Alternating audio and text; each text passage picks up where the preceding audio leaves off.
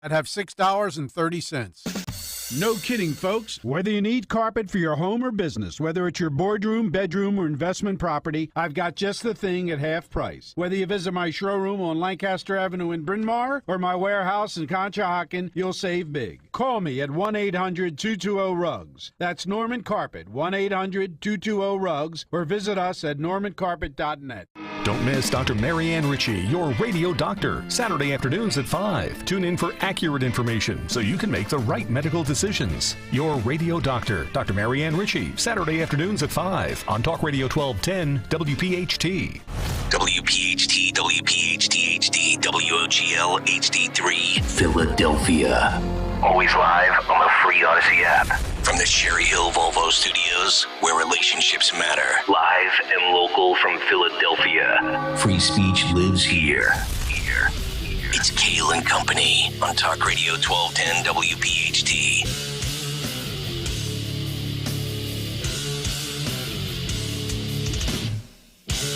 And away we go, live on this Wednesday, August 2nd. It is indeed Kayal and Company here on Talk Radio 1210 WPHT. We are always live on the free Odyssey app and streaming live for your video viewing pleasure on YouTube as we head until 10 o'clock this morning. 855-839-1210, the number. On Twitter and Instagram, the radio station at 1210 WPHT. I am at Nick Kayal, Kayal. Mary Walter in for Dawn Stenzelin this morning. Greg Stocker is the chairman of the board. Daniel Valdez, Anthony Dorenzo, our associate producers, on what could be the busiest news morning this summer. Donald Trump indicted again. I was going to say, did something happen? Yes. And then we've got Hunter Biden and burner phones purchased at where you normally would get a burner phone, a pharmacy or a convenience store. Mary, good morning. How are you? Good. I'm doing well. It was a little bit of a late night last night due to the breaking news. I know. So, a little on the tired side, but I was somehow managed to power through. Don't these bureaucrats realize that the big take is typed up around 3:30? And it really inconveniences me when they decide to indict a former president and I got to call an audible. Can I not have a social life? Having worked a morning show before, I do admire your ability to get totally prepped by 3:30 in the afternoon the day before.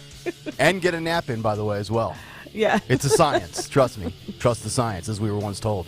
All right, we got a lot of good stuff to get to this morning, but before we delve into all of that, let's get some news. Dawn is out. Mary's in for Dawn, but Dorenzo is standing by at the news desk with the latest details, and he's wearing just one earpiece. Good morning, Anthony. Yes, good morning, Nick. Kayal and Company News Live, 6:04 a.m.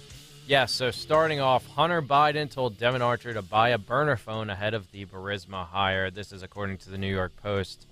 He told Devon Archer to buy a burner phone in the spring of 2014 as he finalized the terms of his appointment of the Ukrainian national gas firm Burisma Holdings, raising questions about whether the devices were used to conduct additional shady business involving his now first son. Yeah, I'm sure there was no shady business going on a burner phone. Look, you can, in this day and age, you can never be too careful. When you're discussing controversial things like the weather with your old man, you go burner phone.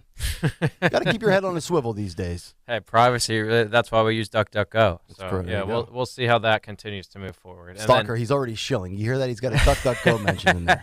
That's good. I'm glad. And moving forward, Trump also indicted on charges of the special counsel probe into January 6th. This comes after months and people pretty much expecting this. He's been ordered to appear in federal court in D.C. for his arraignment on Thursday, August 3rd at 4 o'clock p.m. So that's coming up tomorrow here. So this is going to continue to move forward quickly. Did you guys see how nervous Jack Smith looked last night when he was in front of the podium? I mean, he looked like he was petrified. He sounded very, very fragile, very weak. I think a lot maybe like his case. He sounded very winded. Yeah. And by the way, Trump's not appearing to 4, so there goes that I'm done by 3:30 thing for you. All right, well, we'll put off the prep a little bit later tonight. We'll suck it up. Yeah, the indictment states, despite having lost, the defendant was determined to remain in power. So we'll see what happens after this going forward tomorrow. So, And to Nick's point yesterday, I thought this was interesting. So there's a longer report here talking about 12th grade boys as they're becoming conservative. Young girls are now overwhelmingly liberal. Shocking. So we are creating an idea that, quote, if you're male, you're bad, and if you're a girl, you're accepting, says a psychotherapist. As long as you're a liberal girl. If you're a conservative girl, then you're also deplorable, I would imagine. Yeah, and wouldn't this come down to, I guess, the state then? So states like New York and California have good girls, and then in the South, they're all bad. Can you imagine terrible. marrying a liberal girl from California? Can you imagine the hell your life would be like? Could you imagine just basing anyone you talk to off of this? It's ridiculous. But moving forward, also, bipartisan bill would allow people who consume marijuana to contain federal employment. So the Cannabis Users Restoration of Eligibility Act is sponsored by Reps Jamie Raskin and Nancy Mace. Recreational cannabis has been legalized in more than 20 states, including D.C., and there's now a bipartisan effort on Capitol Hill to change a law that limits federal hiring by automatically disqualifying candidates who admit to having used cannabis. So they would permit recreational use of marijuana at the federal level? They're saying people who consumed it would be allowed to gain employment. It's not saying that you would be able to continue. This is under the Cure Act in general, but Raskin and Mace have been working on this. So we're allowing marijuana at the federal level. The next thing you know, there'll be crack cocaine at the White House. Oh, wait, I'm sorry. That actually happened in the reverse order. That's a good point. And then locally, New Jersey Lieutenant Sheila Oliver has unfortunately died after sudden hospitalization. She was taken to the hospital Monday for an undisclosed medical issue. Sheila Oliver, who is also serving as acting governor while Democratic Phil Murphy was out of the state, had passed away. She was only 71, so this came kind of out of nowhere, just going to the hospital. So we give her family, friends, and everyone in her community our prayers. That's terrible. And are you a millionaire? $1 million Powerball ticket was sold at a New Jersey Wawa. That was on Saturday's Powerball in a Burlington County Wawa. So if any of you were at a Burlington County Wawa, by chance. Nice. I was not, and I am not a millionaire. Maybe Although one day. I've got the urge to watch Regis Philbin right now on Who Wants to Be a Millionaire. I forgot about Regis. That's a good one. I love Regis. And going over to sports, Phillies beat the Marlins 3-1. Nick Castellanos slugged a tie-breaking 2-run homer in the ninth to rally the Phillies to a 3-1 win over the Miami Marlins Tuesday night. So getting a big win there. I know we were talking about how big it was to win over a divisional opponent, especially with the schedule right now. Yeah, so, especially as pesky as the Marlins traditionally are. Somehow they always give us the most troubles as a mediocre team. But finally, the Phillies then also, on the trade deadline, they got Rafael Castro for Bailey Falter. Bailey Falter's out of here. Castro, infielder, who's done pretty decently this season. He was in the AAA right now for the Pirates. He got sent down to the minors, but he had a 228 average in the majors. He was averaging 355 in the minors currently, so if the Phillies need some infield help, they gained a little bit there. All right. Didn't they also get a right-handed pitcher Yeah, I believe so. that's pitching tonight? I just love the fact that the Mets From gave Detroit, up. I think. The Mets got rid of Verlander and Scherzer. Yeah, I They're know. high-priced pitchers. Yeah, They're a there's bunch of losers. There's a fire sale going over there. I know. Going on over there in New York. Yep. It was Michael LaRosen, Yes. Greg. That's the pitcher, yeah, who will be playing tonight, actually, like you said. Yep. Okay. And moving forward here, it is currently 83 degrees. Plentiful sunshine today, high of 83, winds 5 to 10 miles per hour, so not too crazy. Humidity around 43%. Tonight, it'll get pretty cool, 64 degrees. Later in the week, tomorrow, expect high 86, low of 69. Friday, high of 82, low of 67, but around a 70% chance of thunderstorms. And this weekend, around the same, 85 degrees Saturday, low of 66. And on Sunday, high of 86, low of 71. That's Kayal Company News live here, 6:10 a.m. All right, Dorenzo, thank you very much. We've got two big takes to get to throughout the show this morning, but let's begin with the first. That was on Donald Trump. Big take number one. The Big Take on Kayal Company. All right, the big take this morning, Trump indicted for January 6th. We've been anticipating it for over a week, and Donald Trump has been expecting it for quite some time. The 45th president of the United States, Donald J. Trump, indicted by a second time by Jack Smith and the Biden Department of Justice. Here are the 4 charges, including conspiracy to defraud the United States, conspiracy to obstruct an official proceeding, obstruction of and attempt to obstruct an official proceeding, and conspiracy against rights. This coming as New York Times polling has Trump and Biden tied in the latest polls at 43 apiece. A tie would actually give Donald Trump the win, actually. Biden would need to win by 2 or 3 percentage points. The timing of this is comical if you have a pulse and are paying attention. If you don't believe this is a political attack by the current president against his top contender, then you're just beyond clueless. Now follow this timeline. 3 different times, Donald Trump was hit with an indictment a day after bad news happened with the Bidens. Number 1, on March 17th, Hunter Biden accidentally admits that the laptop is his. A day later, on March 18th, Donald Trump is given notice of an indictment from Alvin Bragg. That's coincidence number 1. On June 8th, the Bidens are found to have taken, allegedly, a $5 million bribe. A day later, on June 9th, Trump gets indicted for Mar-a-Lago and the classified documents case. That's coincidence number 2. And then we have July 31st. Just 2 days ago, Devin Archer testifies about Hunter Biden and his business dealings with his father. A day later, on August 1st, Donald Trump indicted on January 6th charges. 3 coincidences, right? It's just purely accidental, random, luck of the draw. These things happen. No, they don't. It's orchestrated, it's contrived, it's predetermined, and it's planned. But many legal experts once again pointing out the flaws of the case, specifically with Jack Smith and what it doesn't have. Now, let's first listen to former federal prosecutor Andy McCarthy. He was on the 5 on Fox News as this story broke yesterday, talking about how this legal step taken is a direct result of the failed political impeachment efforts by Democrats. Listen. They're really making this a proxy for impeachment. You know, the political process impeached Trump. They didn't convict him. They weren't able to disqualify him. And no one certainly no one on the Democratic side is happy with that result. There's a lot of other people who are unhappy with it as well. So it has fallen to the prosecutors to try to do what the political process didn't do. But the problem is that when you're trying to strip political power, you're stripping a benefit. A benefit is very different from a right. With a right, when you're depriving people of their liberty or their property, you have to be much more exacting, and the accused gets many more rights than you get in an impeachment process. And it's just not a good fit. So what I think they're really trying to do here is accomplish through the criminal law what they weren't able to pull off with respect to impeachment. And I think it's interesting that it's a deprivation of rights is the rubric that this may be brought under, because it seems to me that Smith is depriving Trump of his fair trial rights. I mean, he's going to try to push this case to trial before the next election. And he's doing that under circumstances where he's already brought another indictment and tried to get a judge to also schedule that for before the election. At a certain point, you have to ask, in a due process sense, when is Trump supposed to prepare for trial?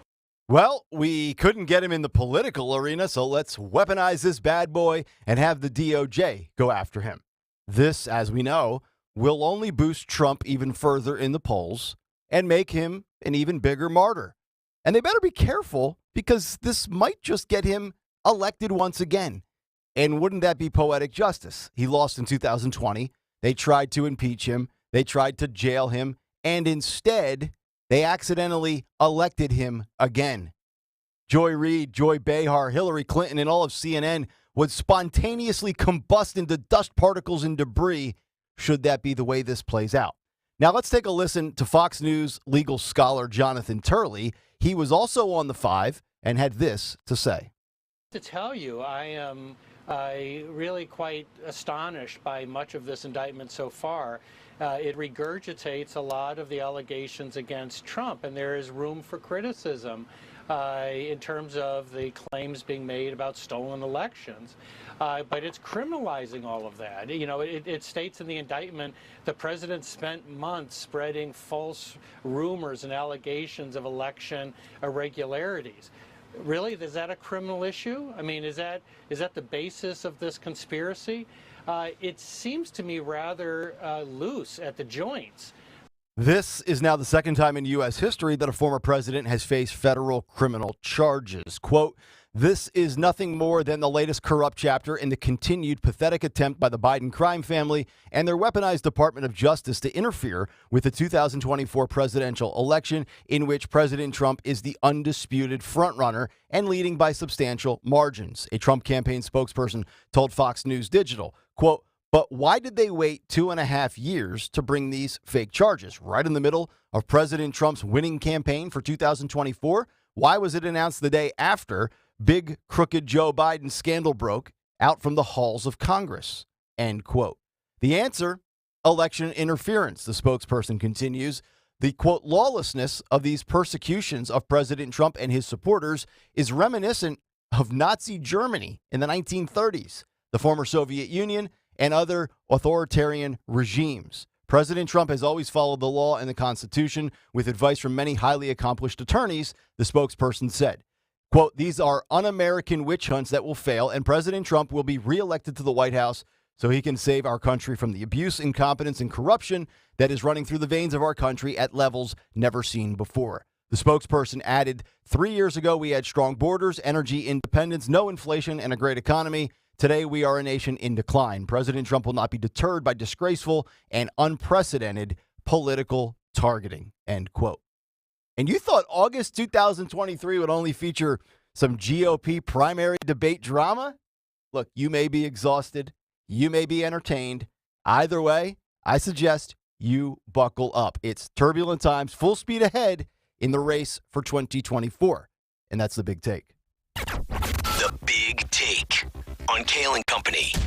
All right, big take this morning. If you want to jump in, thoughts and reactions, 855-839-1210, the phone number on Twitter and Instagram, the radio station at 1210 WPHT, or, of course, be a part of the Kayal and Company comment community. Just go to youtube.com/@1210 WPHT. Hit the like and subscribe buttons and join the show. We'll get Mary's reaction on the other side and have some conversation about what transpired around dinner time yesterday. Donald Trump indicted for January 6th on 4 new charges. We'll delve into it, and we'll chop it up next here on Kayal and Company. Nick, Mary, and Greg, Talk Radio 1210 WPHT. Ron had a tax problem he just couldn't handle on his own. I owed the IRS taxes for over 5 years, but I didn't have any money to pay the taxes. Those years cost him dearly. Most of it was fees and interest. It was horrible. Ron finally called in the pros. I called Optima Tax Relief, and boy, am I happy I did. The leading tax resolution firm, Optima, is A+ rated by the Better Business Bureau. They've resolved over $1 billion for their clients. Ron was overjoyed. They settled my account with the IRS. I was ecstatic. They are a lifesaver. They are. I am so happy. Take Ron's advice and call Optima now for a free consultation. Yeah, don't do like I did and wait. Call Optima Tax Relief. Do it now. You'll be ecstatic like me. Call 800-956-4775. 800-956-4775. 800-956-4775. Optima Tax Relief.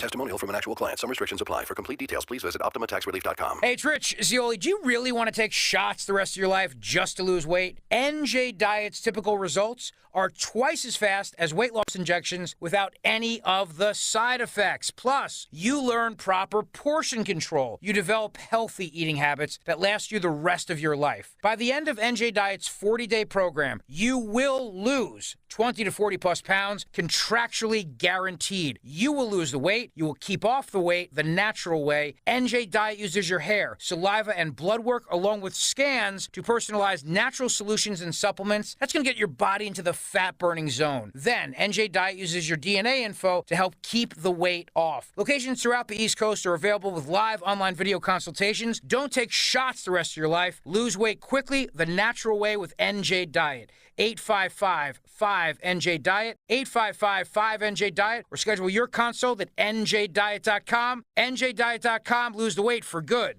I'm getting vaccinated with Prevnar 20. So am I, because I'm at risk for pneumococcal pneumonia. I'm asking about Prevnar 20 because there's a chance pneumococcal pneumonia could put me in the hospital. Age 65 or older, you may be at increased risk for pneumococcal pneumonia. Ask your doctor or pharmacist about getting vaccinated with Prevnar 20, pneumococcal 20-valent conjugate vaccine, a vaccine that can help protect against pneumococcal pneumonia in just one dose. Prevnar 20 is approved for adults to help prevent infections from 20 strains of the bacteria that cause pneumococcal pneumonia. Continued approval may depend on a supportive study. Don't get Prevnar 20 if you've had a severe allergic reaction to the vaccine or its ingredients. Adults with weakened immune systems may have a lower response to the vaccine. Side effects include pain and swelling at the injection site, fatigue, headache, muscle, and joint pain. For full prescribing information, please call 1-855-213-2138 or visit Prevnar20.com.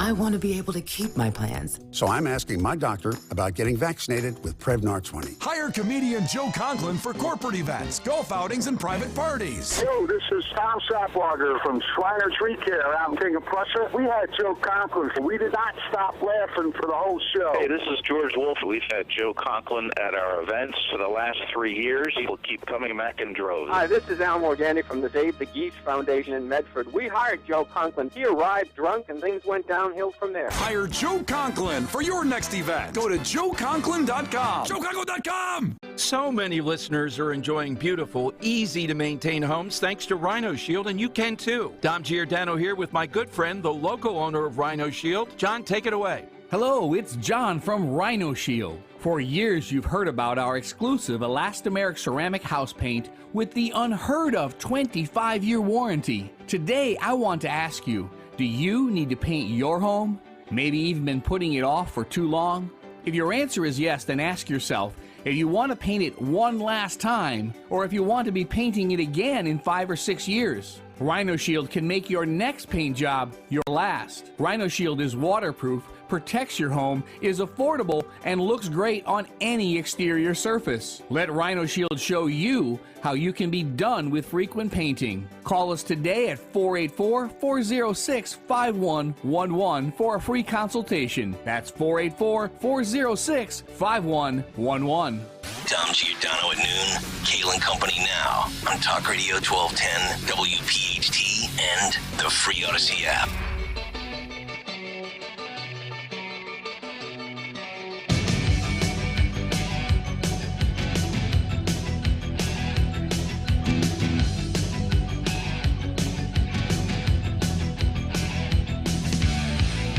.623, Kayal Company. As we continue here, it is a Wednesday morning. Nick Kayal, Mary Walter in for Dawn Stenzel, and Greg Stocker, Valdez, and Lorenzo. Trump better be careful. If he gets off the toilet the wrong way this morning, Jack Smith will indict him again. You can never be too careful these days, Mary, and I know you were all over this last night paying attention to this as it kind of broke in the 5 and the 6 o'clock hours. Donald Trump initially, I believe, somebody in his camp legally was handed essentially the indictment, but yet there was no name, no initials to it. And then as time went along in the 5 o'clock hour last night, the Trump camp confirming that indeed Donald Trump was served with the indictment for January 6th and 4 new charges. Your thoughts as this whole thing played out? We anticipated it, but now that we have the details, your reaction is what? Well, I thought you summed it up really well in the big take. I thought that was great, so good job there. All right, you're welcome. You get my back. stamp of approval. You're back. Because I know you live for my stamp of approval. Yes, you're back tomorrow. But so last night I went to Newsmax and Fox. That's sort of the two I was watching. I love Jonathan Turley. I love Andrew McCarthy. I like their analysis. And then this morning I watched MSNBC. Well, because listen, I don't believe in living in a bubble. Right. I want to get opposing views. I think that that's healthy so that you don't become an ideologue. And it was interesting to watch them this morning. This was all about, Trump did this, Trump did that, Trump incited this riot, Trump did it. But notice that he never charged him. He was not charged with incitement on January 6th. Correct. What they are charging him with, Jack Smith uttered these words. He said, the defendant spread lies. So lying is now a crime. Okay. Well, so did Adam Schiff. Mm-hmm. Okay. Do you remember Harry Reid and Mitt Romney? Yes. Back when Mitt Romney was running for president, Harry Reid told everybody that Mitt Romney didn't pay his taxes. Mm-hmm. that was a lie. When he was confronted about it, his response was, well, it worked, didn't it? Mm-hmm. Yes. So what he's doing, and they know that they're doing this. Listen, Jack Smith has been shot down by the Supreme Court before, and it's going to happen again because he's trying to say that you don't have the right to speak your mind. I mean, you have the right to say something that may be wrong. Mm-hmm. You have the right to lie. Jack Smith is trying to criminalize Donald Trump's speech because he can't get him on incitement because Trump did not incite a riot. We know that. Right. And so what he did was he made an end run about this, and he's like, well, I'm going to get him for disinformation, criminalizing disinformation. Mm-hmm. And the point of this, and Jonathan Turley said this yesterday, is Trump's allowed to get bad advice from lawyers. Lawyers sometimes give bad advice. I've heard that. Imagine that. And it's interesting. You can sue a doctor for bad advice, but not lawyers. Mm-hmm. Wonder why. That's correct. Because lawyers make the rules. So a lawyer can give you bad advice, but whether it was bad advice or not, if Donald Trump, everybody's saying, well, did he really believe that the election was stolen from him? Well, at the time, he probably had good reason to believe that, number one. But number two, it doesn't matter whether he really believed it or not. Harry Reid didn't believe that Mitt Romney didn't pay his taxes. Mm-hmm.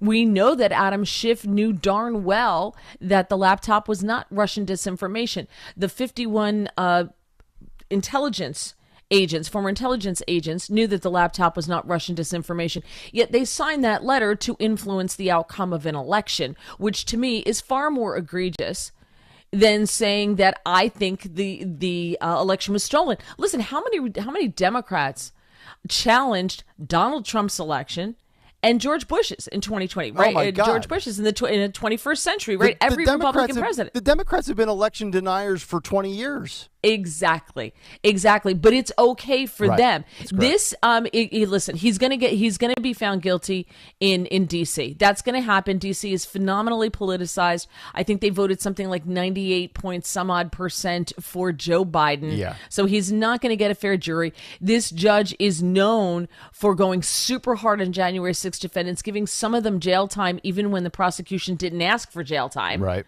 So she goes super hard. So I'm shocked. Luck of the draw that she got this case. Well, she's an Obama so appointee. Weird. She's an Obama appointee. Yeah, I don't like that argument that someone's a Trump appointee or someone's a Biden appointee. These people are not they're not beholden to the president that appointed them. That's not the way it's supposed to work. Right. It's kind of like when we say Biden's DOJ. Mm-hmm. They're not supposed to be beholden to him. Neither is the FBI. We assume that these institutions operate independently of the president, who happens to be in office at the time, or the president that appointed him or her to the office, right? Yep. So I don't like that argument. That's just me personally, but I know everybody uses it. Yeah. And it's going to go to the Supreme Court, where Jack Smith will be overturned once again. But it's not about him being overturned. It's not about him being right. It's about eating up Trump's resources financially and his time so he can't campaign. That's what this is about. This is not about justice. From what I saw and read in the indictment, again, I'm not a lawyer, but there's no incitement in there. No. So what does this have to do with January 6th then? And they're going after an opinion. They're going after him for lying. Right. And basically they are going after his First Amendment rights, as well as his right to a fair and just or speedy trial, which I think in this case, trying to speed it up during an election campaign, as Jack Smith is doing, as you heard Turley in the Big Take say, when does Trump have time to actually prepare for his case and his defense? So yesterday, here are the 4 federal counts: conspiracy to defraud the U.S., conspiracy to obstruct an official proceeding, obstruction of and the attempt to obstruct an official proceeding, and conspiracy against rights. Very important to note, as Mary mentioned, he was not charged with seditious conspiracy, which is a very salacious term we've heard thrown around as a potential charge. Also not charged with incitement of an insurrection. Those 2 charges, if convicted by a jury in Washington, D.C., would have prohibited him from running in 2024. So actually, if you think about it and you look at all of this, you can actually, I think, make the case now that, and I still think it's relatively soft when it comes to Mar-a-Lago, but it seems like they might have more of a, quote, smoking gun with that audio and the waving of the document. It seems like Mar-a-Lago is a stronger case than this one, although I think this is the one from a clicks and buzz and media coverage attention will draw more eyes because there's more imagery, there's more visuals, there's January 6th, there's people going into a Capitol building. Taking boxes of documents to the average person is like watching paint dry on a wall. I don't think that really gets people emotionally interested in a case. I think with this one it does, but Mary, this feels weaker than Mar-a-Lago and probably about the same as Alvin Bragg's case, or maybe a little bit stronger than Alvin Bragg's case, which is incredibly weak. Well, as far as Mar-a-Lago goes, they don't want it. Nobody wants to talk about Mar-a-Lago because look at what Joe Biden did, right? Right. And Donald Trump had the authority to take documents. Donald Trump had the authority to declassify documents. Joe Biden had zero authority to be in possession of any of those documents, which is why they don't want to really put a spotlight on that case, because someone might pop their head up and go, hey, what about the special prosecutor investigating Joe Biden? Anybody heard from him? Anybody? Yep. Anybody know? So right now, no one's asking that questions. No one's talking about that. And that's exactly the way they want it. So look over here. That's, I think, what they're trying to do. I don't think you're going to hear a lot about the Mar-a-Lago documents case. Jack Smith went right to this, not to that. And, of course, we still have the one in Georgia that is looming. I've been on record as saying I think that's probably going to come around Labor Day-ish, give or take. But that's just me throwing something at the wall and seeing if it sticks. But the timeline, as I mentioned in the big take, Mary, I mean, it's one thing if you hit the jackpot at the casino for $50,000 on the slots. Okay, you got lucky, right? It happens. You got struck by lightning. It happens. But 3 separate times now, there's been negative press or a smoking gun or a bombshell, however you want to categorize it, for the Biden family. And 3 straight times, immediately the day after, Donald Trump is either indicted or notified of an indictment. This is like something that's drawn up in a soap opera with Days of Our Lives. There's big drama on the Tuesday episode, and then all of a sudden there's a plot twist on Wednesday, and then it happens something different on Thursday. Like, you can't draw this up in a paperback novel right now with the random coincidences of, hey, as soon as the Bidens start to let out a little bit too much, let's throw a Trump stink bomb into the mix. Well, yeah. And of course, everybody, they see it. The people on the left see it. The talking heads on the left see it. Do you honestly think that Mika and Joe don't see that? Of course they do. But it plays to, it's part of the mantra of the ends justifies the means. Yep. So they don't care. The rise of left-wing, and this goes to something, there was a study done, psychological study, that found that there's a rise of left-wing authoritarianism in this country. And they all talk about the right being authoritarian, the right being, Trump's literally Hitler, you're a Nazi, that type of thing. But it's actually the rise of left-wing authoritarianism in this country, which is what happens in most countries when it comes to authoritarianism. It's usually left-wing. And it is on the rise here, and they're not really hiding it anymore, which I think is super dangerous, that they're not hiding it anymore. They're just not calling it what it is. Yes. That's all. Yes, and they don't care. I mean, they'll legitimately see, oh, yeah, well, he was, I'll give you the example from the Biden stuff from a couple of days ago. Oh, he was just talking about the weather. And they legitimately have zero care for, well, I wonder if the American public will buy this. They don't even bother to contemplate it anymore. And really, if you think about it, with this indictment with Jack Smith and going after Trump from a First Amendment standpoint and his right to say whatever he wants, this is more of a continuation of an attack against free speech. And this has kind of been what the whole last 3.5 years has been about, from Facebook and Twitter and COVID. And that we deem that to be misinformation. You got to go. No, that's disinformation. Actually, your account is shut down. Now they're doing it on a federal level to a former president who, in many polls right now, is deadlocked with Joe Biden. We don't imprison our chief political rival in the United States of America. That does not happen.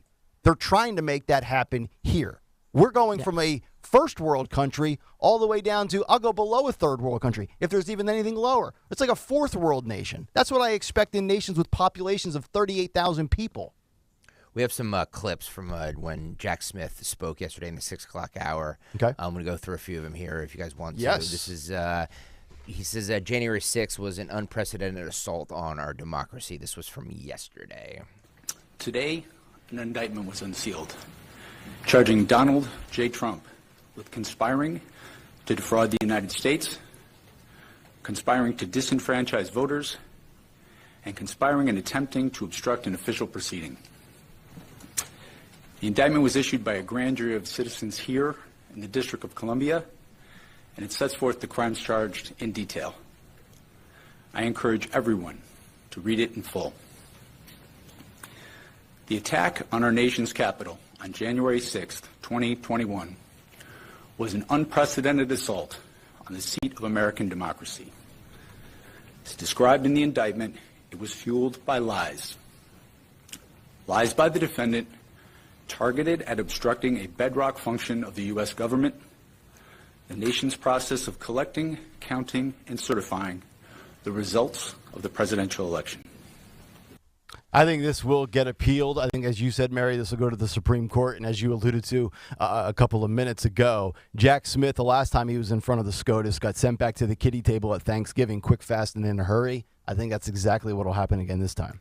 Yeah, but the damage was done, and Yes. that's all that mattered. That's all that mattered. Mhm. Last time, damage was done, right? So that's what this is about. This is about draining Trump's finances and his time so he can't campaign. If we're so consumed with these buzz phrases and words that the left loves to use, assault on democracy, threat to democracy, well, isn't a threat to democracy the government taking away your First Amendment rights? Isn't the government taking away maybe your Second Amendment rights? Your right to a fair and speedy trial. I mean, last time I checked, a lot of political speech was protected. I mean, we even heard when Zuckerberg reinstated Trump on Facebook, which he hasn't returned to, that he instructed all of his Facebook, hallway monitors that you cannot flag Trump or take him down for certain things if he returns to Facebook because it's protected under political speech. It seems like those rules have been thrown out the window as well when it comes to Donald Trump.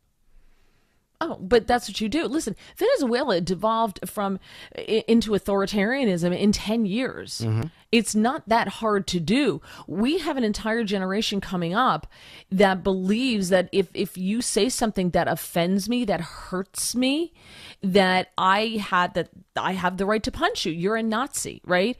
So we've trained an entire generation to operate solely on emotion. Mm-hmm. And so it's easy to manipulate them, right? And if you really hate Donald Trump and you truly believe Donald Trump's the devil, Donald Trump is Hitler incarnate, then it doesn't matter. He shouldn't have the right to say those things. That's hate speech. That's hurtful. We have something. When did hate speech start? 5 years ago, this idea of hate speech? When did that start? Right. Right. And so now that's normal. We allow them to control the language. The right uses terms like hate speech. We allow them to use that language. We co-opt it and normalize it. And so now there's the idea of something can be hate speech. Yep. And then let's get rid of guns. Well, these are just common sense gun laws because without the Second Amendment, you don't have any of the other amendments. That's correct. You don't have any of your other rights. The idea of January 6 defendants rotting in the deplorables jail for years before they even get a hearing, before they get a trial. That's okay. They tried to overthrow the government. They're seditionists. Yes, and it pales in comparison to what the Antifa rioters and BLM rioters did in the summer of 2020, which if you stack up case by case and compare the two events, you'll see a night and day difference for sure. That's that's what aboutism. Come on, Nick. Oh, I know. Yeah, you can't do that. I forgot. Can't do I that. forgot. Different rules for different fools. Jack Smith also says his office will seek a speedy trial. In this case, my office will seek a speedy trial so that our evidence can be tested in court and judged by a jury of citizens.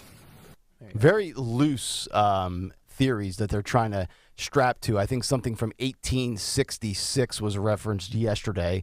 We also go back to the Alvin Bragg case where they're trying to bootstrap a misdemeanor to a felony. They're going out of their way on a legal whim in two of these three indictments to put Trump away. And as you mentioned, the judge that has been assigned this case is U.S. District Judge Tanya Chutkan.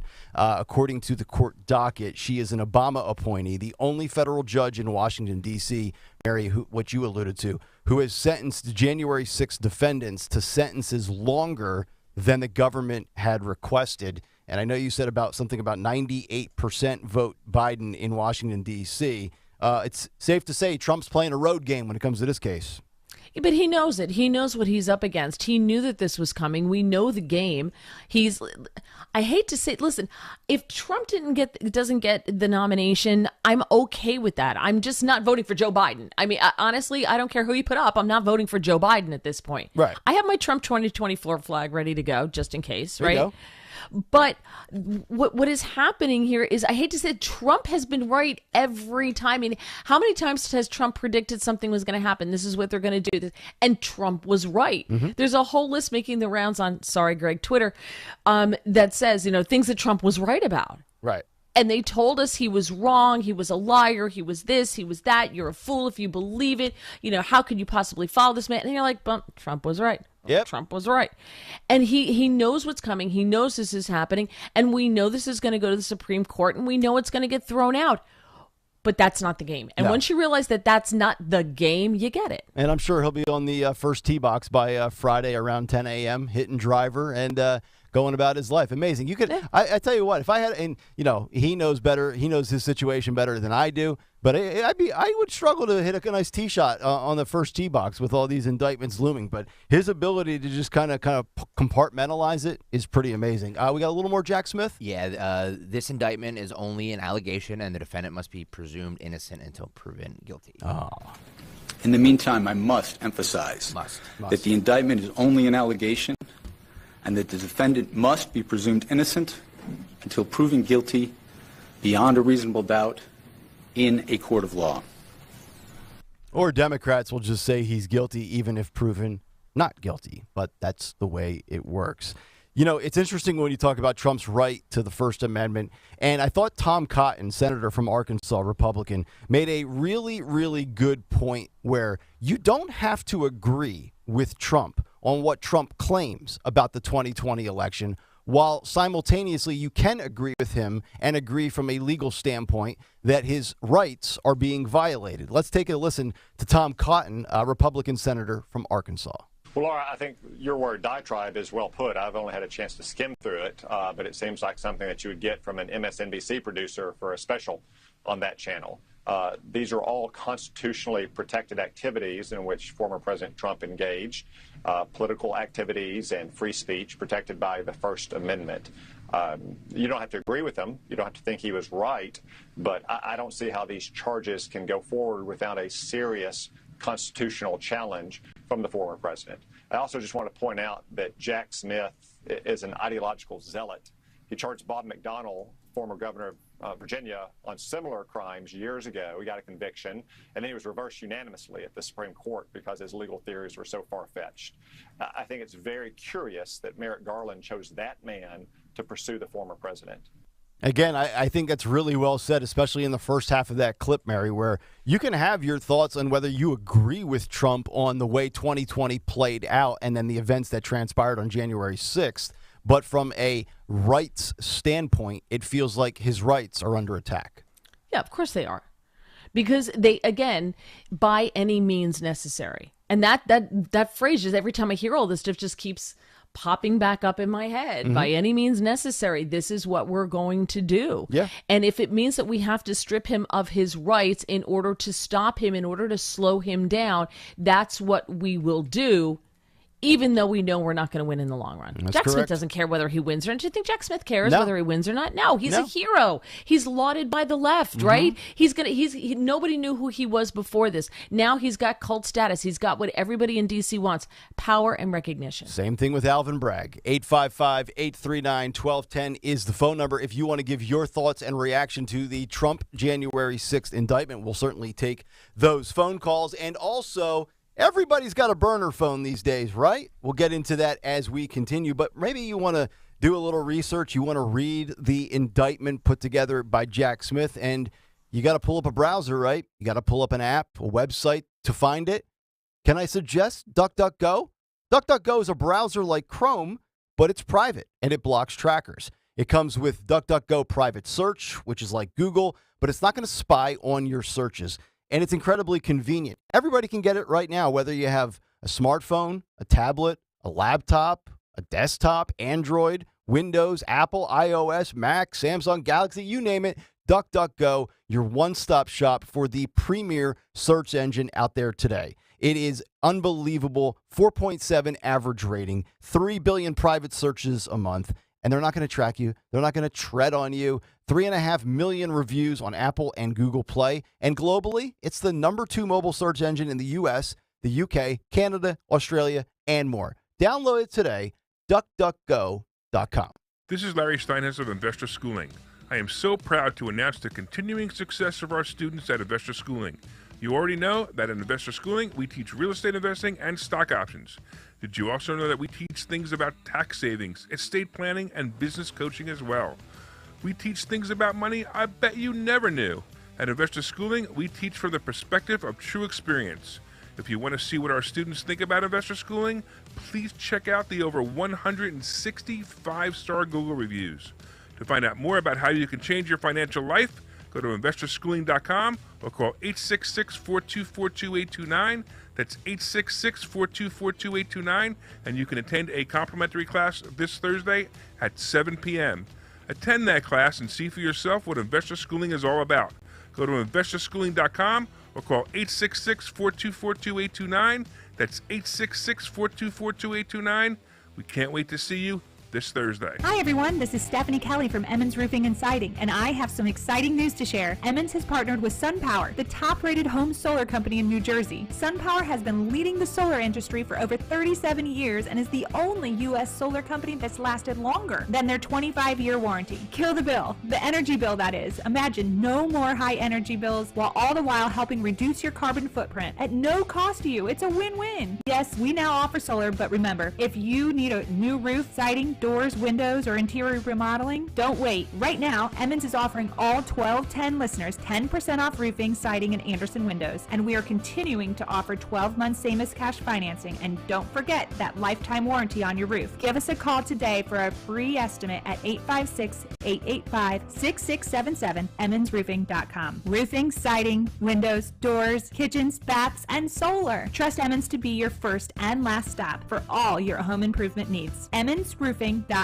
Hi, it's Rich Zioli. I'm joined here today by my friend, the co-president and CEO of Cooper University Healthcare, the one and only Dr. Anthony Mazzarelli. Dr. Maz and I are here to tell you about our buddy, Dr. Mike Venaria. Not only is he my dentist, he's my family's dentist as well. And not sure if you knew this, he's Dr. Maz's dentist too. That's right, Rich. Dr. Mike Venaria is and has been my dentist also. And you know, doctors choosing doctors, that can be quite a selective process. And not only do I go to him, but for years, my sister and my niece and my nephew, the whole family goes. Well, it's no secret. We're all delighted by the care that Dr. Mike Venaria and his award-winning team provide, and you need to check him out. Whether you're looking for pediatric, general, cosmetic, implant dentistry, you don't need to look any further. Dr. Venaria's office does everything. Dr. Venaria's office also exceeds all CDC guidelines and has always maintained the strictest infection control, like their centralized UV sterilization of airflow, which is incredibly important to me. Locations are right over the bridge in Cinnaminson and Woodbury. Your perfect smile's waiting. Call 856-786-2020 or visit venariadental.com.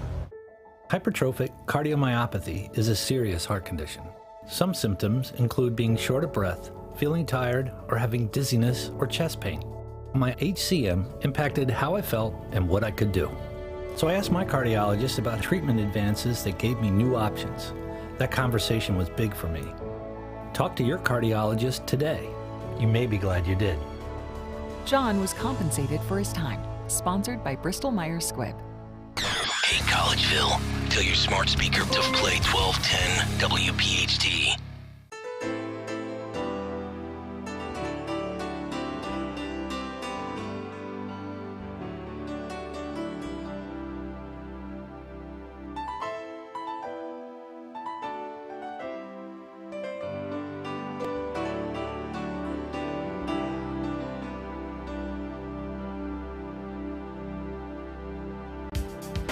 Kayal and Company, 650. Welcome back in.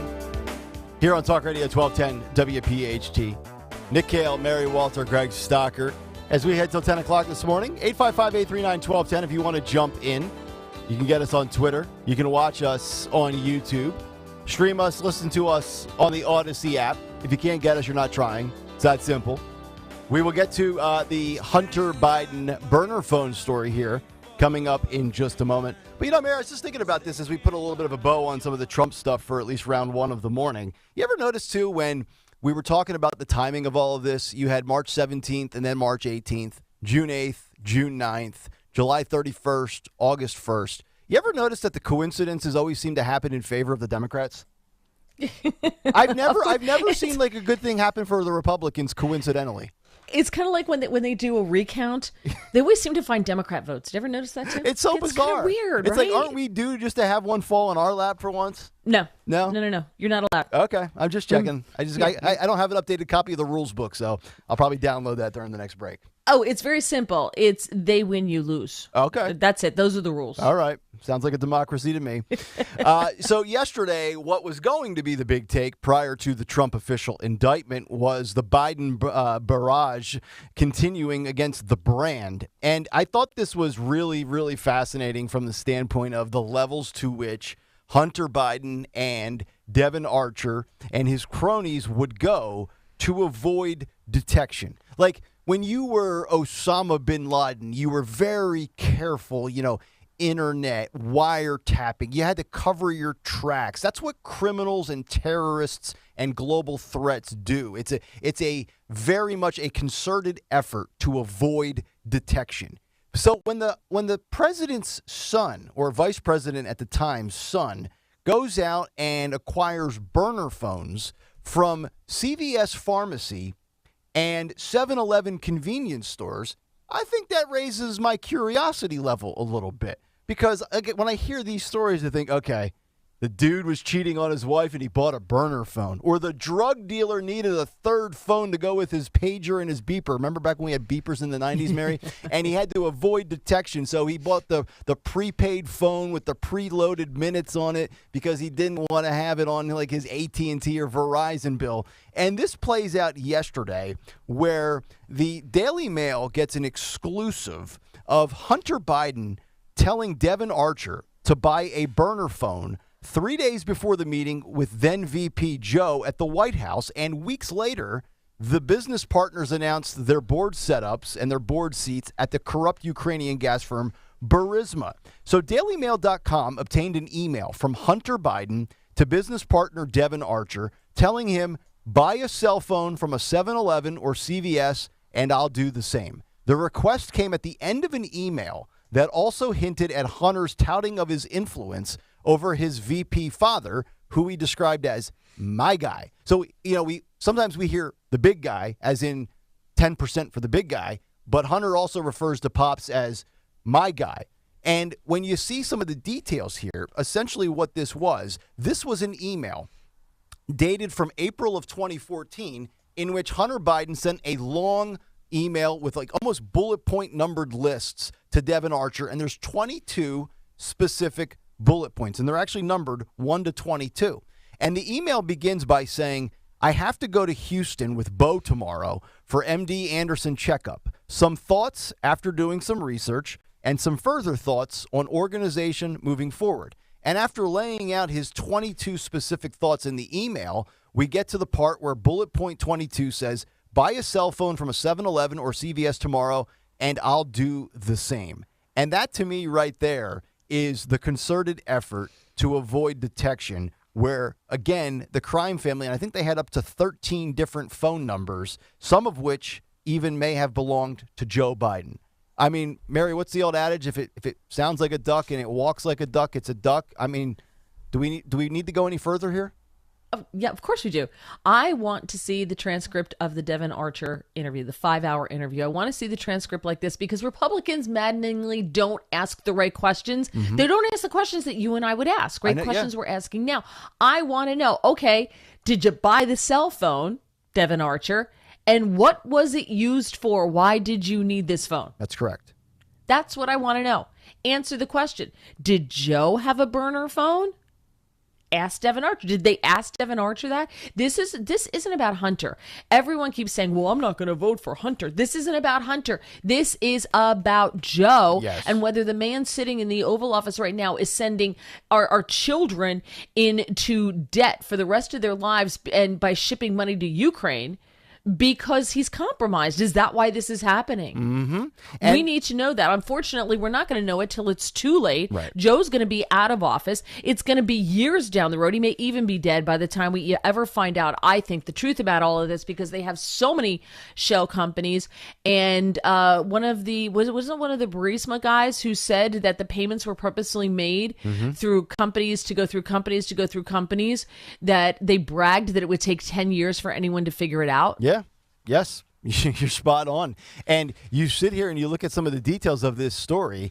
There's 13 different numbers. There's a spreadsheet of the monthly bills that were spent on these phone services. You also have texts to Hunter's phone sent in 2018 and 2019 that feature calls, texts, and data and all the usage on each line. And the apps that they also use to go along with this. Now, keep in mind, it's not just burner phones pre-bought from CVS or Walgreens. Remember the WhatsApp messenger where, remember, he was intimidating people and he's like, my dad's sitting right next to me. You don't mess with a Biden. We can hold a grudge, blah, blah, blah, blah, blah. Well, the other apps included that they've used are Signal, which is a Chinese messaging app called WeChat, and Wicker, an encrypted app once favored in the criminal underworld. Again, this was a absolutely elaborate, detailed plan to conduct business that they wanted nobody to know anything about. And this was an attempt to avoid detection. You don't do this if you're just chatting with dad at dinner about how the weather is, right? You do that on your normal phone that you get from like an actual retailer. Right. Am I the only person who's never bought a burner phone from like a convenience store? I never had a burner phone either. I never had Right? one either, no. Right. I've got nothing to hide. So. Well, but the excuse is going to be that Hunter did this, because Hunter had a drug problem. So, why are you so unsympathetic? He was in the throes of addiction. Yep. And so how dare you question him? How do you not have any sympathy? It was probably to call his dealer. That's what drug addicts do. So at the same time that we're supposed to understand that he was in the throes of addiction, and that's probably why he needed a burner phone, because he has to call his drug dealer. He's also being paid millions of dollars for his business acumen. Right. Yeah, business acumen. But this is what drives me crazy. I want to know if the Republicans asked the right questions, because they annoyingly don't. Republicans are bad at so many things. Asking the right questions, the messaging in campaigns. We finally stood up to, the Bud Light stuff. It's just like there's so many times where you look at your party and you look at some of the leaders of the party and you're like, wait a minute, shouldn't you be asking X? Shouldn't you be doing Y? How can I sit here and know A, B, C should be covered and you don't? And yet I'm paying your salary. Right. You want to get to the bottom of this? You have a mom who has teenagers do the questioning. My mother would get every answer she wants to know out of Hunter Biden in an hour. It wouldn't have taken 5 hours with Devin Archer. She would have gotten every answer, everything you want to know.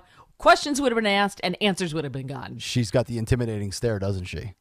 Yeah, but moms ask the right questions because they don't have time for nonsense. Right. And moms usually, much like you're told as a lawyer, you never ask a question you don't have the answer to. Moms usually have the answer once they're asking you the question. So you better come forward with the truth because mom already knows. Exactly. Exactly right. See, I'm trying not to be a sexist today, Mary. I was a sexist with you on Monday, and I'm trying to bounce back from that. Oh, good for you. Yes. See, there is a learning curve. Exactly right. Well, we have the audio that I'm going to get to in the cut sheet of that Washington, D.C. radio host and what he said to that reporter. And I want to see how unsexist you are, Nick. So we're going to play the audio. Me to the test, and I'm going to put you to the test to see if you think he should have been fired for that or not. I'll pack my bags and clear my locker out. This will be my last program. 855-839-1210. The phone number will come back, kick off hour number 2. How is the media covering the Trump indictments compared to the Devin Archer, Hunter Biden story? And also the latest polling. And the New York Times, as bad as they are at journalism these days, they are still reputable from a polling standpoint. Joe and Trump deadlocked, 43 apiece. We'll delve into that. Hour 2, Kayal and Company. Mary in for Dawn. Back after this. Ron had a tax problem he just couldn't handle on his own. I owed the IRS taxes for over 5 years, but I didn't have any money to pay the taxes. Those years cost him dearly. Most of it was fees and interest. It was horrible. Ron finally called in the pros. I called Optima Tax Relief, and boy, am I happy I did. The leading tax resolution firm, Optima, is A+ rated by the Better Business Bureau. They've resolved over $1 billion for their clients. Ron was overjoyed. They settled my account with the IRS. I was ecstatic. They are a lifesaver. They are. I am so happy. Take Ron's advice and call Optima now for a free consultation. Yeah, don't do like I did and wait. Call Optima Tax Relief. Do it now. You'll be ecstatic like me. Call 800-682-9928. 800-682-9928. 800-682-9928. Optima Tax Relief. Testimonial from an actual client. Some restrictions apply. For complete details, please visit OptimaTaxRelief.com. Hi, this is Dom Giordano introducing the Rescue Natural Supplements Customer Appreciation Sale. As a token of gratitude, on top of already discounted sale prices, Rescue customers can order any 5 products or more and save an extra 50% on their entire purchase with the code VIP50. Try the popular Rescue 1250 Omega-3 Fish Oil for heart health, Rescue Probiotic for better digestion, or Rescue Orosine for more energy. Mix and match any 5 or more single bottles and enjoy 50% off the entire purchase. To place an order, visit res-q.com or call 800-26-ALIVE. Again, that's 800-262-5483. Speak with a knowledgeable Rescue product consultant. And if you're new to Rescue, be sure to create your own account to earn more exclusive savings. Again, use the code VIP50 for an extra 50% off when you mix and match 5 or more Rescue natural supplements. Use that code VIP50 at res-q.com. Chronic pain, cancer, fatigue. Find out about the benefits of medical hydration therapy on Health Watch with Dr. Molly Fantasia every Sunday morning at 8 on Talk Radio 1210 WPHT. WPHT, WPHT HD, WOGL HD3 Philadelphia. From the Cherry Hill Volvo Studios, where relationships matter. Always live on the free Odyssey app. Tune in to Crash Proof Retirement Show, Saturdays at 11 a.m. to hear Phil Cannella and Joanne Small. The Crash Proof Retirement Show, Saturday mornings at 11 on Talk Radio 1210. Pastor Brad Lacey here, First Baptist Church, Conshohocken. Join us Saturdays for the great message and be blessed. 5 a.m. right here on Talk Radio 1210, WPHT. You've been wanting to check out that news story that everyone's talking about, but you just can't find the time. That's why the On Deadline podcast is here. We pull together interviews from Odyssey's radio newsrooms across the country and add important context so you can really get the news fast. From wildfires and catastrophes at sea to new laws and presidential candidates, we'll have coast-to-coast coverage for you all in one place. Subscribe to On Deadline on the Odyssey app or wherever you find your podcasts.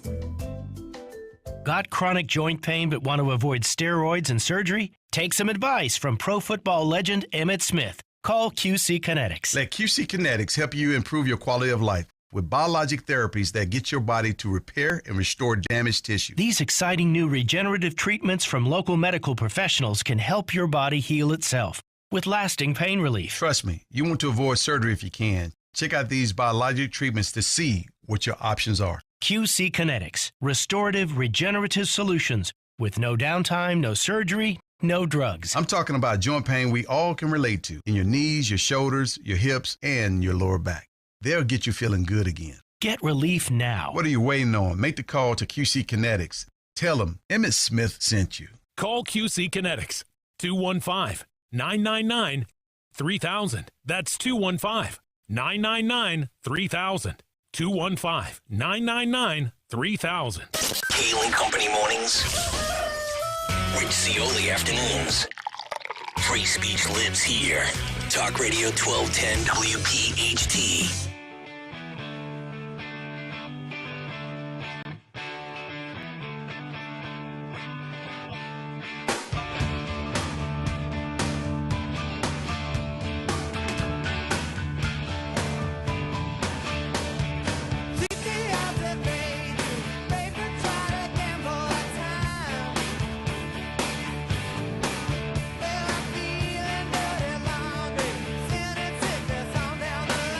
Hour number 2, Kayal and Company, 7:04, Wednesday morning, here on Talk Radio 1210 WPHT.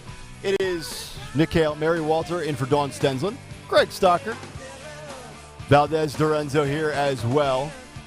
Get us on the free Odyssey app. Watch us on YouTube. Yeah, buddy.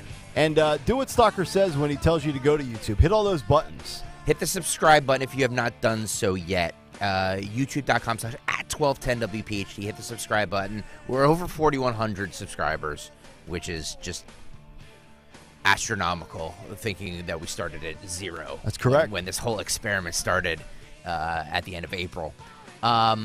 So, 4 months into it or whatever we are, to be where we're at is great. Mm-hmm. Also, if you're watching right now, please hit the like button.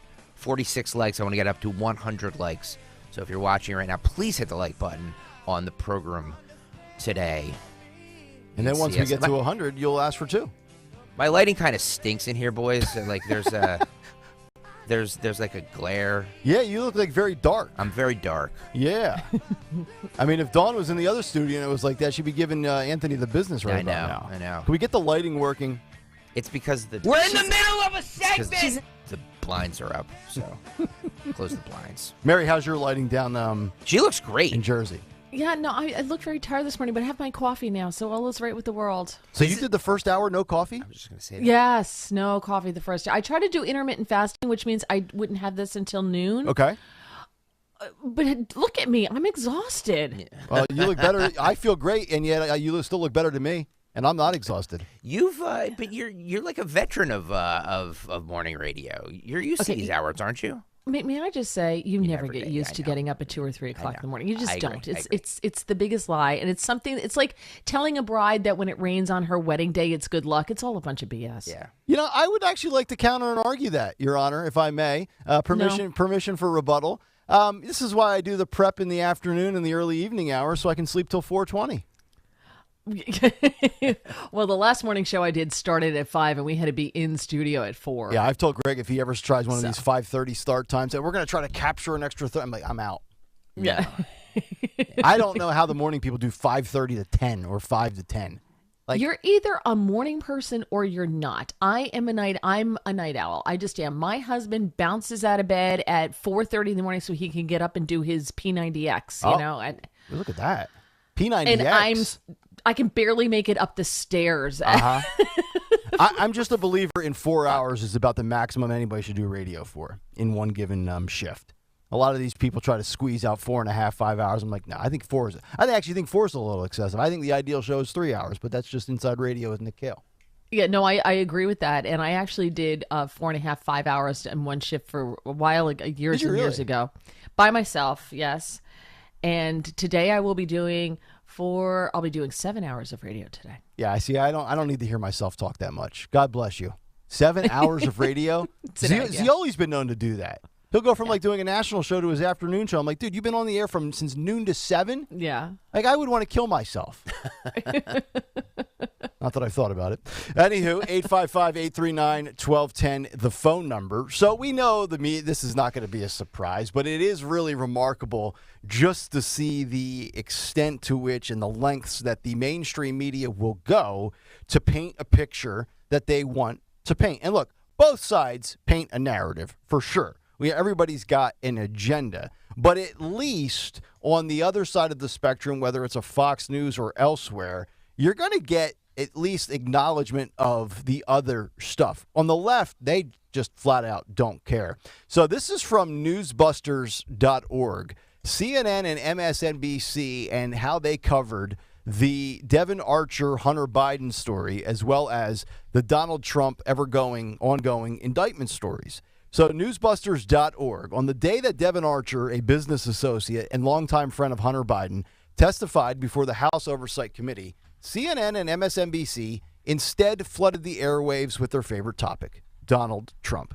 Between 6 a.m. and 4 p.m. Eastern, CNN and MSNBC made a combined 759 mentions of Donald Trump, while at the same time mentioning Devin Archer 48 times. Like, you don't have to be a mathematic major or a mathematician to realize 759 compared to 48 is a pretty big gap. It's as if they don't even want to acknowledge the Devin Archer story, and they just kind of throw it in. And if you're a TV person and you know the way the industry works, they call their segments like the A block, the B block, the C block in a 1 hour show. Yeah, let's spend 2 minutes on Devin Archer in the C block coming up 48 minutes into the program. I mean, to be honest, Mary, it's journalism malpractice, if you think about it.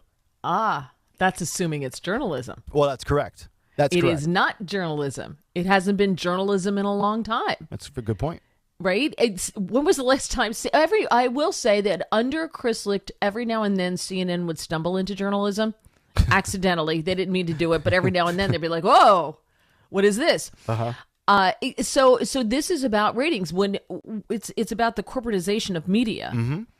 And with the corporatization of media, you have to, what sells. That's what it is. We're going to give them what sells. Mm-hmm. So CNN gives their audience only one thing. MSNBC gives their audience only one thing. And MSNBC was never as bad as CNN, but they're starting to get there. Mm-hmm. They're starting to get there. To be honest, Fox gives their audience one thing, although I will say both Fox and Newsmax, and I've been on both. I was a commentator on Fox News for years. They would always ask what your angle was on a story so that they could get someone with an opposing angle. Yes. So that they would have both. Right. And I respect that. And now there are people who would absolutely disagree with that, right? Say that's not who they are. Mm-hmm. Okay, maybe it's not. But knowing the line between news and opinion. Right. Used to be second nature. They would say, opinion. A lot of print media now will say opinion. Will say an opinion columnist, that type of thing. We don't do that with television. No. Like this is an opinion show, Right. right? That's correct. Right now what we're doing is opinion, but you have news blocks Mm-hmm. Yes. to delineate between news Right. and opinion. So very interesting. So when you would go on Fox to be a contributor for a segment and do what they call a hit for a couple of minutes, and they said, hey, we're going to talk to you about Trump situation X, they would ask you what your actual take was on the subject matter beforehand so they could have the counterpoint if it was available? Yeah, and there were times when they'd call me back and go, sorry, they've got this, we've already booked this person, they've got the same angle as you, so we're going to find somebody with an opposite opinion. And I was like, okay, fine. Okay. All right. Well, good to know. Because I do think it's interesting when you mentioned CNN and MSNBC with the way these two cover things.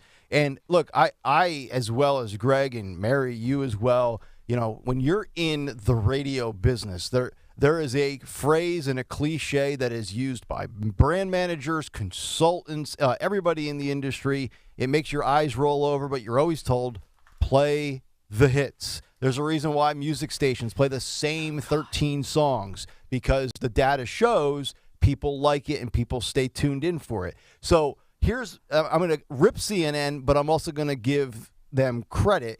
If their data shows that the viewers that tune in are coming to watch and get their pound of flesh for Donald Trump, well, then it would be a terrible business strategy for you to pivot and deviate away from that. But the caveat here is MSNBC is trumping, no pun intended, CNN in the ratings. Fox is ahead of MSNBC on a consistent basis for the most part, short of the little stretch where Tucker Carlson first left.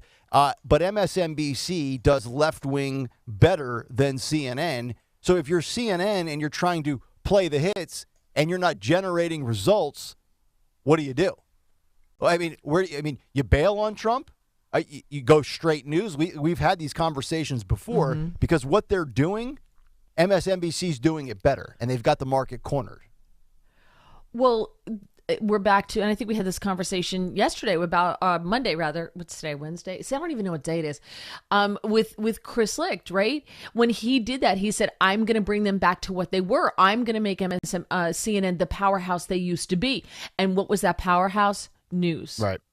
Yep. They were on everywhere. They're not on everywhere, although I had to go have some tests done, and I was in the hospital in the waiting room in one of the departments, and the yapping yentas of the view were on, and I seriously thought, don't take my blood pressure when we're done here.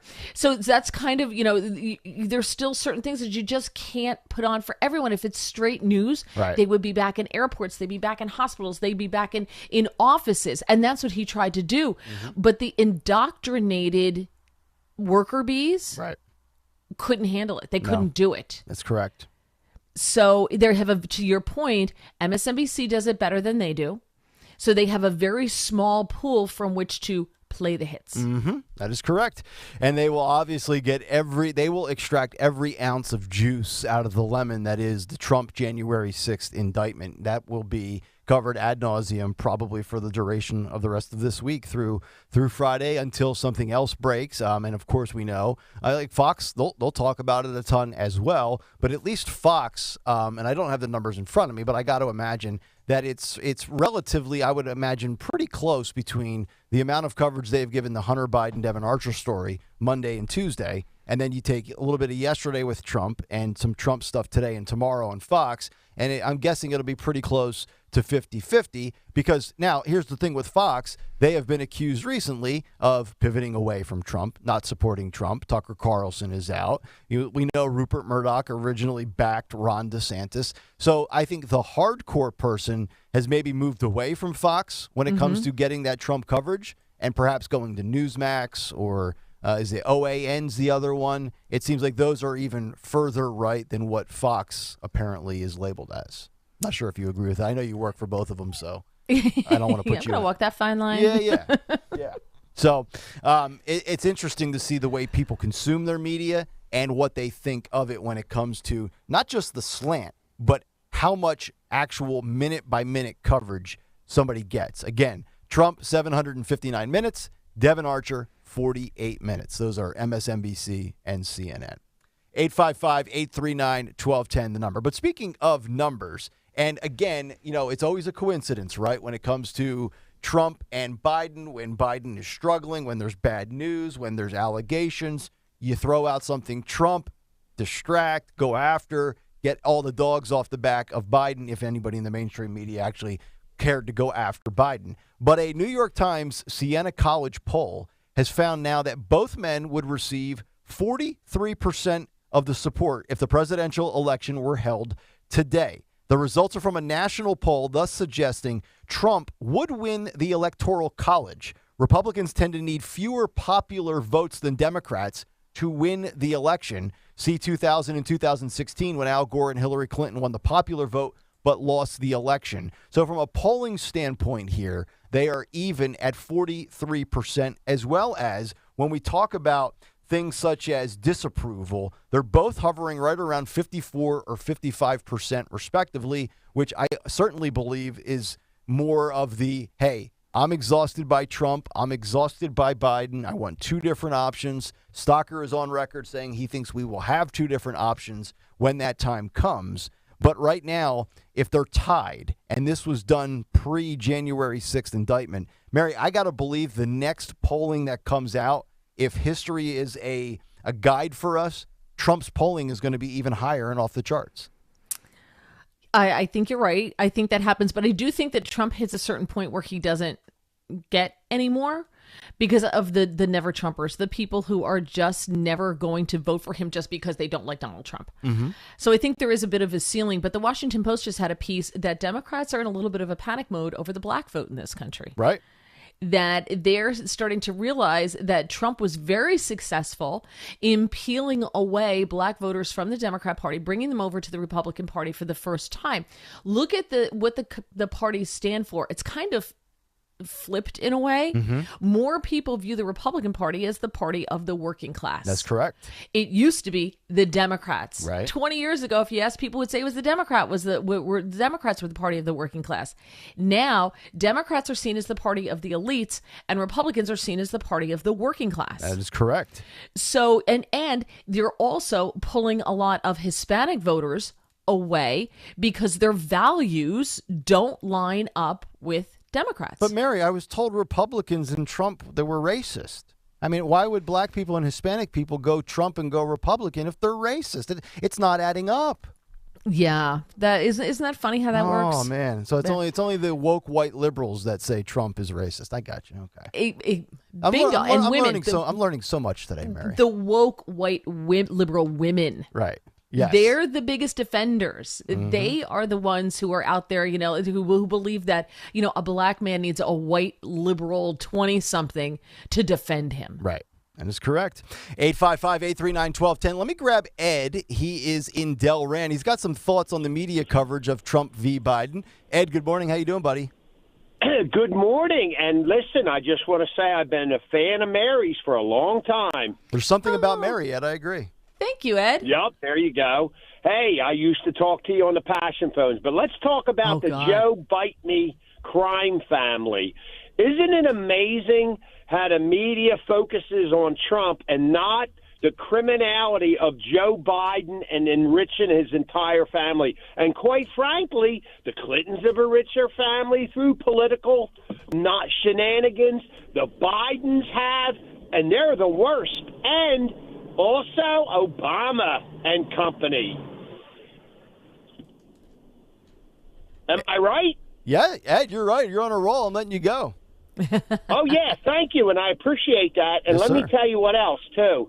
It's amazing. All the stuff that they're accusing Trump of, they've done it repeatedly. Yeah, including like election denial. Ed, I thank you for the call. If you follow the RNC on Twitter, they had a 10-minute montage yesterday, and now this morning they posted a 24-minute montage of Democrats denying the results of elections, from Kamala saying it to Hillary, on down the list the last quarter century, which is remarkable because when a Republican does it, it's, you're just a Trump apologist, you're a conspiracy theorist. Yet when the Democrats do it, it's, it's the First Amendment right. They have a right to say that if they believe that. It's amazing how the rules work for one party, but they're not applicable to the other party.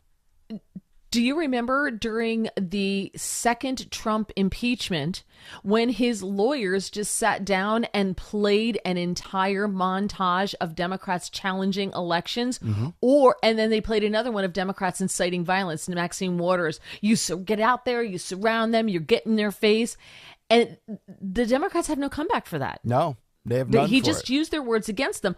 I would expect to see that montage played again in court during this next trial, during the next Jack Smith trial. Yes, I think you're right. 855-839-1210. Cut sheet coming up at 7:45. A lot of serious, heavy stuff so far to start. We will get to some fun stuff as well. I've got to yesterday was a perfect day. We had Matt Rooney was in for Mary Walter, and we had this conversation on a study that was conducted as to what makes the perfect sandwich. Now, I don't want to be labeled as sexist. I know women like sandwiches as well. But Mary, as long as a woman makes it for you, right? Well, no. Yeah, see, I enjoy building my own sandwich. I like taking out the meats and the cheeses and the bread and getting the accessories. He likes to take out his meats, Mary. Yes, I take out my meats. Okay, way too early and not enough coffee for this conversation just yet. But it's great that you're back today because I have a story that's out now, a new trend where women are now wearing no underwear when they go to the gym. What? And that was started by one of the Kardashian female clowns. Ew, ew, ew. So, yeah, ew, ew. I just want to pick your brain on this coming up in a little bit. Just did. Ew. Okay. We'll just re-rack her audio. Ill. That'll be on the cut sheet coming up at 7:45. Disgusting. And then also whether or not it's appropriate to use a celebrity for hire to break up with you. We'll get to that story as we continue. But coming up next, MSNBC is back to their old bag of tricks. COVID cases are rising this summer. We gave you that story yesterday. Hospitalizations up about 10 or 11%. So what are the experts on MSNBC saying? Well, you got to stick around to find out. And also, who's to blame for deaths in the Republican Party? Chuck Todd will tell you. We'll get to that as we continue. It's Kayal and Company. Mary in for Dawn on Talk Radio 1210 WPHT. And, of course, you guys know that I am a part of the Piazza Auto Group, as is Dawn Stensland. And it's been an absolute pleasure working with them since February and then locking in my truck lease. I've got the 2023 Honda Ridgeline truck from Piazza Honda of Springfield, and it is a beauty. It's everything that I need for my lifestyle. And if you're a truck person like me, now's the time to visit Piazza Honda in Springfield, Philadelphia, Langhorne, Pottstown, or Reading to take advantage of 0.9% APR.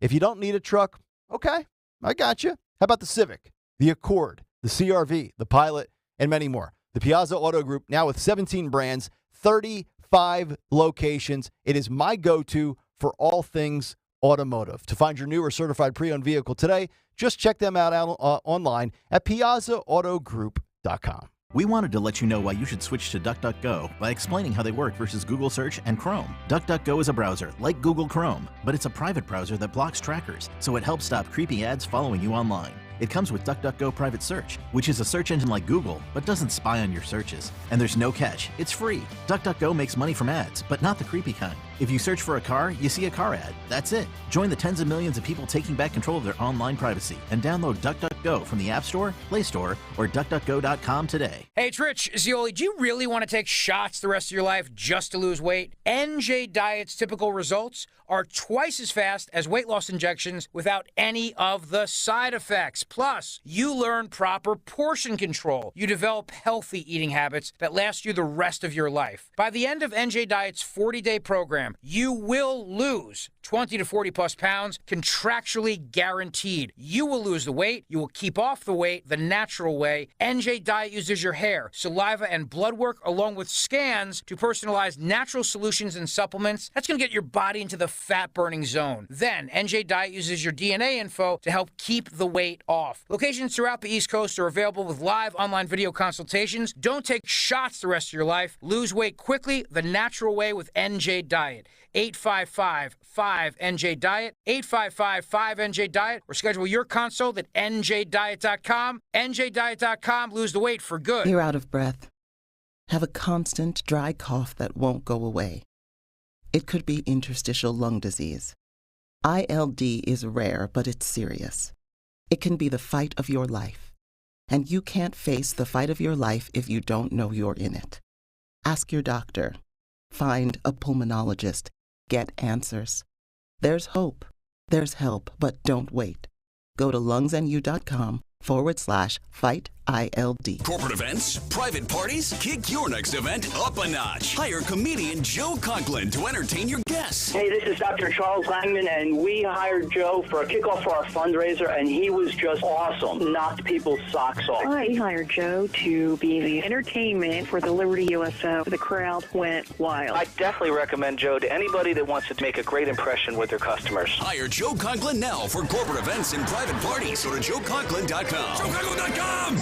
Join us at Odyssey as we all do our one thing, together millions of things for our planet. Some items like garden hoses, pool toys, and lawn chairs are not recyclable and best donated to charity. When we each share our one thing, it becomes a million things for our planet. What's your one thing? Hi, this is Dom Giordano. Summer is the perfect time to call Kathy Ganna at New Hope Academy. Does your child or grandchild need more of a challenge? Now's the time to make that call to Kathy Ganna at New Hope Academy in Yardley and Doylestown at 800-300-0003. Let New Hope Academy transform your child's life forever by helping them now. For over 3 decades, New Hope founder Kathy Ganna, pioneering educator and entrepreneur who created the NHA model, has been utilizing state-of-the-art solutions to uncover ways where your child could avoid struggling and succeed at New Hope Academy. There's a student-teacher ratio of 2-to-1, allowing for students to deal with many disorders, including high anxiety, social and emotional, and including bipolar. Do not wait. Remember, only the best teachers can work at NHA. Call now for a no-obligation tour and consultation. 90% of NHA graduates pursue a college education. Call Kathy today, 800-300-0003. Online, newhopeacademy.net. Call New Hope Academy now, 800-300-0003.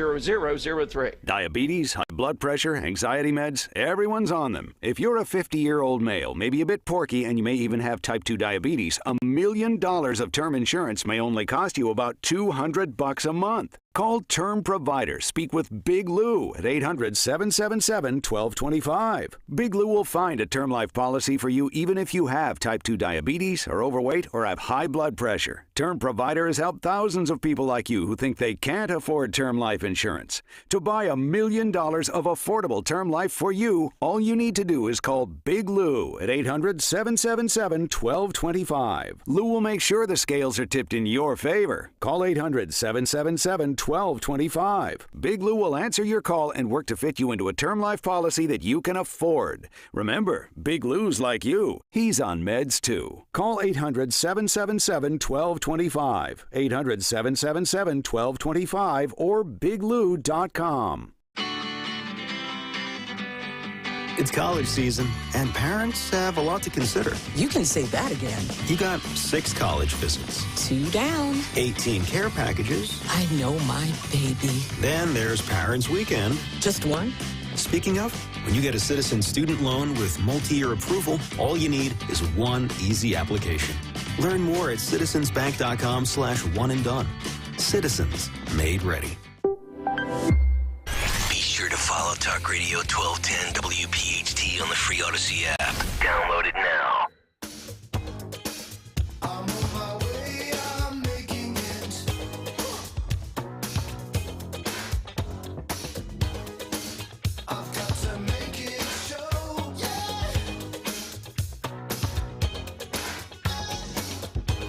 Kayal and Company, always big time, especially when Mary Walters in the building. Mary in for Dawn Stenzel this morning. Well, thank you. You're welcome. Cut sheet, that's coming up 7:45 this morning, 855-839-1210 if you want to jump in. Also, a unbelievably disgusting story at Burger King and a frivolous lawsuit at Buffalo Wild Wings. We'll get to those stories later this morning. And also two very interesting revelations when it comes to Republicans. One story about Donald Trump, the other about Ron DeSantis. We will get to those after the cut sheet later this morning. 855-839-1210. But Chuck Todd is in the twilight of his decorated, illustrious, captivating, must-watch NBC television career. And Stalker typically will give us a little Chuck Todd coming out of a weekend on a cut sheet on a Monday. But I saw this story, and this makes me just yearn for Chuck Todd to just go into retirement now, because he tried to make the case that COVID deaths attributed to people, or I should say, COVID deaths amongst Republicans being higher than those with compared to Democrats is going to work against Donald Trump. So let me just give you the context of this and then two takeaways. Mary, I want to get your thoughts on this. So NBC's Chuck Todd, he gave this is from Mediaite.com, I'm reading directly. He gave a startling breakdown of a new study that found COVID-19 deaths amongst Republicans were a whopping 43% higher than Democrats after the release of the vaccines, a statistic that could directly impact the 2024 election. On Sunday's Meet the Press, Todd cited the study that appeared in the Journal of American Medical Association and said it, quote, revealed what many had suspected. Republicans, who lagged behind in accepting the efficacy of the COVID vaccine, paid a steeper price. Researchers at Yale examined 538,000 deaths in people 25 and older in Florida and Ohio from April of 20 to December of 2021. And they found that the excess death rate goes beyond what was normally found than what was normally expected. It was about 15% higher for Republicans than for Democrats. And after the vaccine became available in 2021, the death rate amongst Republicans was 43% higher. So two things to react to with this. Tell me if you agree with this or disagree or what you would like to add. But I would say two things. One, historically speaking, and I know we gave you the story that, 12th grade boys are all of a sudden leaning much more conservative than they ever have. But typically speaking, Republicans are older than Democrats, right? And secondly, so you would think the older you are, perhaps, you've got more comorbidities. You might have cancer. You might have diabetes. You might be obese, whatever it might be. That's the first thing. Secondly, I'm going to stay consistent with this, and I've been consistent with this when it comes to DeSantis and Trump, exchanging barbs over who handled COVID better, and DeSantis with his absurd claim that, I would have fired Tony Fauci. He would have been gone on day one. No, he wouldn't have. Stop. I don't think COVID is going to impact whether or not a Republican wins a primary or wins the general election. In fact, if you want to factor COVID into the 2024 election, I think the biggest thing you could factor in is the fact that people left blue states for freedom in red states to get away from the COVID lockdown insanity. Your thoughts? Oh, where do I begin? Okay. So those numbers are from after the release of the vaccine. We have pre-vaccine, which was 15% higher death rate for Republicans, and then post-vaccine availability, it rose to 43%. So they're saying that Republicans are vaccine resistant. Okay. So, did they tell us? I want to know how many people in those deaths, how many of those deaths were people who had the vaccine? Right.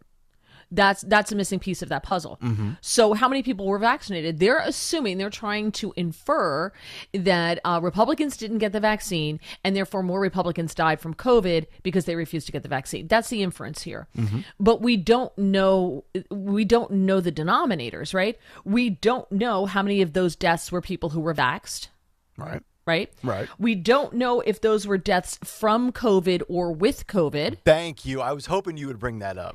The United States is, I believe, one of the only countries that counts deaths with COVID the same as a death from COVID. Which is absurd. is ridiculous. Yes. So it wasn't the stage 4 bone cancer that got her. No, it was the COVID. Right. And let's see, the release of the vax. And does this, if we knew the denominator, and I wonder we don't, because weren't we told that the vaccine doesn't prevent the transmission of COVID? Mm-hmm. That's correct. So there's that. Now, did it help in some patients? If you got COVID, did it give you an easier path, like an easier illness? It wasn't as intense? In some patients, yes, it absolutely did.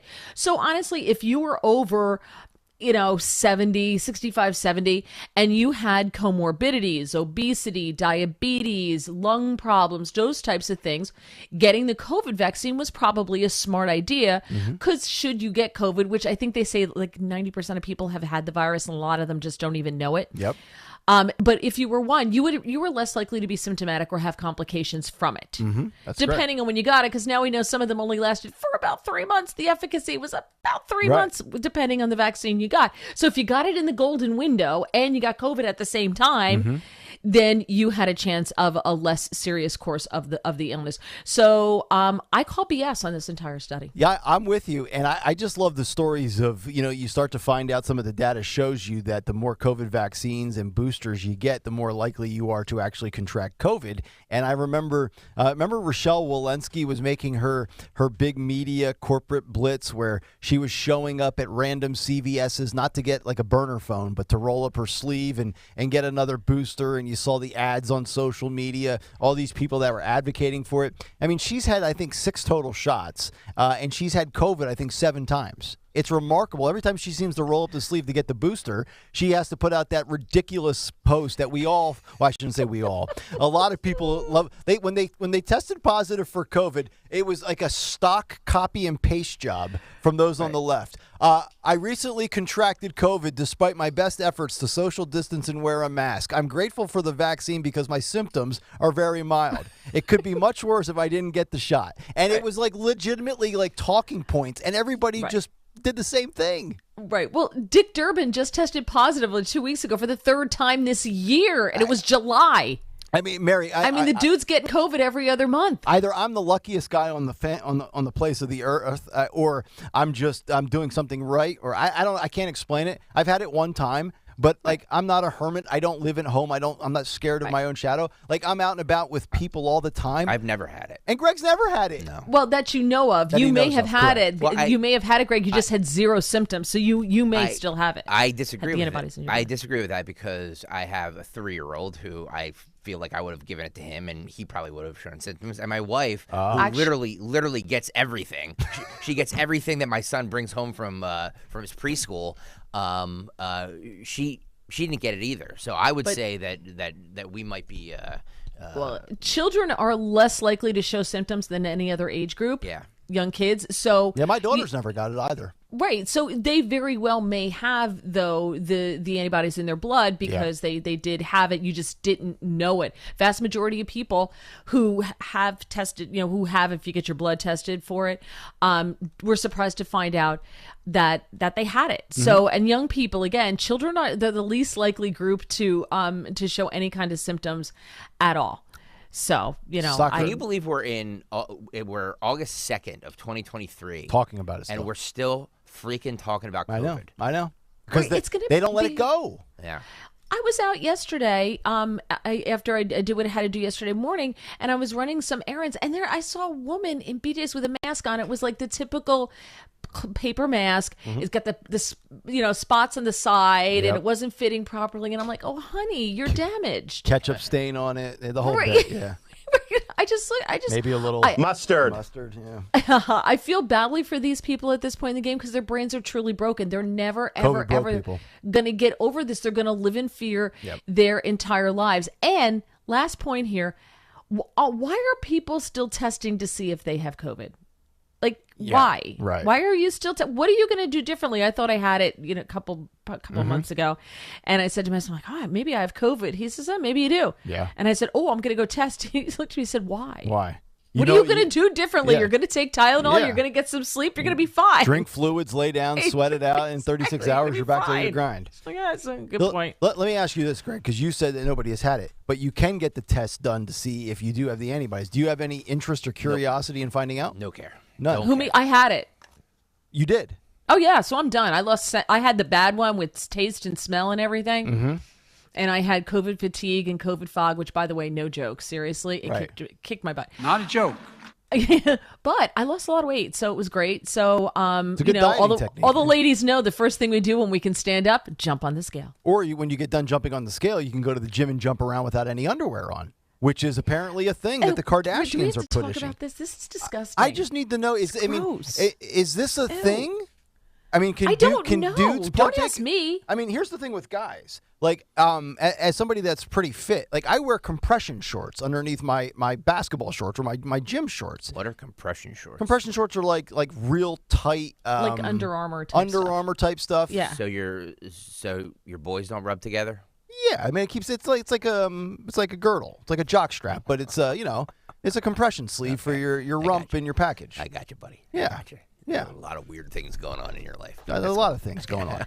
But No, I my can't husband wears those when imagine. my I can't husband wears those imagine when he works out. I can't imagine working out with anything on like that, as a man or a female. This is the thing. Apparently, this is a trend that has gone viral because these stooges like Khloe Kardashian start a stupid trend, and everybody out there adopts it and starts doing it. I mean, if you're a man, and think about this too, you got to throw in the element of the locker room dynamic at a gym, the sauna, the steam room. I mean, dudes go into saunas and steam rooms, and this has always been a pet peeve of mine, and this might perturb the older segment of our audience, but I don't need 68-year-old guy at the YMCA bringing the Wall Street Journal into the sauna as I'm sitting there trying to sweat out my bourbon, and he's butt naked. I got you. And he's sitting there flipping through the pages like he's on his own commode.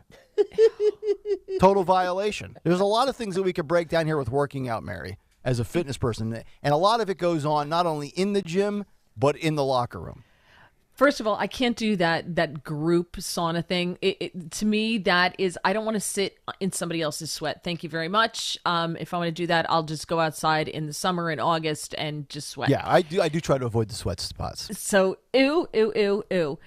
Can't do that. So I'm off there. I don't go to a gym because when I work out in my house, I have on like a ripped pair of shorts. Mm-hmm. I've got my hair in a scrunchie from 1988. Yeah, of course. I've got on an old ripped t-shirt. Yep. But I wear underwear even in my house. Good for you.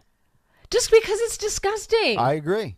And you can end up with a lot of chafing and a lot of other issues. That's why they create this fabric. It's there for a reason. Well, I don't wear compression shorts. I'm not worried about, things down there chafing, but and I this is like a little bit of a TMI moment with you. I'm just gonna say, that's what we do on this program, Mary.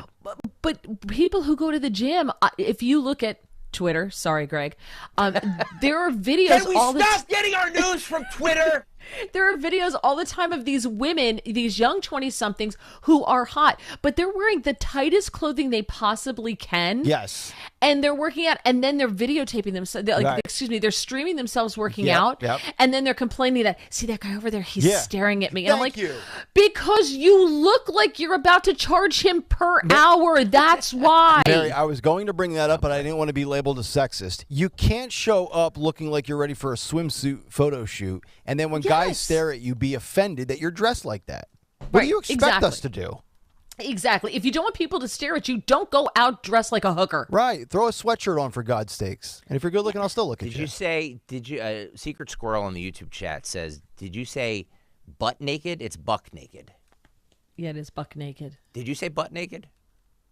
Who said that? Secret Squirrel. Okay. I'm gonna you know what? I don't know. I'm gonna jot that one down. Squirrel. Wait, you didn't know it was buck naked? Does it matter? If you watch the Duluth, does it really matter? If you watch the Duluth ads, they let you know that it's buck naked. Nick is getting annoyed with me constantly. No, not calling you. Out. Not you. Oh, me? No. The listeners. Secret Squirrel. Oh. Okay. Will that make you happy, Fred? Will it? Should I say buck naked as in B-U-C-K, like I went out shooting, I took out my rifle to kill a buck? Well, that is the That is phrase. specific, That's the phrase. I say 87,422 words in a 4-hour program, in one syllable, one consonant, one letter, and all hell breaks loose. True. Give us time. By the way, Nick, speaking of TMI, yeah, when you go into the pool in the condo that you live in, do you wear underwear underneath your? No, I wear just the bathing suit. Just the bathing or suit. Occasionally it'll be from the gym, and it'll be the compression shorts with the shorts over top. Okay. Yeah. For those that By are the tracking way, at home. speaking of TMI, Bubba45 says there's a porn star named Buck Naked. Oh yeah. Yeah. All right. I was going to go to that. I was going to use that, but it's been trademarked, so I'll come up with something else in my second career. 855-839-1210, the phone number. All right, enough of the TMI gym stories. Let's get to some audio and what's on the cut sheet. What's on the cut sheet? What's on the cut sheet on this Wednesday is brought to you by our good friends at Cherry Hill Volvo, where they have ample inventory of brand new and beautiful pre-owned Volvos. Enjoy the luxury experience you deserve. They always go the extra mile for their customers because relationships matter at Cherry Hill Volvo. Check them out on Route 70 at Cherry Hill Volvo, where relationships matter. By the way, streaming live on YouTube, youtube.com/@1210WPHT. Please hit the subscribe button if you have not done so. Also, we only have 92 likes. Can you please hit the like button? So we can get to, we need 8 more likes for us to get to 100 likes. So please hit the like button if you're watching right now on YouTube. Alan Dershowitz, the Dersh, was on with Hannity last night talking about the indictment of Donald Trump. And he brought up the free speech issue and opinion that you and Mary have been bringing up all morning here. This is what the Dersh said. In the indictment, they acknowledge that there are these freedoms, but then they claim that and this is the key point, that Donald Trump actually believed that he lost the election, that everything he did was fraudulent, that he conspired with unnamed lawyers mostly to affect the election. Now, you're allowed to challenge elections. Indeed, the best way to challenge elections is to come up with a slate of alternate electives. That's what a court said in Hawaii in 1960. That's been the case throughout our history. So the government has the burden of proving beyond a reasonable doubt that subjectively Donald Trump actually believed that he lost the election and acted contrary to that belief. Now, I've read the indictment very carefully. There is no smoking gun. There is no one who is credibly prepared to testify that Donald Trump said to him, I know personally I lost the election. There's a lot of evidence that people told him he lost the election, but you know Donald Trump, and you know that he's going to make up his own mind. And they're going to have a very hard time proving that. Now, it's the District of Columbia. 90-some-odd% of the jury pool will have voted against them, so they may actually get a conviction from a D.C. jury. But will it survive appellate review and review to the Supreme Court? I do not think so. Alan Dershowitz is the man. That's number one. Secondly, great legal breakdown, because what he is saying there is that the federal government is saying basically Trump has the right to say this, yet we're still going to go after him for that because he can't possibly imagine and believe that he did not lose. And if there's no smoking gun, so there's no, the prosecution now calls Mike Pence to the stand, and Mike Pence goes up to the stand and under oath and gives testimony that says, in the Oval Office, Donald told me that I know I lost, but I got to keep pushing on with this narrative. If that doesn't exist and there's no credible person that can corroborate that, how are they going to ever be able to tell us what the intent was behind another human being like Donald Trump? I don't think they can, Mary. Well, 2 points. Number one, he was just on with Brett Baer last week, and they discussed this. And Trump adamantly stuck by, look at Georgia, look at Arizona, look at these places where there were questions that were never investigated. So he proved right there that he still believes it. But my question is, what does intent have to do with anything?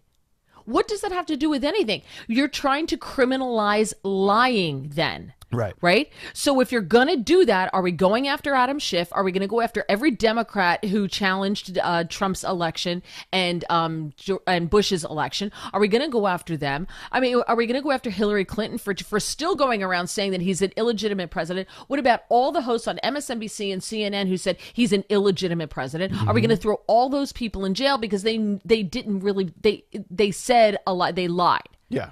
So I don't understand what intent has to do with any of this. You're allowed to lie. It's covered by free speech unless you're under oath and a Democrat. We could sit here and break down the elements of a crime, and when you get to a crime, it's, okay, was the crime committed intentionally, which is like the highest level of culpability? Was it committed knowingly, which is like the second level of culpability? Was it reckless or was it negligent? Those are kind of like the four elements. But if there's no crime at all, the conversation is moot because lying is not a crime. Exactly. Right. So again, I'm not a lawyer, so maybe I'm wrong. I tend to trust Alan Dershowitz over me. Yeah. But he's there talking about intent.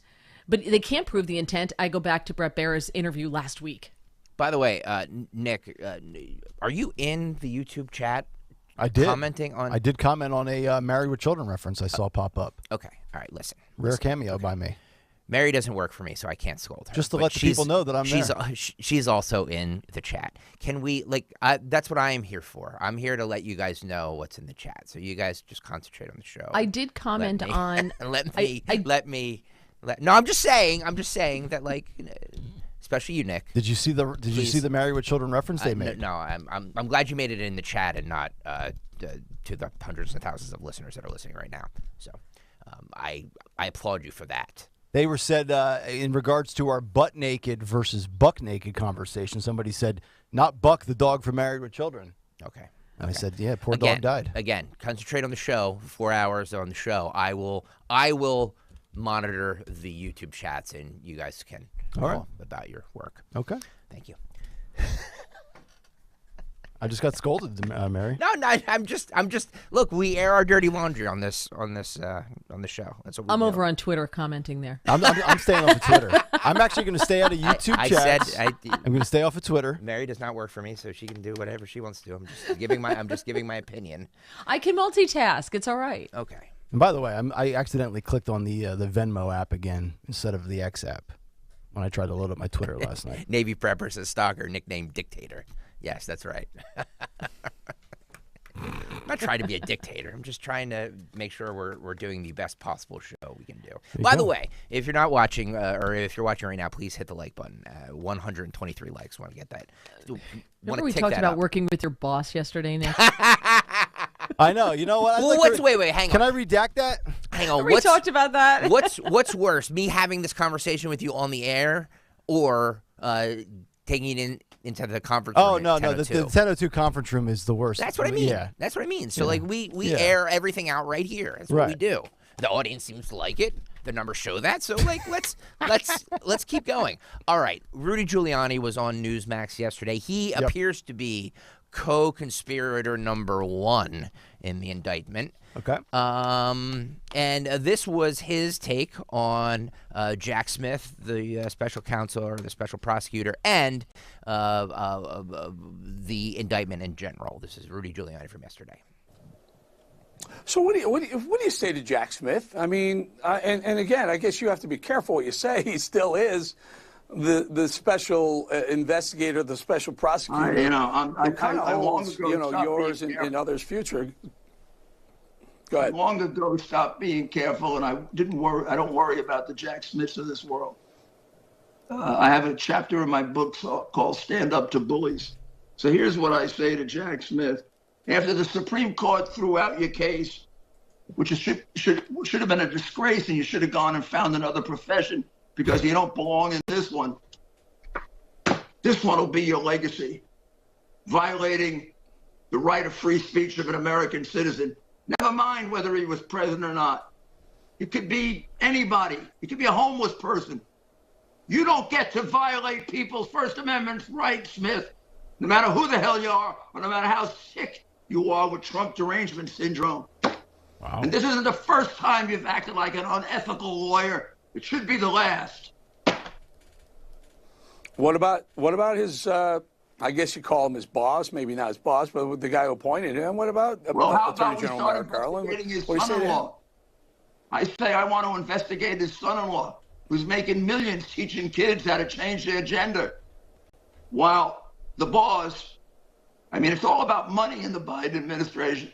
While the boss is condemning parents as terrorists, the son-in-law is making millions going around to public schools and teaching kids they should question their gender. Do you know that?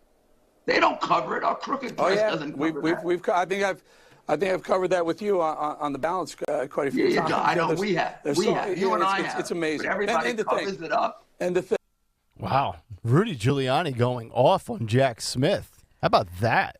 Basically saying he should be disbarred, as if you read between the lines there, Mary. Well, he probably should be.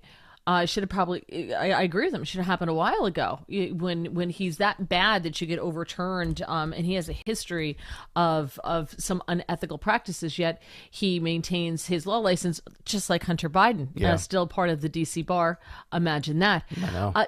But is it me or does Rudy sound like really old there? I was just going to say, is he okay? Right? I mean, he's aged really sound poorly in the good. last couple of years. Yeah, he kind of sounded a little bit like RFK there, where he was kind of troubling, and we know RFK's got the dysphonia. Yeah. But no, in regard, see, this is the one thing I always hated about lawyers and prosecutors is when the politics blend in with, for example, the criminal justice system. Like, let's go back to the Alvin Bragg situation and that indictment. Alvin Bragg ran on that as basically his campaign that he was going to get Trump. And then he comes together with this bootstrapping, this untested legal theory of, an expiring misdemeanor and strapping it to a felony. This is where I hate when politics, and, I wanted to be a lawyer for a long time, and I hated the political nature of the justice system. And I think you're seeing that on display here now with multiple Trump indictments. You played a clip of Turley earlier. I'm going to play one. He was on whatever the 6 o'clock show was on Fox last night, talking about Trump's disinformation indictment, basically saying it's all part of the First Amendment. This goes a lot.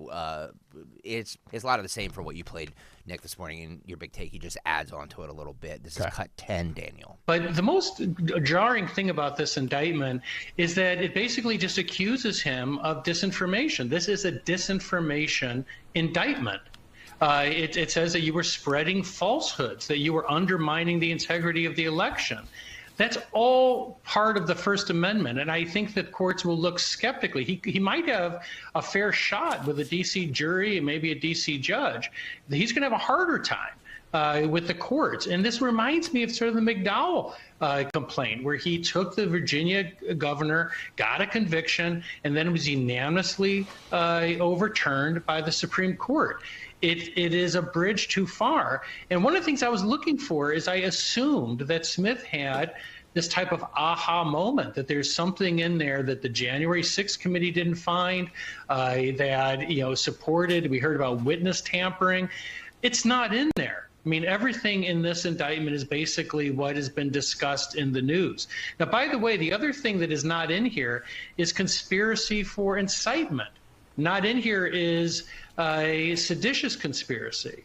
Those were the claims that Democrats used in the impeachment and said that the evidence was absolutely clear. People like Schiff and others said that he's clearly guilty of those crimes.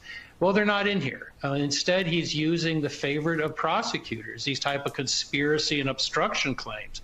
But I think there are some serious legal problems with this indictment. Let me ask you this, and I don't want to turn this into a long conversation, but I want to discuss the concept here of, your right to free speech and saying what you want and disputing or denying election results. Just from a general standpoint here, Mary, Democrats, Republicans, it doesn't matter which side you're on. Moving forward, are we at the point now where denying the results of an election is dangerous, or are we at the point where it is just like, I'm just going to roll my eyes here because it's like when I hear the word impeachment, impeach, impeach, impeach, it's all we hear. It kind of loses its severity when you overuse the phrase. What are your thoughts on that in general? Well, I think we're just back to, again, the mixing of politics, as you said, the politics with justice. And it depends on whether you're a Democrat or Republican. Right. There's 2 tiers of justice in this country. There are 2 tiers of acceptable behavior, 2 tiers of accepted speech. Mm-hmm. And it is every single day it becomes more and more and more ingrained in the population. And I've been saying this a lot lately. The right has to stop using the left's language. We have to stop allowing them to control the language. That's part of the problem. And if you're a Democrat, you can challenge elections right, left, and sideways, and it's totally fine. If you're a Republican and you challenge, you're going to wind up with your butt in court. That's true. Well said. But here's the thing, though. Let me just push back from it from the standpoint of Republicans that say, well, we need to start fighting the way the Democrats do. We need to stop being so silent and so quiet about it and come at them with the same level of ferocity that they do us. They talk about the weaponization of this and the threat to that and national security and democracy. And then we turn that and we flip it around on them. So are you saying we should not fight that way, or we should just avoid using those cliches and phrases like they do? I would fight, like Trump said, fight like hell. Right. But I would do what the Democrats do. I say it. I've been saying this for years. Republicans need to wake up, and the first thing they need to, when their feet hit the ground after they say "Thank you for another day, Lord," is they need to say, "What would Nancy do today?" Because Nancy Pelosi, I don't like her. I think she's a viper, but she's good at her job. She's good at what she does. If this were the other way around, if President Biden were a Republican, he would have been impeached several times over already. Doesn't matter if it was for BS. Doesn't matter if they had anything to back it up with. They would have impeached him several times already, just so they can continually get out in front of the cameras and say the twice impeached president or the thrice impeached president. That's what they would do. Republicans holding back and going, well, you know, we don't want to politicize impeachment, blah, blah, blah, blah, blah. It's already been politicized. Mm-hmm. You may not like it, but those are the rules of the game. And that's what Trump's been saying with elections. You may not like the new rules that are in place as far as ballot harvesting and mailing out all of these ballots and everything else, but those are the rules now, whether you like them or not. So you better learn how to play by them, and you better learn how to play better than they play. And use them. And that drives me crazy. Use every advantage that you might have at your disposal. Exactly. Yeah. I'll go back to the clips in 1 second. Just some instant feedback here. In Exile in Jersey says, I'd rather hear an occasional Married with Children reference than the daily incessant shilling of YouTube likes and subscriptions. So that was a shot at me. Oh, wow. That was not nice. Oh, it's not nice. Not nice. I always, by the way, the quickest way to be read on Twitter or emails or YouTube chat is to insult one of us. Or disagree with us. Especially me. Yes. I love when people insult me. And by the way, let's not gloss over what Mary said about what would Nancy do. WWND. I think that's a thing we need to start moving forward with. But I'm not thinking about Pelosi. I'm thinking about Nancy Mace. Oh, feel free to take my dad. We said we need to get those rubber, those rubber bracelets that you can put letters on. Yeah. Instead of what would Jesus do, it would be WWND. That's right. So feel free to take it and run with it. Eric the Red says, cracking up here, Daddy Greg just backhanded the kids at the dinner table for playing on the YouTube chat. He said, put your devices away, kids. It's dinner time. It's time to be a family. I just want you people to keep your eye on the prize. It's like the second time I think I've ever commented. And, of course, Valdez is in there firing away, telling me to get back to work. That was silly. Did he? I didn't even see that. Yeah, I'll see him in the garage on the way out. I commented again right after Greg told us not to. I'm sorry. I didn't mean to, but I had to respond. Mary, you're going to really leave me with Opelka for the rest of the week, aren't you? Thank you very much. Neil Kayal, how do you say his name? I don't know. Who knows? He was on MSNBC. He says that this is one of the most significant cases in United States history. Why do you think it was so important to do that for so many pages in this indictment? Yeah, so it's a shouting indictment, Joy. It's not just one of the most significant indictments. It is the most significant indictment against Donald Trump. It is the most significant legal case of our lifetimes. It is one of, if not the most significant case in United States history. It is up there with Dred Scott. It is up there with Brown versus Board of Education, because this goes to the... First of all, can this guy pick it up a little bit? Holy God. Like give me something here, guy. They've like, got Jesus. a 6-person panel with Joy Reid. Joy's on for an hour. And so there's a common theme here. If your name is Joy, surround people with like 6 other people. Yeah. To get through the hour. I punch out as soon as I see Joy Reid. I'm done. I'm out because I know it's just going to be stupid. I mean, like, if I'm the producer, I'm in the air, like, pick it up, buddy. Come on, let's go. Let's go. We've got a 6-person panel. I don't need a dissertation. I can hear the viewers turning off right now. All right, here we go. Essential question of who we are as a people. Do we let someone, the president, act in this way? And that's why, going to your question about the detail, why is the detail so important?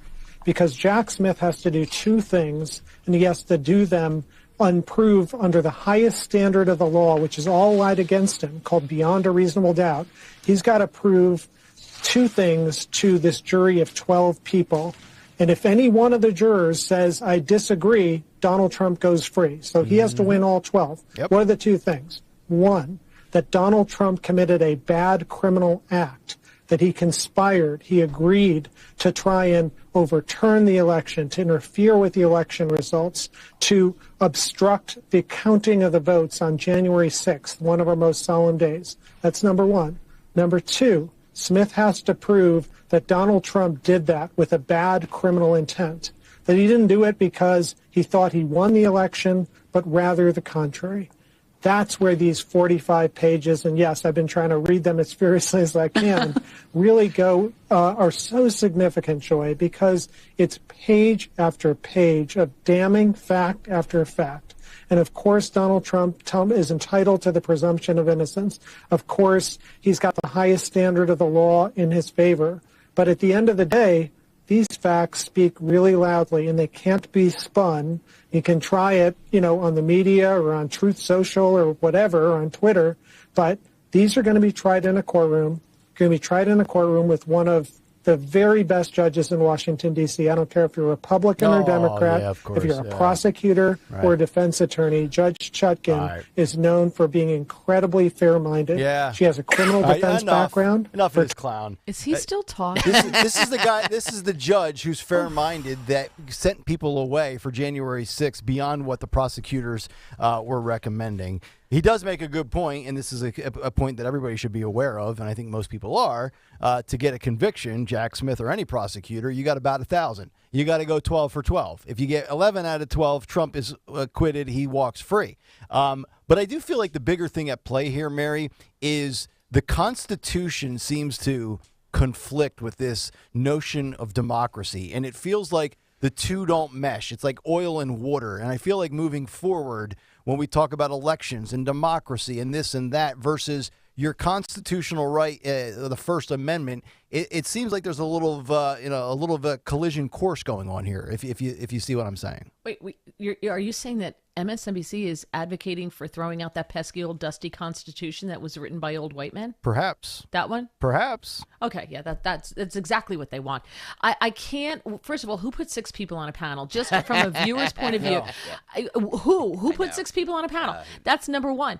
Number 2, why that guy? The people that they chose, he was terrible. He was awful. I can't even tell you what he said because I fell asleep. Seriously, I punched out. I couldn't with him. Why is Joy Reid still on TV? If she's sitting here talking about Donald Trump lying, so we should prosecute him for lying. She lied about her Twitter account being hacked when she was caught making homophobic slurs on Twitter years and years ago. She lied about it, so she should also be in front of a judge as well, if we're going to use that as a standard. All that aside, the conversation that they just had, that guy had with himself because no one else was listening, was dumb. Isn't it amazing you bring up the Joy Reid and that claim from years ago that was proven? The left is usually the biggest violators of what they claim to fight against. They are always accusing you of what they're doing. While simultaneously doing it or having done it in the past. Exactly. It's like when you catch your partner in bed with somebody else and they sit there and tell you it wasn't them. Right, me. Yeah. Right? It wasn't me. No, you don't understand. She didn't feel well. I was just tucking her in. Oh, wow. Yeah, baby. That's what I'm talking about. Well, yes. Some more instant feedback. Michael writes, should they televise the trial? Yes, and I want it on ABC, NBC, or CBS. I want it on a network where all the sheep tune into so they can actually be exposed to all of it. Oh, I'm sorry. Is that in regards to Trump or Biden? Both. I would go with both. I would actually like both in primetime television, to be honest. No, I think they're talking about the Trump indictment. I'd be fine with that too, but the Biden stuff I want on primetime television because I think a lot of people walk around this planet with the ability to vote and they're unaware of Joe's situation. Mary? I wouldn't mind it being on television. Just the nerd in me would kind of want to see it. I don't know if that necessary. I don't know if you want to try it in the court of public opinion before you get a verdict from the jury, though. You'd have to sequester them. How do you? Does that ever really work? Unless you put them in a hotel. I think it's kind of hard. How can you get 12 people that have no opinion of Donald Trump? I know. It is in very Washington, tough. D.C. Well, that too. But 12 people anywhere. I know. I mean, the jury selection process, the whole voir dire stuff is fascinating because if you're a good defense attorney, obviously you want people that are more favorable to your defense and your case and your client. But, yes, it's going to be hard in Washington, D.C., but you have the ability, there's like a strike or you can get rid of this person or dismiss that person. Like, you just got to find one person that is either pro-Trump or maybe somehow you believe that I found the diamond in the rough. I found that person that doesn't really pay attention to Trump at all. This is why I never try to get out of jury duty because I think it's bad karma because you never know if you're going to wind up in front of a jury, God forbid. And I want a jury of my peers, not a bunch of people who couldn't get out of it or had nothing else to do. Right.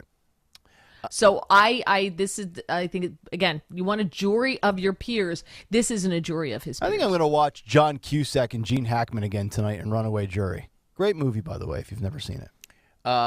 Greg, I just want you to know there's no show prep for tomorrow's show. That's awesome. Look at her throwing grenades at you, Kayal. I like it.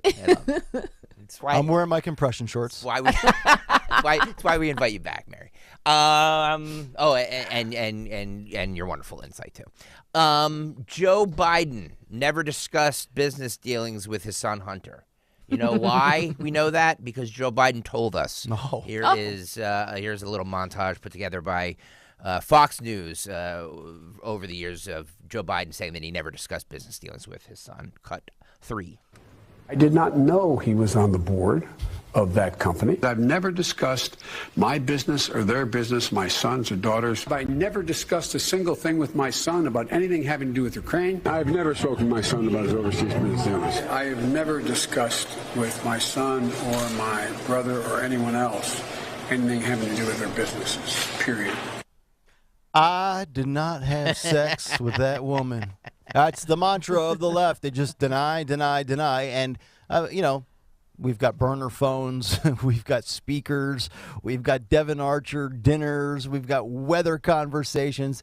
Joe never had any conversations. But, the facts out there and even the circumstantial stuff, when you start to piece it all together with Burisma and Zelensky and Sam Bankman-Fried and crypto and just go on down the list, shell company after shell company. It doesn't add up, folks. It just doesn't add up. No, we went from my son flew on the airplane with me, but I didn't ask him why he wanted to go to Ukraine.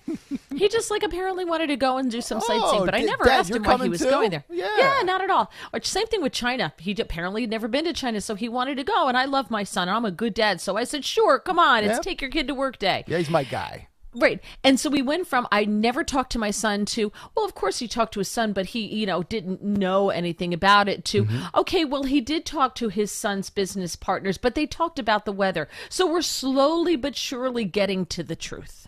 We also have, if maybe we could play this, we have Joe. I was going to use this in the Hunter big take, but we didn't get to it today because we audibled to Trump with the J6 indictment.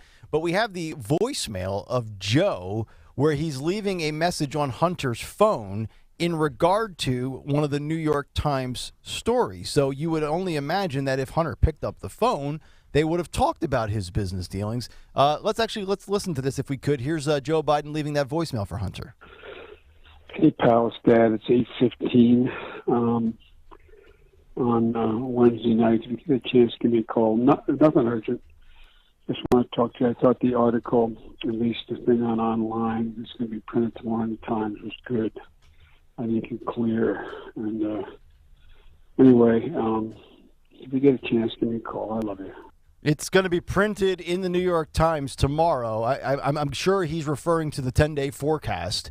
He did go on to say that you're going to be clear. So we've got clear skies, low humidity, let's low of 58 tonight. Let's not discount the New York Times weather section. It's lovely. But see, the left will say to you, it's not unusual for the president to be advised that there's an article coming out regarding his son or regarding him or something else along those lines. That's not unusual if you're a Democrat. That's correct. Eugene Robinson, who was on the Morning Joe programs yesterday, defending the Hunter Biden call to his father. And his argument is, hey, look, do you hang up on your son?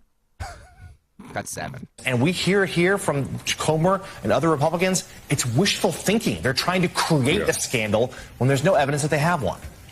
Yeah, they're trying to create a scandal, or at least the appearance of a scandal, the sort of smokiness of a scandal, and just create that atmosphere without actual evidence and without an actual scandal, because I think it's pretty clear, at least so far, there is nothing there.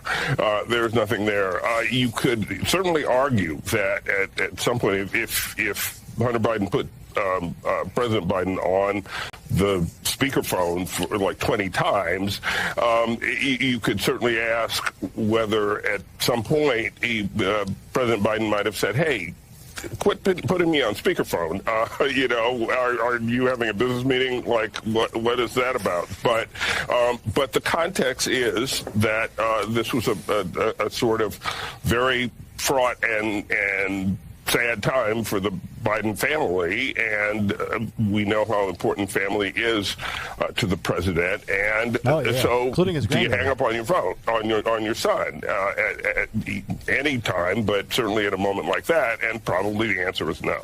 So that individual was the associate editor from the Washington Post who just spoke for about 90 seconds and said absolutely nothing. It's amazing how these people can talk without saying anything. But would he hang up on him? And he's a family guy. It took 4 years to acknowledge a granddaughter's existence, but he's a family guy. I thought grandparents were supposed to be the ones that acknowledge everybody and love you and let you get away with everything. Yeah, they apparently do love Hunter and let him get away with everything. That's why. And it's sad because I'm telling you, having family members who have been through addiction, they're going to love him right into an overdose if they're not careful. But again, the excuse is, well, it was a very fraught time for the family, because the death of Bo, and, Hunter was in the throes of his addiction. Well, if Hunter's in the throes of his addiction, wouldn't his father go, why do you keep calling me from business meetings? Mm-hmm. I'm the vice president of the United States. I don't have time to take a phone call from you because you're having lunch with a buddy. Are you calling me on that CVS phone? Or is this the 7-Eleven device? Exactly. What time are we talking? Name me a time. 7:30, you got it.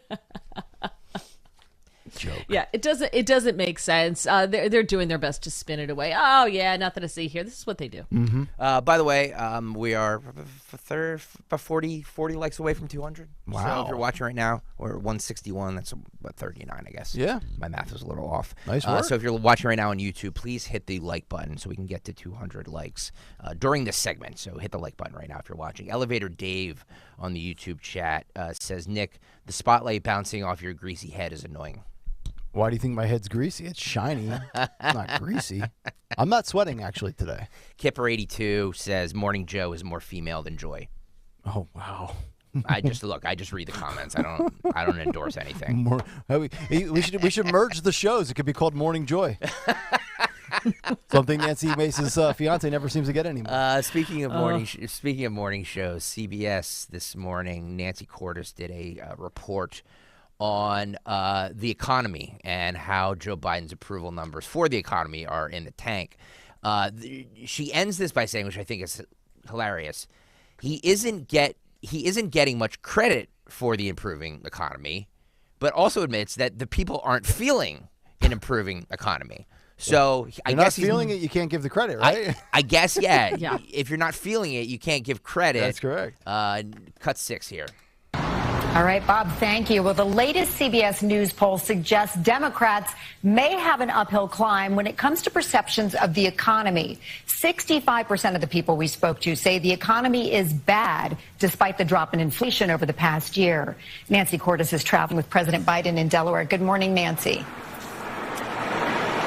Good morning, Natalie. You know, job growth may be up, GDP is up, unemployment is down, but according to this new CBS News poll, heading into an election year, many Americans still feel that the economy is not working for them. In fact, struggling and uncertain were the words that respondents chose most frequently to describe the current state of the economy. More than half of them told us they feel like they're staying in place. A third said they're falling behind.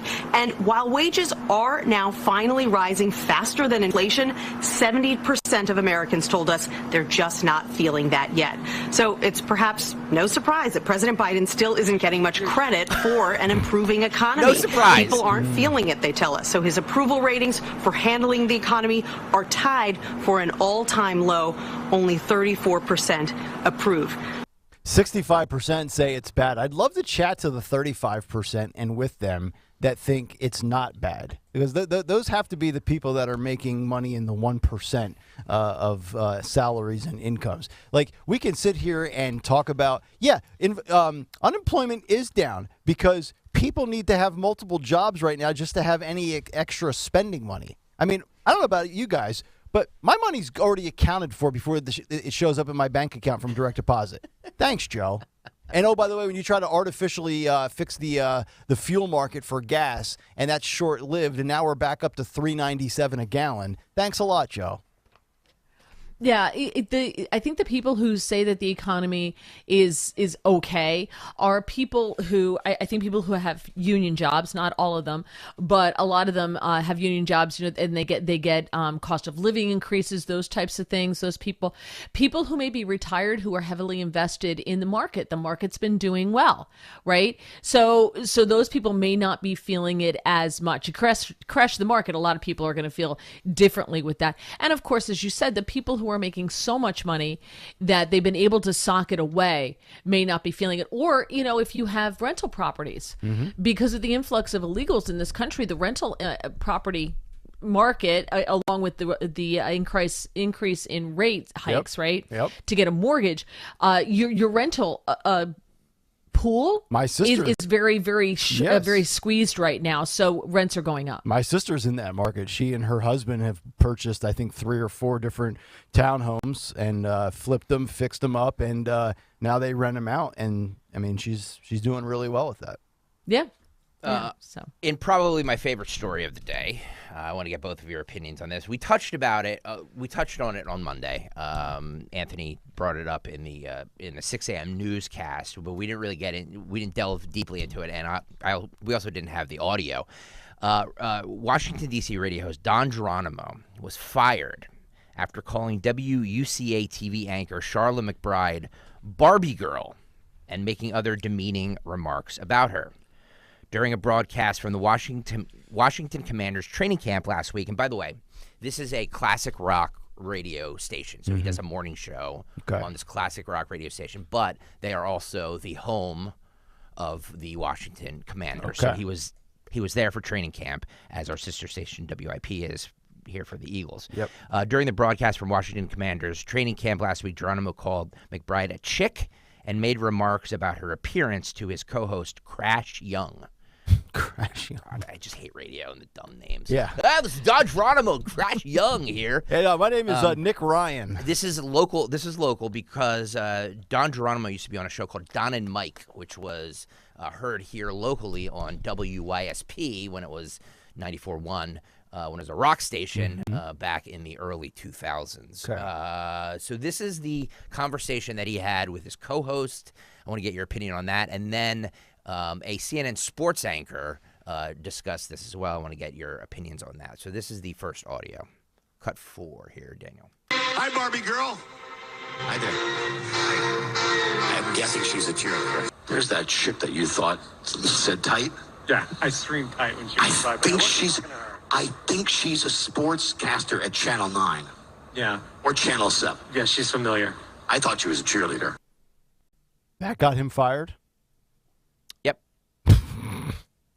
Jeez, almighty. I'm going to stay out of commenting on this because of what my job is, but I'm curious to hear. That's not a fireable offense. Both in my your opinion. and Mary's take on this. And I've used the word chick in a variety of instances. Oh man, that's a gorgeous chick over there. I mean, does that bother people? Oh boy, Mary. So a lot of it, what men don't understand is the way in which you say something. Mm-hmm. And every woman, I think if you're out in the workplace, you work with guys who can say stuff and you know that it's a joke and you know they don't mean it derogatorily. Mm-hmm. They're not being creepy about it. Yeah. I used to work with a guy who it was just creepy in the way he said things, and I think he was totally harmless, but he was just socially inept. Yeah. And shockingly worked in radio. Well, yeah, how about that? The people that work in radio have no social skills. It's so true. They're the worst communicators in the world, and we're in the communication Oh, industry. It's true. It's Staggering concept. Right. And he could look at you and go, "Oh, you look really pretty today." And I have to go home and take a shower. But somebody else could say, "Wow, I really like the dress. You look really nice today." And it would be, I'm like, "Oh, thank you very much." Yeah. So it depends on the way in which it is said. In that context, on the outside looking in, I don't think it was creepy. But I think as a general rule, guys, don't comment on a woman's look on the air. Yeah. There you go. Well, it's simple to stay out of trouble that way. Let me just say this: he's from the old school, and I'm not excusing it, but he's from the old school shock radio. Mm-hmm. You know, it was.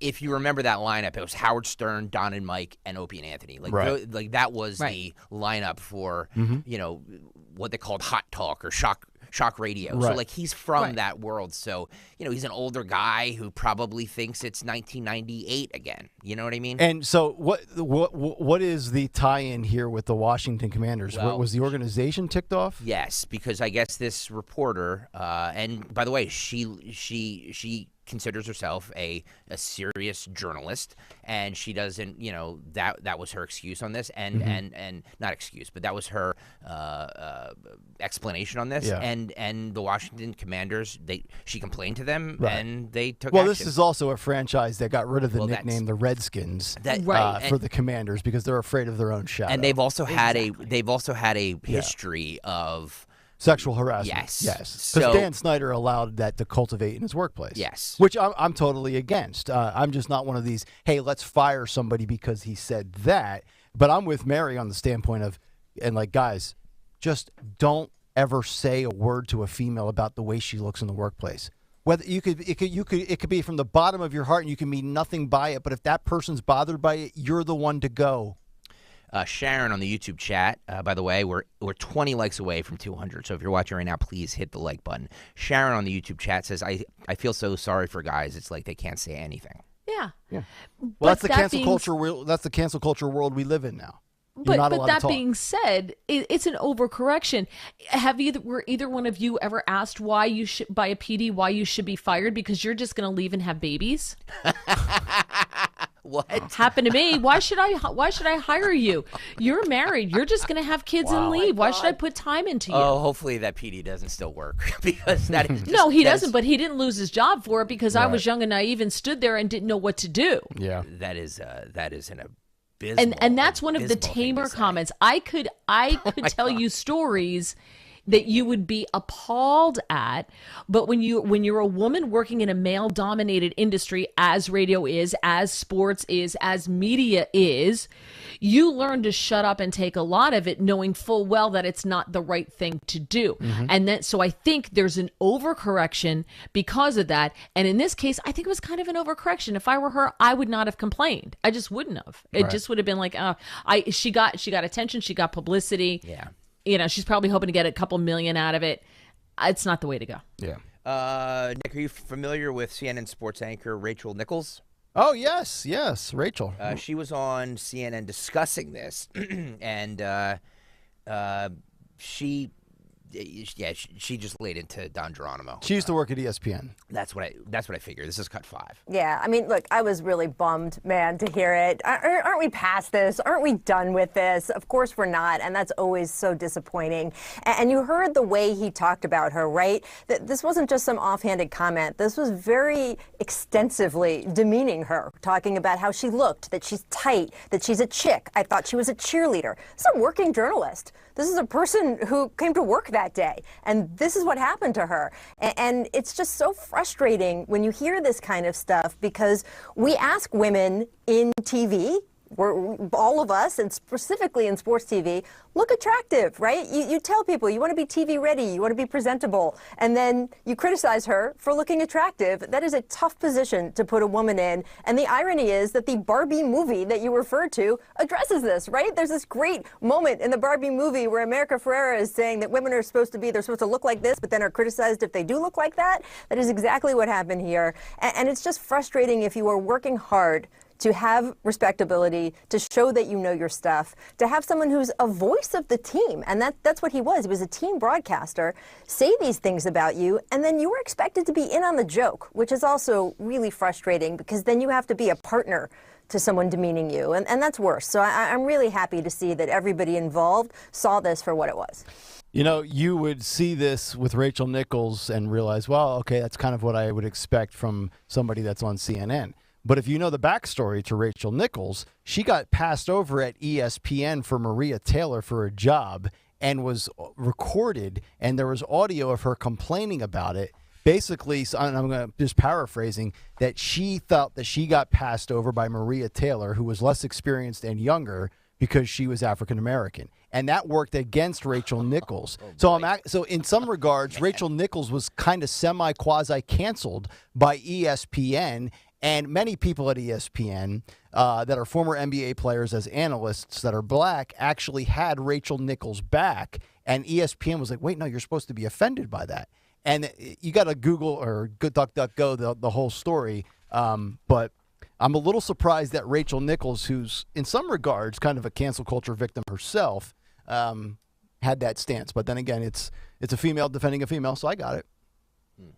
See, I don't understand the female defending a female thing. I expect her to defend her there, because Rachel doesn't want to be viewed as a piece of meat. I just don't think that Don Geronimo's comments were that. If I have to think about his entire career, and I never really consumed much of him to begin with, I got to imagine he said 1,000 things worse than what he said in that clip. It was different time though, dude. Like you know what you can say in 2002. But is this a station that allows free speech that he's on? Obviously no. Look. There, you know, iHeartMedia owns them. Oh, okay. And it's a classic rock radio station. Okay, so it's music. It's not talk. It's not. It's music. It's not talk. I mean, he does a talk morning show and he plays music. But he's from that. I'm just trying to explain. Yeah, no, look, I just live in a world where I don't allow words to really bother me. There are very few things that offend me. And as somebody who's a believer in free speech and anti-cancel culture, I think I've heard far worse comments. Now, look, they fired him. It's his fault. I mean, he should realize that. And you got to be aware of where you work. Some places have more tolerance for that. Yeah. Like, we can get away with more on 1210 than you can if you're on 94.1, right? Yeah. It's just the way it is. You got to know your venue. And she works for a competing station, correct? She works for she works for a TV station. Yeah, so she's a sideline reporter, is what I gather. I'm not sure. Because you said she's a journalist in sports. WUSA TV. WUSA. Channel 9, I want to say. Is it? Yeah. Okay. I wonder if they're a TV affiliate as well for the Commanders. Which in that case, then it's like now you ticked off your radio and your TV partner. Well, what initially happened with this, by the way, was that this happened last Thursday. Mm-hmm. They were supposed to be at training camp on Thursday and Friday. They got him and his co-host there got suspended from not going, like they were banned from training camp. Yeah. And then on Friday he was fired from it. I'm assuming because the Washington Commanders said you need to deal with this, and iHeart got scared and said, okay. Which I understand you have to appease, your partners. What I lose respect for is when a radio host who's paid to be provocative, who's paid to be entertaining and give his opinion, gives his opinion, and the decision makers are not bothered by it. Then they backpedal and cower because, we got inundated with emails and tweets and posts. Like, if it didn't bother you then, should 37 tweets that are offended by people with an egg for an avatar and 9 followers change your view? That is cowardice. Listen, the best program director I ever worked for would meet with us every now and then, occasionally, maybe 4 times a year. And the meeting was, You know it's legal. You know it's not legal. Don't get us sued. Yeah, that was it. Exactly. So you know what to say and what not to say, and you also know where the line is. All right, and that line may very well be, don't comment on somebody else's looks, especially a woman. Just don't do it. I get that it's crazy. I get that you have the right to free speech. I'm not paying the millions of dollars if there's a lawsuit. So don't get us sued. But then you go. Now we get into the argument about free speech. So let's go back to what we're talking about with Jack Smith and Trump. So Trump can say what he wants about the election and it's not a crime. Donald Trump can say the election was flat out stolen from me. That might be true. That might be false. You can have your beliefs, as Tom Cotton has said, but it's Trump's right to say that. So we protect that. But then Don Geronimo gets fired because he called her Barbie. Different. Totally different. Apples and oranges. If Donald Trump calls Nancy Pelosi an old bag of bones, right, that's okay. Because what will happen is if we, the people, don't like him, his employers don't like him, he's not going to get reelected. If you say something about a coworker or another woman or somebody on the air and it's considered sexist or homophobic or whatever, and the employer sees a pending lawsuit that they're going to have to pay out, you're going to get fired. Oh, yes, no doubt. When it comes down to money, for sure. Because right, exactly. We can bring that back to Tucker Carlson. Tucker Carlson had great ratings, but Fox had to shell out $787 million in that Dominion suit. And Tucker also didn't have great advertising revenue, so they were like, okay, he's gone. Right. So it's not a matter of free speech. It's a matter of you representing a company right. or an entity of some kind. And yes, you have free speech, but exercise it on the rest of the 20 hours you're not on the air here, please. It also goes to show you that there are very few people that are above the cancel culture, right? Like, Bill Maher or Joe Rogan. Like, there's certain guys out there that have such a personality and they mean so much to a company because, like I've always said, there's different rules for different fools. When I did sports in this town at my old station, the afternoon guy was able to get away with murder, literally, because he was the station. A producer, a night host, a board op does not get the same rope, right? Yep, 100%. Yep. So you just got to understand all of it. You got to understand all the dynamics that are at play here. Which you add it up and you translate it. Basically, they want you to walk on eggshells for the rest of your life, which is why I got out of sports. 4 words: don't get us sued.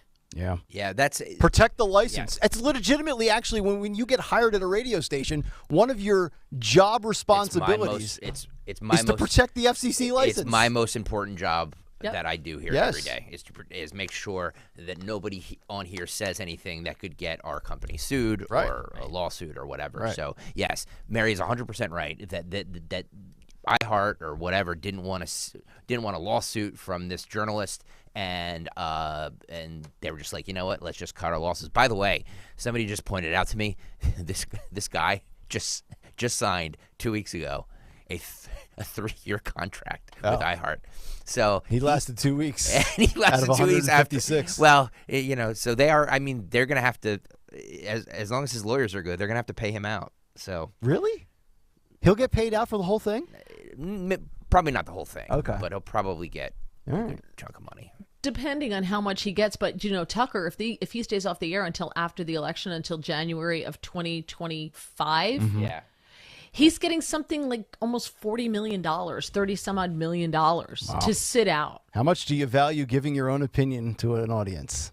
Well, see, he's young, right? So he's young and he still wants to make his mark and he's going to start his own media company and good for him. Yep. I got to tell you, if you're like the other side of 50, see ya. I'm telling you. I'm getting right an island. Adios. Bye-bye. If I ever have $40 million due to me and you want me to shut up for 2 years and go home, okay. Okay. I'll just go play a lot of golf. By the way, we're 10 likes away from 200. If you're watching right now, please hit the like button. We're oh, my God. I'm going to like it to shut you up. All right. Well, that's what's on there you go. I liked. How's that? Thank you. There you go.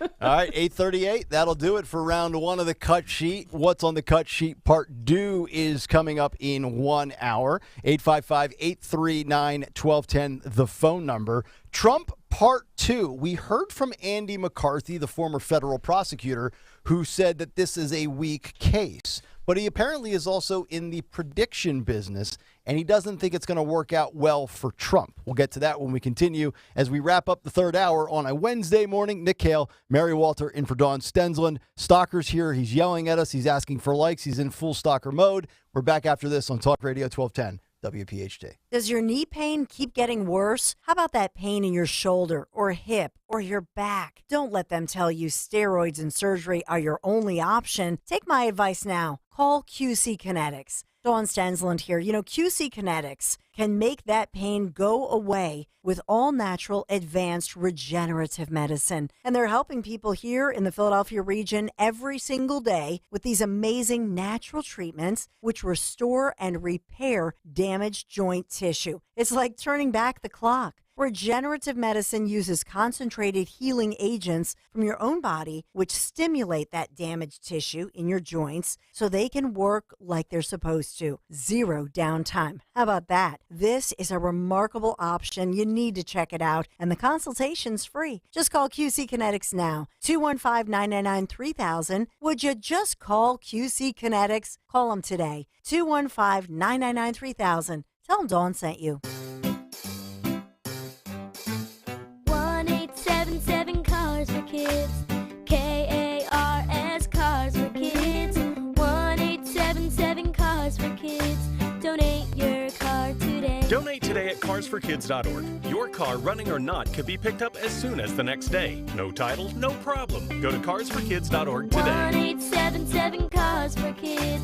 Donate your car today. Now accepting donations of land, homes, buildings, or any kind of real estate. Diabetes, high blood pressure, anxiety meds, everyone's on them. If you're a 50-year-old male, maybe a bit porky, and you may even have type 2 diabetes, $1 million of term insurance may only cost you about $200 a month. Call Term Provider. Speak with Big Lou at 800-700-6898. Big Lou will find a term life policy for you even if you have type 2 diabetes, are overweight, or have high blood pressure. Term Provider has helped thousands of people like you who think they can't afford term life insurance. To buy $1 million of affordable term life for you, all you need to do is call Big Lou at 800-700-6898. Lou will make sure the scales are tipped in your favor. Call 800-700-6898. Big Lou will answer your call and work to fit you into a term life policy that you can afford. Remember, Big Lou's like you. He's on meds too. Call 800-700-6898. 800-700-6898 or biglou.com. Hi everyone, this is Stephanie Kelly from Emmons Roofing and Siding, and I have some exciting news to share. Emmons has partnered with SunPower, the top-rated home solar company in New Jersey. SunPower has been leading the solar industry for over 37 years and is the only U.S. solar company that's lasted longer than their 25-year warranty. Kill the bill. The energy bill, that is. Imagine no more high energy bills, while all the while helping reduce your carbon footprint at no cost to you. It's a win-win. Yes, we now offer solar, but remember, if you need a new roof, siding, doors, windows, or interior remodeling, don't wait. Right now, Emmons is offering all 1210 listeners 10% off roofing, siding, and Anderson windows. And we are continuing to offer 12-month same-as cash financing. And don't forget that lifetime warranty on your roof. Give us a call today for a free estimate at 856-885-6677, emmonsroofing.com. Roofing, siding, windows, doors, kitchens, baths, and solar. Trust Emmons to be your first and last stop for all your home improvement needs. emmonsroofing.com. Hypertrophic cardiomyopathy is a serious heart condition. Some symptoms include being short of breath, feeling tired, or having dizziness or chest pain. My HCM impacted how I felt and what I could do. So I asked my cardiologist about treatment advances that gave me new options. That conversation was big for me. Talk to your cardiologist today. You may be glad you did. John was compensated for his time. Sponsored by Bristol-Myers Squibb. Lose weight and feel great with NJ Diet. NJ Diet uses DNA and blood work to help you lose weight and keep it off. Tune into the radio show Sunday at 2 or visit njdiet.com. Tune in to Crash Proof Retirement Show, Saturdays at 11 a.m. to hear Phil Cannella and Joanne Small. The Crash Proof Retirement Show, Saturday mornings at 11 on Talk Radio 1210. Parks Casino. Joe Conklin hosts national comedians every other Thursday. It's Joe Conklin's Comedy Night at Parks. Show dates and tickets. Go to joeconklin.com. JoeConklin.com. Today's your last day to go to FanDuel.com/Greg. FanDuel.com/Greg to unlock bonus bets. So do it now. FanDuel.com/Greg. The U.S. women's soccer team is taking on the world, and you can take home bonus bets every time they win with FanDuel Sportsbook in partnership with Valley Forge Casino. Right now, new customers can get $100 in bonus bets guaranteed, plus another $10 in bonus bets for every Team USA win. Just go to FanDuel.com/Greg and sign up between now and tomorrow, August 3rd, and place your first $5 bet to unlock your bonus bets. That way you'll be set to bet on everything from total goals to player props, all tournament long. However you want to play, don't miss your chance to get $10 in bonus bets for every Team USA win, plus $100 in bonus bets guaranteed. Go to FanDuel.com/Greg to sign up today. I love the FanDuel app. Make every moment more with FanDuel, America's #1 sportsbook. FanDuel.com. FanDuel Sportsbook is the official partner of 1210 WPHT. 21 and over. President PA. First online real money wager. Only $10 deposit required. Refund issued as non-withdrawable bonus bets, which expire in 7 days. Restrictions apply. See full terms at FanDuel.com/sportsbook. Gambling problem? Call 1-800-GAMBLER. Hey, Mount Laurel. We know your favorite station is WPHT. Tell your smart speaker to play 1210 WPHT.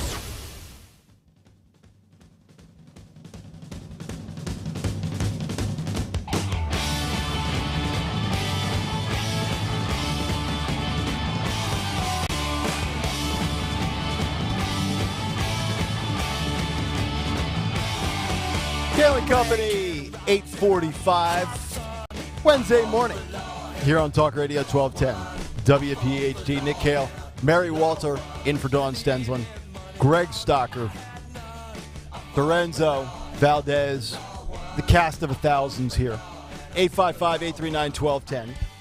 Also, stream us. You can get us on the free Odyssey app. I recommend it. And watch us on YouTube. YouTube.com/@1210WPHT. Whether you're working, from home, whether you're watching the show from home on your 65-inch smart screen TV in your bed, in your man cave, in your entertainment center, or at your little work office setup, and tweet us a picture of the visual setup that you have. Show us yours. Yes, show us what you're working with. Yeah. Show us what you got. Yep. We've had some good tweets the last couple of days with videos and pictures of everybody watching the video stream on YouTube. YouTube.com/@1210WPHT. Hit the like and subscribe buttons. Okay, so speaking of pushing buttons, I want to go back. We started the morning, obviously, with Trump and the January 6th indictment coming down from, as Trump would say, deranged prosecutor Jack Smith. And we kind of laid it all out for you, all of the charges, 4 new charges. And also you've heard from guys like Jonathan Turley and also former federal prosecutor Andy McCarthy on the fact that these amount of charges do not include sedition or incitement of insurrection, which is very big because we've heard those thrown around for many years now since January 6th, 2021 occurred. We're going to get to a prediction from Andy McCarthy in a moment. Not that I think it really should matter, but I want to actually get to his legal breakdown first. We gave you this morning in the Big Take. This was Andy McCarthy yesterday on Fox News, speaking of the legalities of the situation involving the 45th president of the United States. They're really making this a proxy for impeachment. The political process impeached Trump. They didn't convict him. They weren't able to disqualify him. And no one certainly no one on the Democratic side is happy with that result. There's a lot of other people who are unhappy with it as well. So it has fallen to the prosecutors to try to do what the political process didn't do. But the problem is that when you're trying to strip political power, you're stripping a benefit. A benefit is very different from a right. With a right, when you're depriving people of their liberty or their property, you have to be much more exacting, and the accused gets many more rights than you get in an impeachment process. And it's just not a good fit. So what I think they're really trying to do here is accomplish through the criminal law what they weren't able to pull off with respect to impeachment. And I think it's interesting that it's a deprivation of rights is the rubric that this may be brought under, because it seems to me that Smith is depriving Trump of his fair trial rights. I mean, he's going to try to push this case to trial before the next election. And he's doing that under circumstances where he's already brought another indictment and tried to get a judge to also schedule that for before the election. At a certain point, you have to ask, in a due process sense, when is Trump supposed to prepare for trial? When do you prepare? How do you get a fair trial in Washington, D.C., with a judge that has been very harsh against January 6th defendants, that was appointed by Obama in a district or region of the country that votes 98% in favor of Joe Biden? So we've got all of that. We've got the attack, Mary, against the First Amendment and free speech. And, oh, by the way, trying to make this and criminalize lying, which is a fascinating legal theory. Right. And as we said earlier, for those who missed it, Jack Smith said when he came on TV and he gave his little very nervous, he looked like a little nervous Nelly, like the stage was too big for him. Yeah. It was weird. It was very weird. Sweat, and he had that flop sweat going on, and he just looked like a very scared little man. Yes.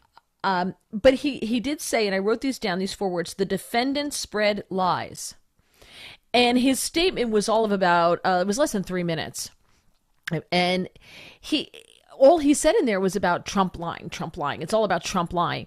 And that's not a crime. Lying is not a crime. We know that lying's not a crime. Because if lying were a crime, there's a lot of people who need to be indicted for it. Right. So there's this theory that he has to prove that Trump believed that his claims that they were false, right? Like Jack Smith has to prove that Trump knew the claims were false, right? Mm-hmm. That Trump knew that the election wasn't rigged, that Trump truly didn't believe what he was saying. Mm-hmm. Well, that's the definition of a lie, right? Right. That's correct. Wait, isn't that the definition of a lie? Yes. And here's the other part of it. We didn't talk about this yet. Does the government really want to get into relitigating all of those states where Trump, like Georgia, where Trump said, hey, we need 11,700 votes. Yeah. You can find the votes. It was Georgia, Pennsylvania, Wisconsin, and there was 2 others. Arizona and Michigan? Yes, correct. So do they really want to get into all of the irregularities, the changing of the laws in Pennsylvania, which were done in some places on a local area by the local head of elections, as opposed to following the state constitution, going through the state legislature to change those rules? Do they really want to get into that? Because I don't think they do. Yeah. But this is what they do on the left, is they see, as much as they talk about January 6th as a stain on democracy, they're the ones that can't move past it and let it go. They always have to bring it up, which is why they always make everything about race or anything about climate change. Anything that they can bring up from the past that is a stain, as much as they want to be the solution to the problem, they have no problem kind of relitigating the past and giving us a rerun episode countless time after countless time. Well, they can get past it. They don't want to get past it. This is part of their playbook. It's a very visual cudgel with which to beat Trump. And they know that if they have a good portion of their supporters who only watch MSNBC, who only watch CNN, and that's all they hear over and over and over again, that Trump incited this riot, that's all that matters, because it secures their vote, right? Yep. So it keeps keeping people ignorant benefits them. Mm-hmm. Watch the movie Idiocracy if you don't believe me. Okay. And so again, he was never charged with incitement or seditious conspiracy, which is everything the left claims happened on January 6th. That is correct. Now, we gave you Andy McCarthy, the audio from the legal side of things. He's also a prominent conservative voice for the National Review, contributing editor. So I'm in line with what he said there legally. Here's where I disagree with him on his prognostications. Andrew McCarthy, National Review contributing editor and Fox News legal analyst, in a new article for the National Review titled "Trump Can't Win," has come out strongly against Trump's chances at the presidency in 2024, writing, quote, "I persist in the conviction that Trump doesn't have a prayer of being elected president again." McCarthy's reasoning: there's nothing redeeming about the former president, and voters have already made up their minds about him. Quote, "The problem for Trump is he has no upside. He is as known a quantity as has ever sought the presidency. In a normal race, the 46% of Republicans who do not favor Trump could be expected to come home in droves in the general election if he is the nominee. That is not true of Trump. Now, I have said on this show, one of the reasons why when I started that I was in favor of nominating DeSantis was because my belief was DeSantis, while he might not be able to beat Trump, had a better chance to beat Biden. I did not think that Trump would beat Biden. I've said that Trump would be dead on arrival. Now, I am coming off of the Trump can't win, and I am now of the belief that Trump can win, but I'm not saying he will win. The likelihood has gone from 0 for me to closer to a legit puncher's chance of winning because every time they indict this guy, his poll numbers go up. And I get it. And I said on this show, let's take polls with a grain of salt because in 2022 in the fall, when we launched October, November, December, we were told red wave, red wave, red wave, all the polls. And it did not come to fruition. Polls are what they are. They're not an exact science. It's a small representative sample. But that being said, now this is another indictment. His numbers are going to go up for the next set of polling data that comes out. And then comes the Georgia indictment. Those go up. Eventually, you're going to, and I think, Mary, you alluded to this earlier in the show, what Trump has said in the past about the system and how rigged and corrupt it is. He's been proven right. So you got to imagine, and I don't know if it's enough to flip a swing state or to get enough, whatever, but there's got to be some people out there that are saying, you know what, man, they really are going after the guy, and they're going after him because he's saying the quiet part out loud. So I'm starting to believe that he has a shot. When months ago I said no, dead on arrival. If the Republicans don't learn how to ballot harvest, if the Republicans don't learn how to vote early, if the Republicans don't learn how to play by the rules that the Democrats have put in place that benefit them, he didn't win. Well, it's not even learning how to do those things. It's just the willingness to go ahead and do it. Right. Just do it. Like, if I'm telling you, hey, you can win this if you just do that, and you don't do that, then that's on you. Like, you can, what's the old adage? You can lead a horse to the well, but you can't make the horse drink. You can lead a horse to water, but you can't make him drink. Right. Like, we're telling you this will give you a better chance of Trump doing it, and you still won't do it. So So I don't want to hear you cry. Don't tweet me if he loses because you didn't do what was fair and likely that would have increased his odds. Do not tweet me. This is the part where I take out my tinfoil hat, which I don't have it with me. But I take out my tinfoil hat and I put it firmly on my head. You've got people like Ronna McDaniel in charge of the RNC. Ronna McDaniel's not a Trump fan. You've got Mitch McConnell in the Senate, not a Trump fan, right? Right. So you still have this entrenched hierarchy in the Republican Party that are anti-Trumpers. They're never Trumpers. They didn't like him last time around. They don't like him this time around. And even if the House did any kind of impeachment inquiry or anything along those lines, it's going nowhere because of the likes of Mitch McConnell, et cetera. And Ronna McDaniel on the ground trying to get this ground game off, not going to happen. Yeah, no, I would agree. I try to make it as simple as I can sometimes. It's like, I'm talking to a buddy, and then my buddy says, hey, I got to lose 10 pounds. All right, well, a lot of salads, a lot of fish, a lot of grilled chicken, get to the gym, do some cardio. In 6 weeks, you'll lose 10 pounds. Oh, are you sure? Yeah, do that. It'll work. You don't do it. You didn't lose the weight. Don't come crying to me. I told you what you had to do. You weren't willing to do it. I mean, but to your point, yes, there are other factors at play. There is definitely that divide within the GOP where you have some people, lifelong swampers, that weren't about Trump in 15 or 16. They weren't about him in 20 or 21, and they're not about him in 24. So totally valid point from you as well.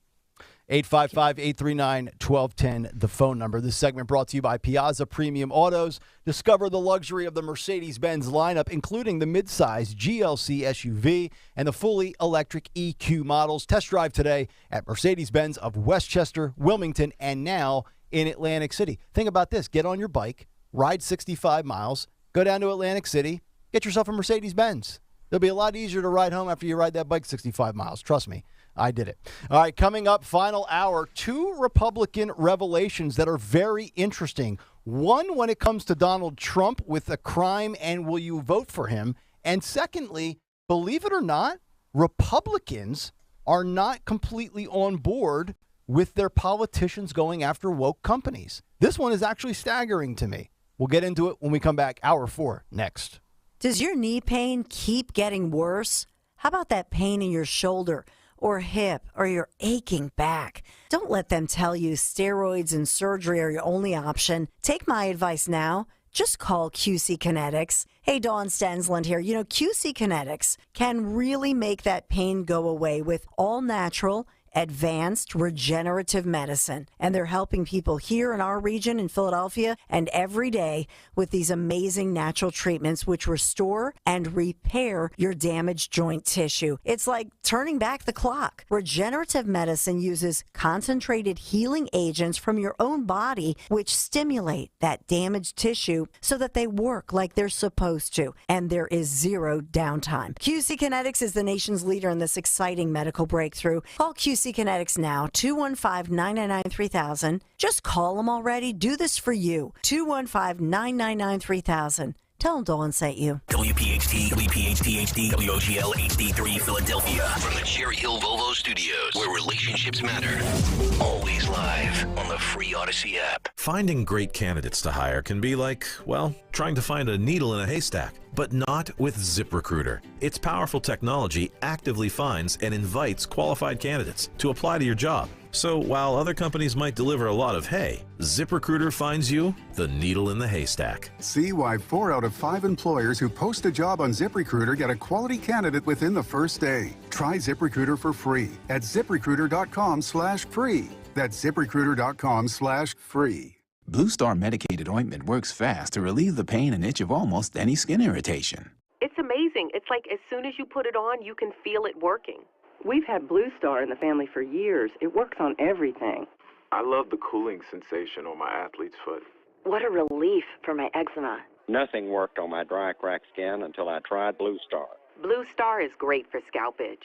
Look for the white box with the Blue Star in the first aid section. Feel Blue Star work fast, or your money back. Hey, it's Rich Zioli. When you're involved in an accident, you need a lawyer to help you maximize your recovery and get the fair value of your case. You need the law offices of Thomas G. Skopanich. My buddy Tom has been serving the greater Delaware Valley for over 25 years, and he's helped many clients. With offices located in Lansdale, Montgomery County, let Tom help you maximize your recovery and get the fair value for your case. Contact Tom at scopelawyer.com or 215-624-2211. At Wells Fargo, if you accidentally overdraw your account, we give you an extra day grace period to avoid the overdraft fee.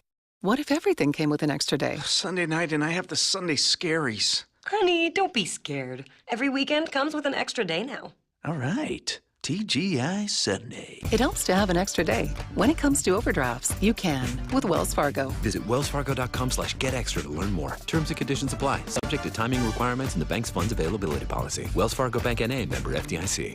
I'm getting vaccinated with Prevnar 20. So am I, because I'm at risk for pneumococcal pneumonia. I'm asking about Prevnar 20 because there's a chance pneumococcal pneumonia could put me in the hospital. Age 65 or older, you may be at increased risk for pneumococcal pneumonia. Ask your doctor or pharmacist about getting vaccinated with Prevnar 20, pneumococcal 20-valent conjugate vaccine, a vaccine that can help protect against pneumococcal pneumonia in just one dose. Prevnar 20 is approved for adults to help prevent infections from 20 strains of the bacteria that cause pneumococcal pneumonia. Continued approval may depend on a supportive study. Don't get Prevnar 20 if you've had a severe allergic reaction to the vaccine or its ingredients. Adults with weakened immune systems may have a lower response to the vaccine. Side effects include pain and swelling at the injection site, fatigue, headache, muscle, and joint pain. For full prescribing information, please call 1-855-213-2138 or visit Prevnar20.com.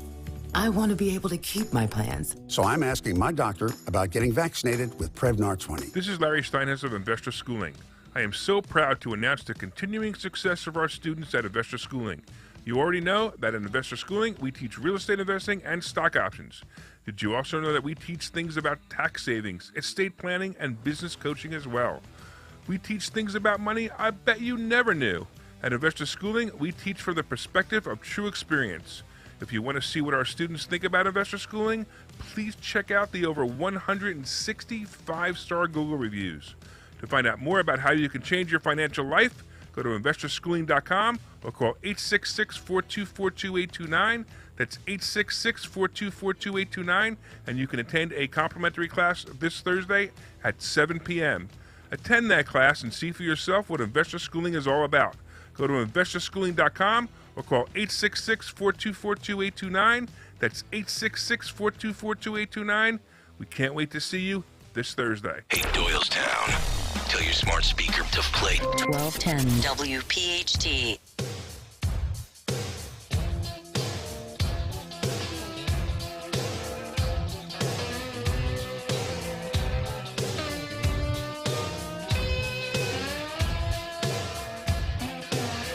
Welcome back in. Kayal and Company, fourth and final hour here on a Wednesday morning. Talk Radio, 1210 WPHT. Stream us on the free Odyssey app. Watch us on YouTube. You can X us, tweet us, Instagram us, all that. By the way, can I just mention, Yeah. we discussed yesterday, and I believe you briefly brought it up to Mary earlier, that we discussed yesterday what is the perfect sandwich. After that New York Post article that had this horrendous take that it was bread. 2,000 Americans were polled. Cheddar cheese. It was, Black Forest ham, cheddar, and tomato. And tomato. Just the wrong answer altogether. The video of that is up on our Facebook page, facebook.com/@1210WPHT, or maybe it's just 1210WPHT. I don't know.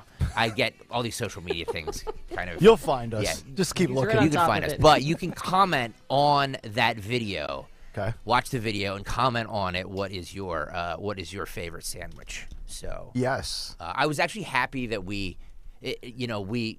I schedule these things to come out, these videos, so like Kayal's cuts. Yeah, all that stuff. And then like there's no rhyme or reason to it. I just know, what time I want to send these out. So it came out literally like an hour before the Trump indictment. And I was getting this is what you're discussing, what Trump's indicted. I'm like, dude, I scheduled this at like so you're getting one of those responses. 10:30. Okay. Will that make you happy, Fred? Will it? But if you missed it, go to facebook.com /1210WPHT and comment on it. And Mary, what is your favorite sandwich, by the way? We did not have that conversation. I'm a very moody eater.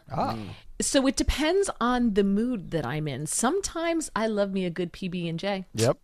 Right? Have you ever done the Uncrustables? No. Okay. No. That's for 7-year-olds. Well, when you're on a bike ride and you need a boost, they're great. Trust me. Yeah, no, Okay. I've never done it. I can honestly say I've never done that.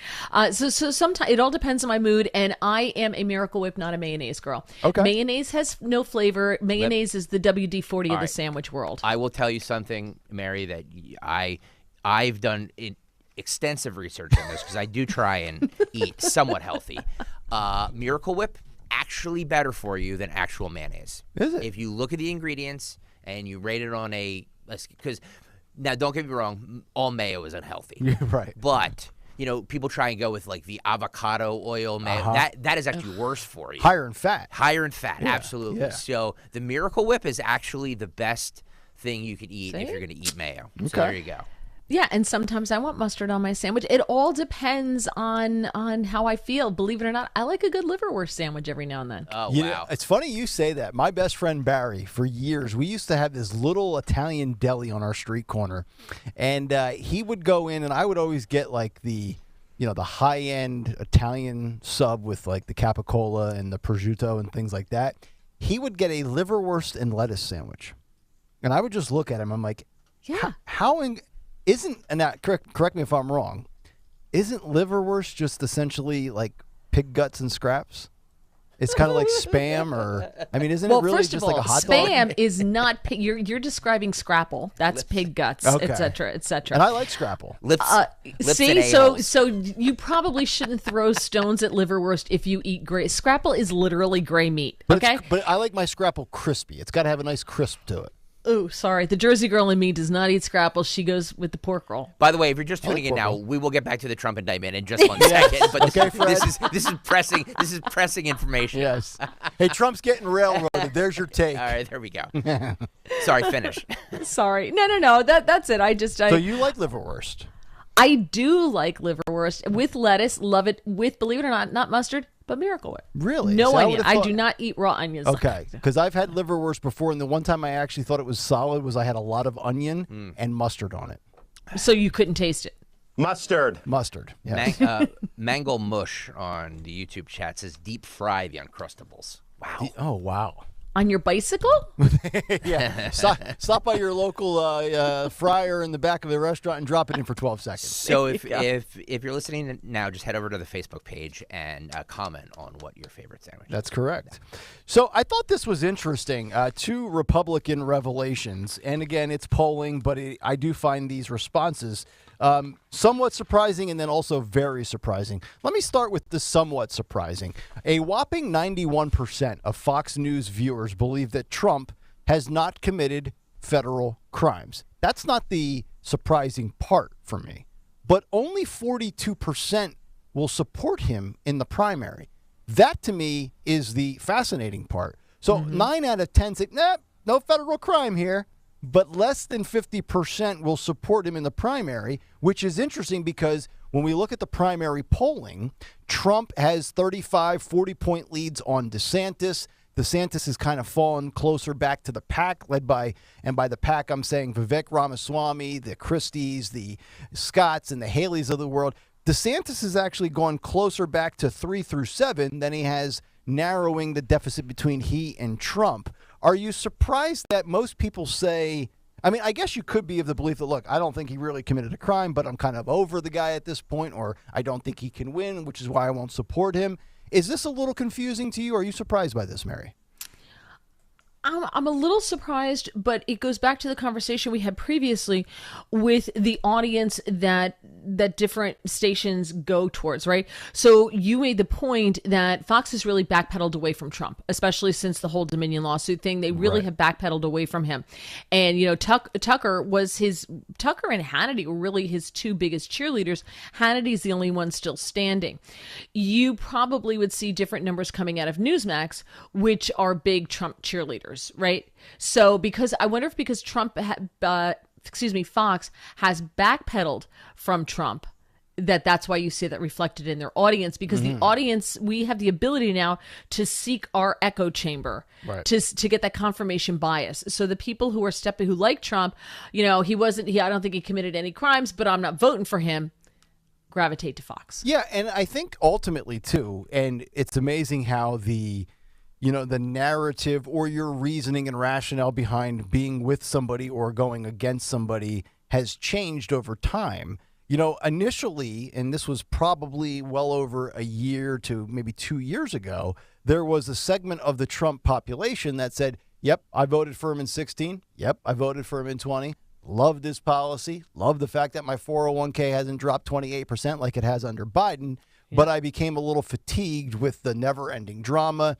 And, for all the people on the left that are like, oh, I hate Trump. Did you see what he posted on Twitter? Angry tweets, all capital letters. There's that segment. But then there's also a little segment on the Republican side that says, yeah, I could do without the nonstop social media commentary. That was like kind of the initial feeling of people that were coming off and cooling away from Trump. Now it's kind of gone in a different direction. I'm wondering how many of those that were out on Trump just based on the social media drama still exist, or maybe have actually kind of came away from that in light of all the indictments and saying, you know what? Now I can see why he does post things in all caps at 3:15 in the morning. I think you get both sides, right? Yeah. I think you get both sides. We all know people who are still super anti-Trump just because they don't like the drama that surrounds him. But I had this conversation on my podcast last night. By the way, go to YouTube and look for Mary Walter Radio, or Spotify and Apple Podcasts and look for Mary Walter Radio, and you can hear it. Plug.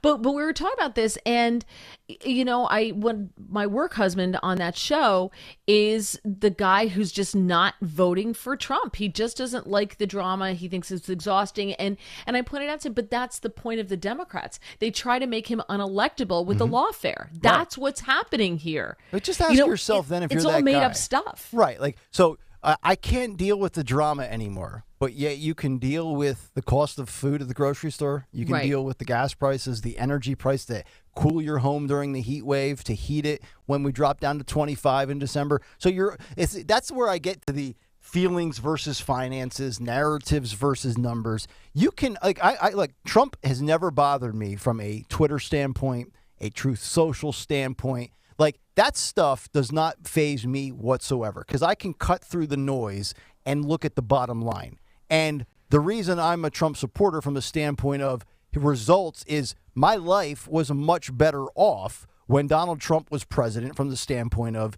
everything that matters to me as 99% of us that live paycheck to paycheck. I don't sit there and always agree with Trump, and that's why I anger some of the diehard Trump supporters that would bathe in his spit, because I don't march to his beat for every single thing. But I know he was really good on policy, and I liked a lot of his policy. And as the time has gone by, year after year, it's like, dude, those things that were labeled conspiracy theory or, oh, he's just shooting from the hip, maybe he kind of knows what's going on, you know? It's like, and that's why they hate him on the left, is because he came in and they don't like when an outsider comes in and rattles the cages. They want you to be a part of the swamp, not try to come in and attempt to drain it. Did you see Dave Chappelle's specials, the last two specials he's had? In one of them, he says, hey, he mentioned Trump and he gets booze. He goes, booze? What, are you kidding me? He said, he's part of the club. He's the guy in the big house. We're all outside at the gate looking in, wondering what a great time there. What are they doing in there? And he's the guy who came out of the house, came to the gate and said, everything you think they're doing in there, they're doing it. Mm-hmm. Yeah. And then went back inside. That's correct. And that's why they hate him. And he was telling his audience, you better wake up to what he's telling you. Yeah. Because he's right. That's right. He's been targeted since he came down the golden escalator. 855-839-1210. Now, here's the poll that's stunning. I'm blown away by this when we talk about a Republican revelation. A New York Times poll finds that there is low Republican support for woke wars, which I think really shows you that maybe DeSantis does not resonate outside of Florida. And this kind of goes with the polling that he's not caught fire yet.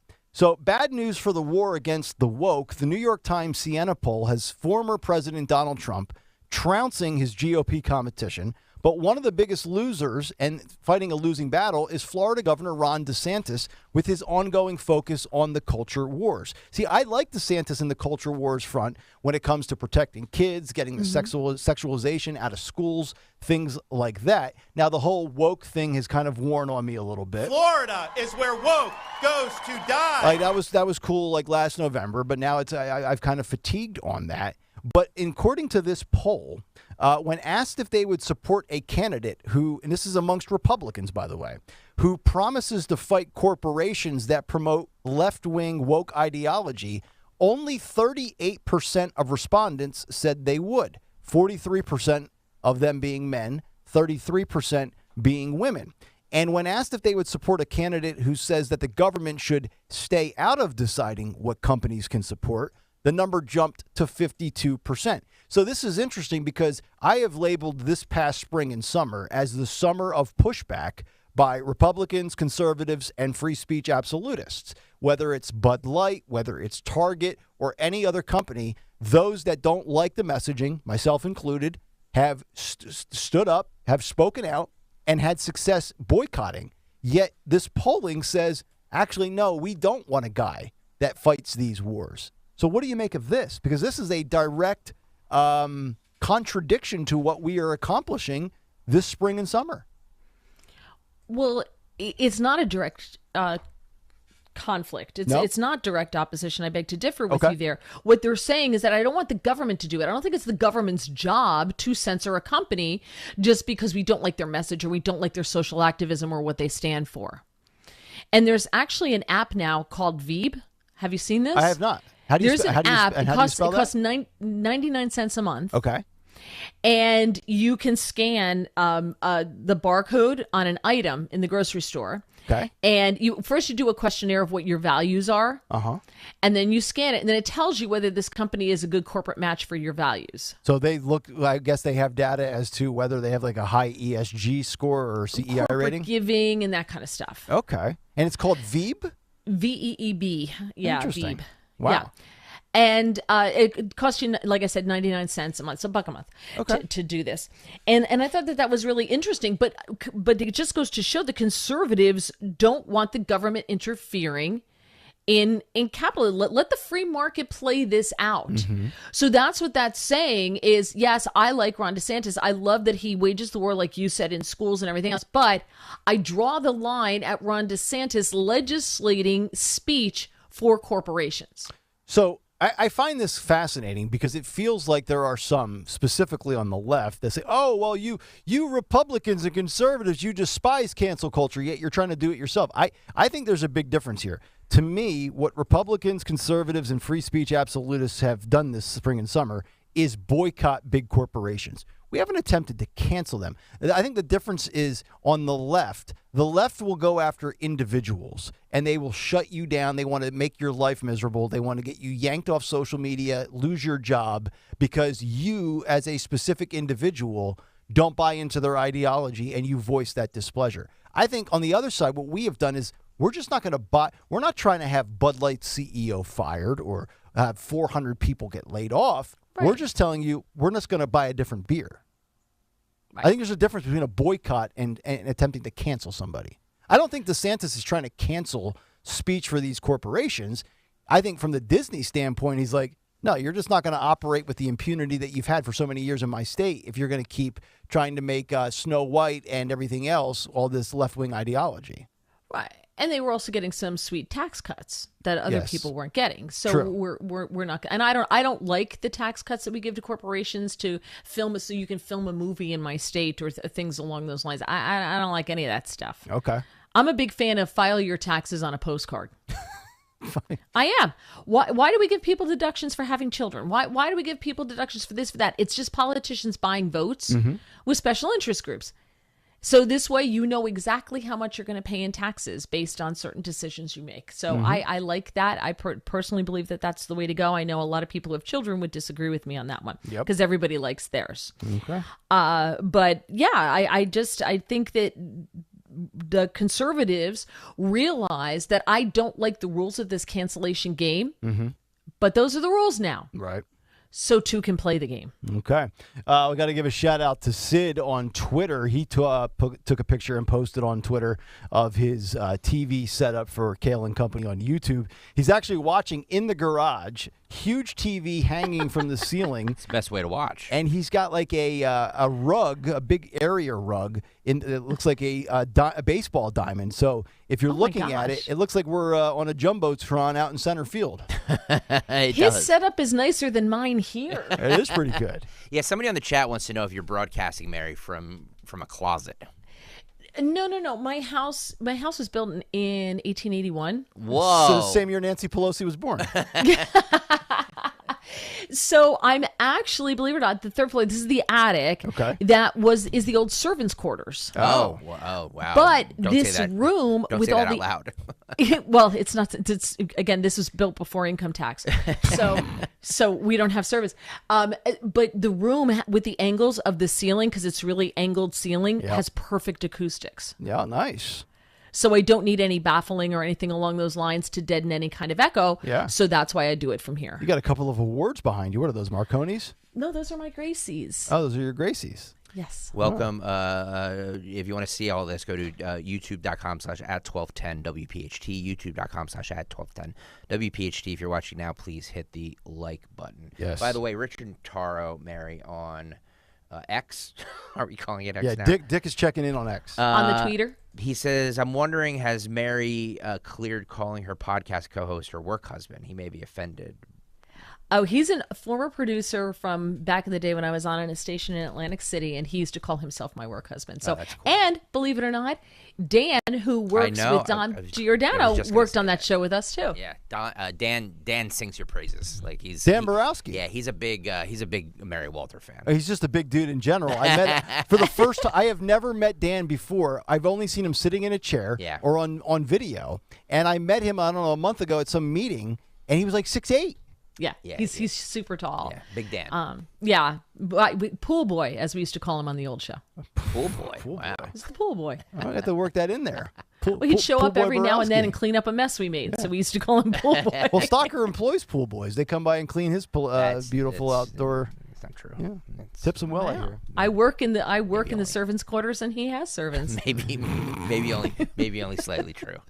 All right, 9:23. It is time for our morning mystery movie clip. Nope. And now, let me just hang on. Before we do this, let me just say this. Was it not ready yet? No. I jumped the gun? Nobody is going to get this movie. Andy. Oh, Jesus. Anthony. He was late to deliver it, and it's an awful one? Hang on. It's not. No, I'm not saying it's an awful one. I've never seen it. But hang on. Anthony, jump on the mic here. Almighty. I'm calling it an executive decision. Nobody's going to get this movie. Nobody. No. This is what we always do. Either everyone's going to get it or nobody's going to get it. Nobody's going to get this movie. Now, Nick, I know we have a very good prize, right? We have the Sound of Freedom movie ticket. The Sound of Freedom movie ticket. So it's worth fighting for. I get it that it shouldn't be a layup. We played Animal House this week, which is come on, that's a layup. Yeah, I guess Jaws wasn't available. This movie nobody has seen. Nobody's seen this movie. There's a good chance I haven't seen it either. All right, so we're gonna try this and watch the crickets on the phone lines. And, okay? and look, now I have not been. Normally I get the email saying what the movie is, the release date, why we're playing it, what the special tie-in is. I have none of that, so I probably will have no idea. But let's take a listen. I'm not eligible for the tickets anyway. And now, the Morning Mystery Movie Clip on Kayal and Company. Talk Radio 1210 WPHT. But you were basically the worst parent ever. Me? I did everything for you, buddy, and I never gave you an ounce of about nothing. You never gave me nothing. I gave you a snake. Yeah, and then it died after it ate all your Quaaludes. That was the only time anybody's ever seen a king cobra laugh. And I take pride in that. So you know what I do remember? You making me drive you home from the beach because you got too drunk. It makes sense to me. When somebody's hammered, they have another guy drive home. I was 8. But you looked 14 because you were such a huge fat Think you know what it is? Be call at 12 at 855-839-1210, and you could win this great prize. The great prize, a 2-pack of tickets to the great movie Sound of Freedom. If you can identify that clip, caller 12-855-839-1210. Was that right? I have no idea what that is, but I feel like, can I say what actor I think I heard? Well, of course. I think that's Adam Sandler. Of course it is. It is, is, yes. Okay. But I Mary, do you know the movie? So this is what's I'm terrible with movie clips. That's such a guy thing to memorize the movie, but not know that we need milk. Hey, that's sexist, by the way. In the refrigerator. I'm offended. But no, it's true. It's very true. That's not sexist. This is a statement of fact. And I just saw this movie. It was on wow. Freeform or something, and I was like folding laundry or doing something like that, and it was on. And I think I'm going to take a shot at it, but I don't want to ruin it if you've got somebody. I must be 100% wrong. Every phone line is lit right now. All right. I must be 100% wrong. So when soccer says I'm take going to text the you Niners, my guess. you take the Eagles. I'm going to text you my guess to see if I'm right, okay? All right. You have to stick through the commercial break. That's to right. Hear this. It pays to stick around. Yeah. Fast food wars when we come back. Burger King and Buffalo Wild Wings. It's Kayal and Company, plus our morning mystery movie clip winner and Cut Sheet Part 2. Stay there. Attention taxpayers, ready for some bad news? With $80 billion in new funding from Congress, the IRS has launched their most aggressive hiring campaign ever to ramp up enforcement. If you're ignoring your taxes, don't delay another minute because your paycheck, your bank account, even your home or business could already be at risk. Now, here's the good news. Optima Tax Relief, America's #1 tax relief firm, can get to work immediately, helping to protect you from the IRS. A+ rated by the Better Business Bureau. Their tax attorneys and licensed professionals are experts at resolving tax problems. Let them help determine if you qualify for the Fresh Start Initiative or other powerful IRS tax assistance programs. Take control. Call Optima Tax Relief now for a free consultation. Call 800-956-4775. 800-956-4775. 800-956-4775. Optima Tax Relief.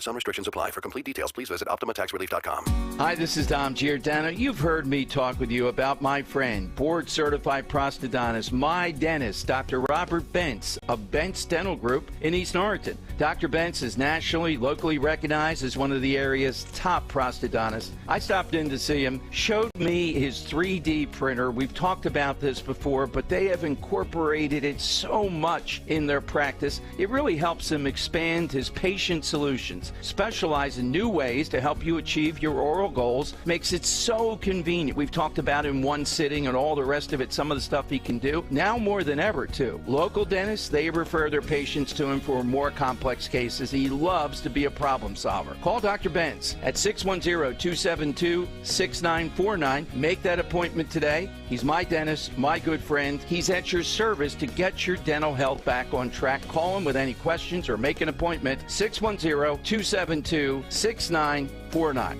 Hey, Rob Bradford here. I have set out on a mission with my good friends at FanDuel to prove what I have known for some time. Baseball isn't boring.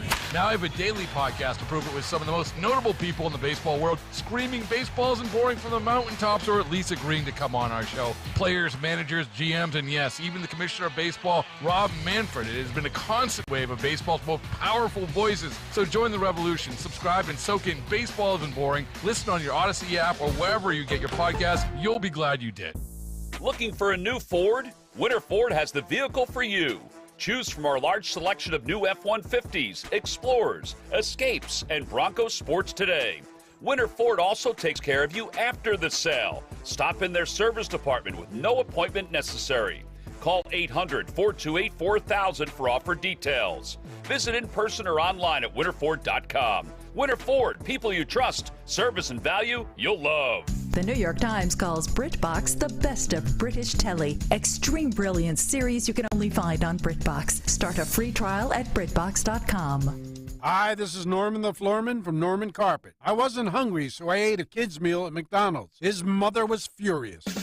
No kidding, folks. Whether you need carpet for your home or business, whether it's your boardroom, bedroom, or investment property, I've got just the thing at half price. Whether you visit my showroom on Lancaster Avenue in Bryn Mawr or my warehouse in Conshohocken, you'll save big. Call me at 1-800-220-RUGS. That's Norman Carpet, 1-800-220-RUGS, or visit us at normancarpet.net. Don't take shots just to lose weight. NJ Diet's typical results are twice as fast without any of the side effects. You will lose a contractually guaranteed 20 to 40 plus pounds in only 40 days, the natural way. Go to njdiet.com. That's njdiet.com. Join us at Odyssey as we all do our one thing. Together, millions of things for our planet. Improve your gas mileage by properly inflating tires and taking your car in for a tune-up. When we each share our one thing, it becomes a million things for our planet. What's your one thing? It was the day we all feared. The stock market went down and then kept going. 2008, when the markets lost over 50% of their value. But that was over a decade ago. Today, it's not so painful. Jim Cipriotti at Retire Ready Financial Group calls that financial amnesia. When you forget the pain of losing half your savings, and more importantly, ignore the fact that it can happen again. A complimentary consultation from Retire Ready Financial Group can show you where you stand now before the next market pullback. You're much closer to retirement than you were in 2008. Don't let it happen again. Call Jim Cipriotti at 610-894-7415 for a complimentary consultation. That's 610-894-7415 or online at retirereadyfg.com. You can forget where you put your keys, your glasses, or even your car. Don't forget to protect your retirement. Investment advisory services offered through Retire Ready Wealth Management, a registered investment advisor. Insurance and annuities offered through James V. Cipriotti, NPN number 2083768.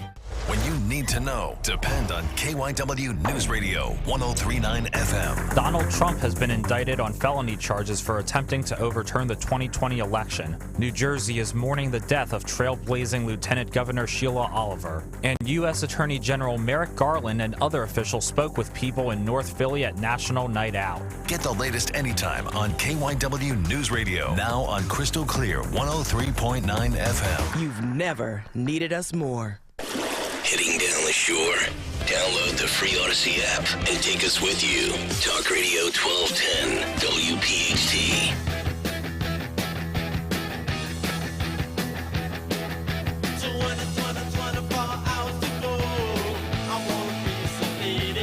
Yes, we all want to be sedated. It's Kayal and Company, 9:32, as we continue. Talk Radio 1210 WPHT. Stalker, your boy Chris Eppolito with an unbelievable setup.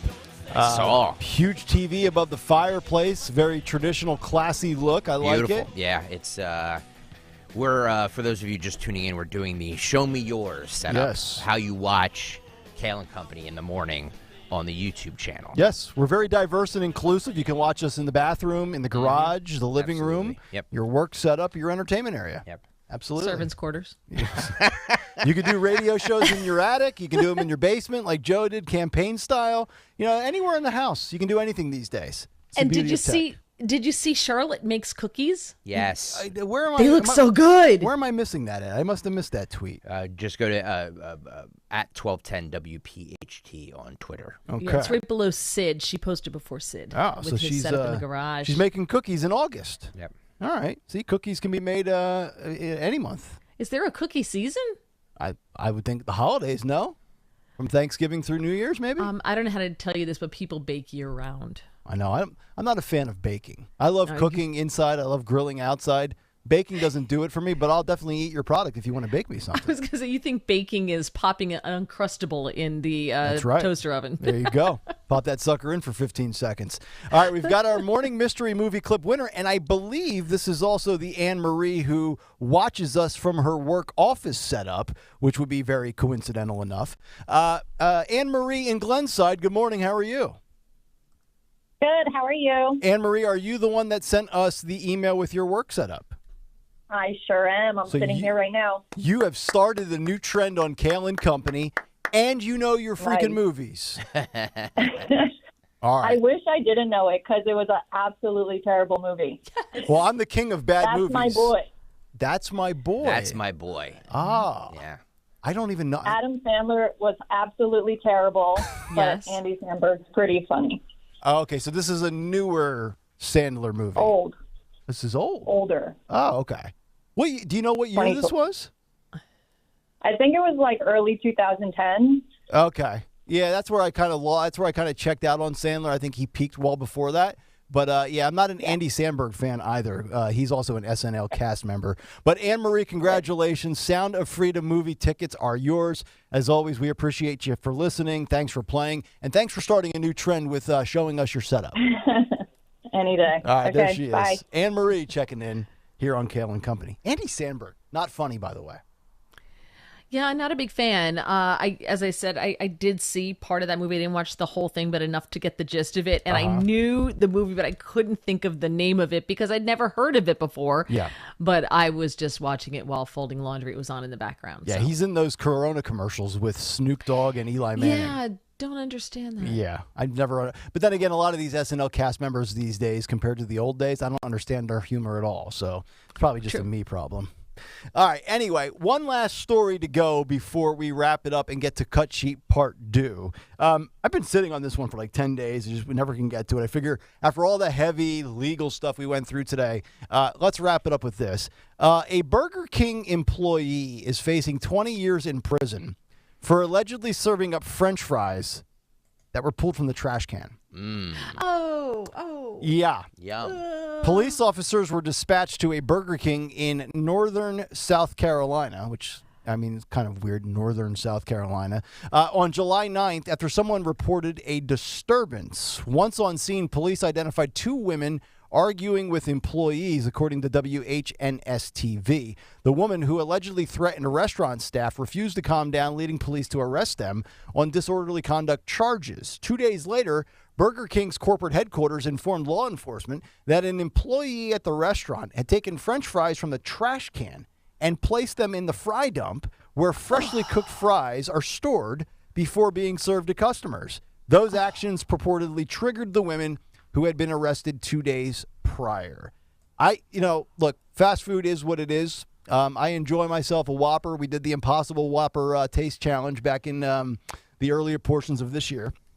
But that being said, I do think if I ever caught, and this is like, isn't this kind of what you always worry about? Like employees spitting on your food and things like that. I think I probably would have come unhinged just like these ladies if I saw somebody doing that. But how comfortable was this employee doing that he did it in front of customers? Where he like... I'm trying to picture again like the walk-in burger, because I mean I get fast food like 2 or 3 times a year out of like just random occurrence, but it's always through the drive-thru. I can't tell you the last time I walked into a Burger King or a McDonald's and went up and ordered at the counter. But you used to have like the ice cream machine in the middle, and then there would be like where all the burgers come down the chute and they're sitting there, and you like, I don't want that. It's been sitting there for 15 minutes. And then over in the corner is like the little fry thing. So I got to imagine it's just you're in the but like what possesses you as a human being to take food out of a trash and dump it in with the fresh, untrashed food? Well, clearly this is a broken employee, someone who doesn't care, who is overworking the McDonald's, number one. Number two, I cannot tell you the last time I had fast food. It's been decades since I've had fast food. Mm-hmm. Number three, if I'm getting fast food, oh, hell, I am walking in that store. There is no way. I don't even order like coffee at the drive-up window. I'm going in the store to seeing it. Yeah. And I never have food delivered to my house because I don't trust that person who I've never met. Your parents always tell you don't take candy from a stranger, but you're going to have a stranger deliver your dinner to you? Oh, hell no. So Mary's not door dashing it tonight. Never done it. We need to unpack that. No. Soccer used to be a pizza delivery man. Pizza delivery man. Yeah, absolutely. So you don't allow anybody, like you don't do DoorDash or any of that. Nope, You physically go to the restaurant, you walk in, you watch them make your food, and then you leave. Yep. Well, I don't go to the restaurant. I send my husband. That's why I got married. Because I don't do things like that. A lot of sexist stuff towards men in the last 30 minutes from Mary. It's true. Yeah, this is like me on Monday with women. There is balancing out. Yeah, no, we don't pick up. I don't do any of that. I just get off my butt and I go get it. How hard is this? Okay. You ever have like a pizza cheat day where you have one day a week where you just eat a whole pie? A whole pizza? Yeah, like in two different settings?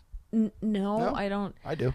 No, well, you eat Uncrustables too, so clearly our culinary tastes are different. I mean, I will eat pizza, but I can't eat a whole pie. Yeah, 4 by 2 by 2 is how I go. 4 initially, cool off for a little bit, 2 more, and then 2 before bed. Yeah. Well, good for you. Thank you.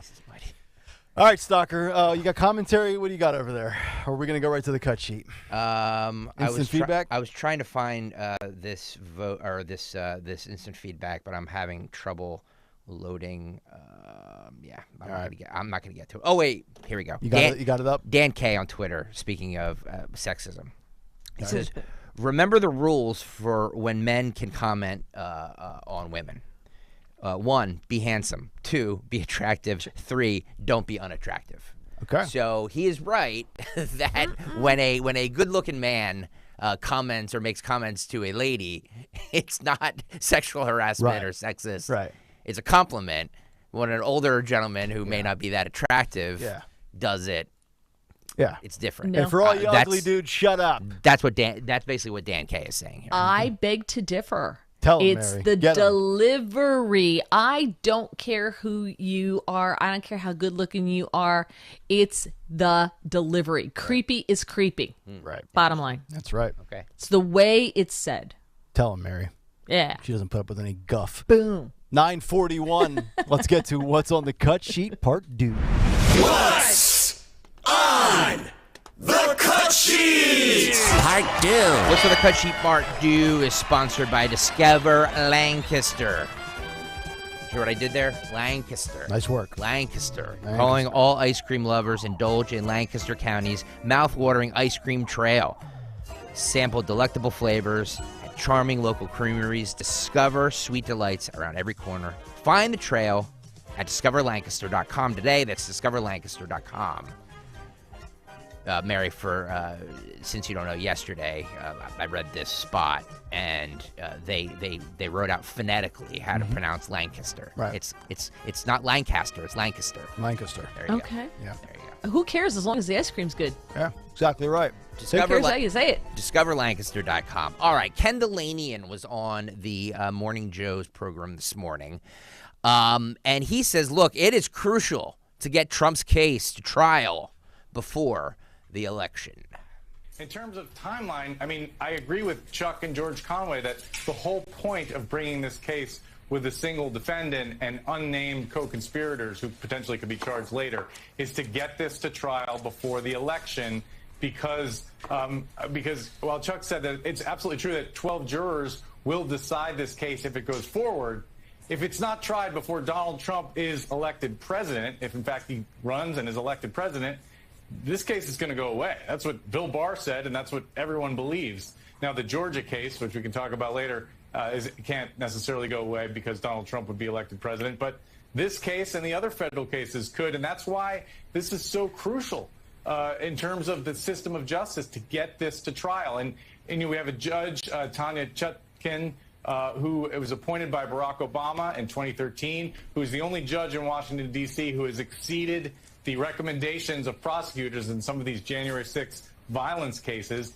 and who actually ruled against Donald Trump in a crucial January 6th case. He was trying to keep his documents away from the January 6th committee. She ruled that no, in fact, he had to turn over hundreds and hundreds of documents. And then one last thing I'll just say, amplifying what others have said, this indictment really did rely in huge part on the work of the January 6th committee. You know, a staffer, investigator for that committee texted me last night and said, I'm going to pretend that Jack Smith thanked us in his remarks. She was being sarcastic, but and you're going to have Tim Hafey, the chief investigator, on later. Tim Hafey essentially was forced out of his job as the general counsel at the University of Virginia because of his work on that committee. The nation owes that committee a great debt because there were a lot of people at the Justice Department and the legal community who didn't think much of this case, who were not prepared really to even imagine an indictment like the one we're reading right now until that committee put this evidence in front of the American public, guys.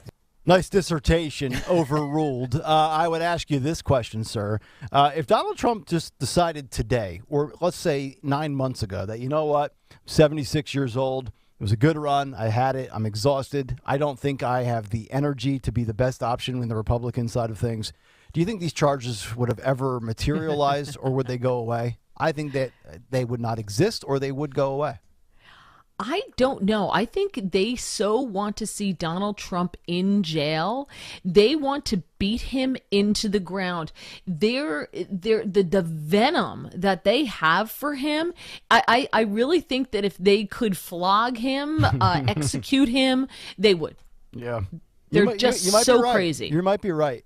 It's just such a bad look that when you're the top guy and the guy that you lost to the first time around is trying to put you in jail, it's like, man, if this isn't a political persecution, I don't know what it is. And again, 9 people on the panel. Why? Yeah. Well, you got to fill content when you say the same nonsensical stuff every day. Oh, Lord.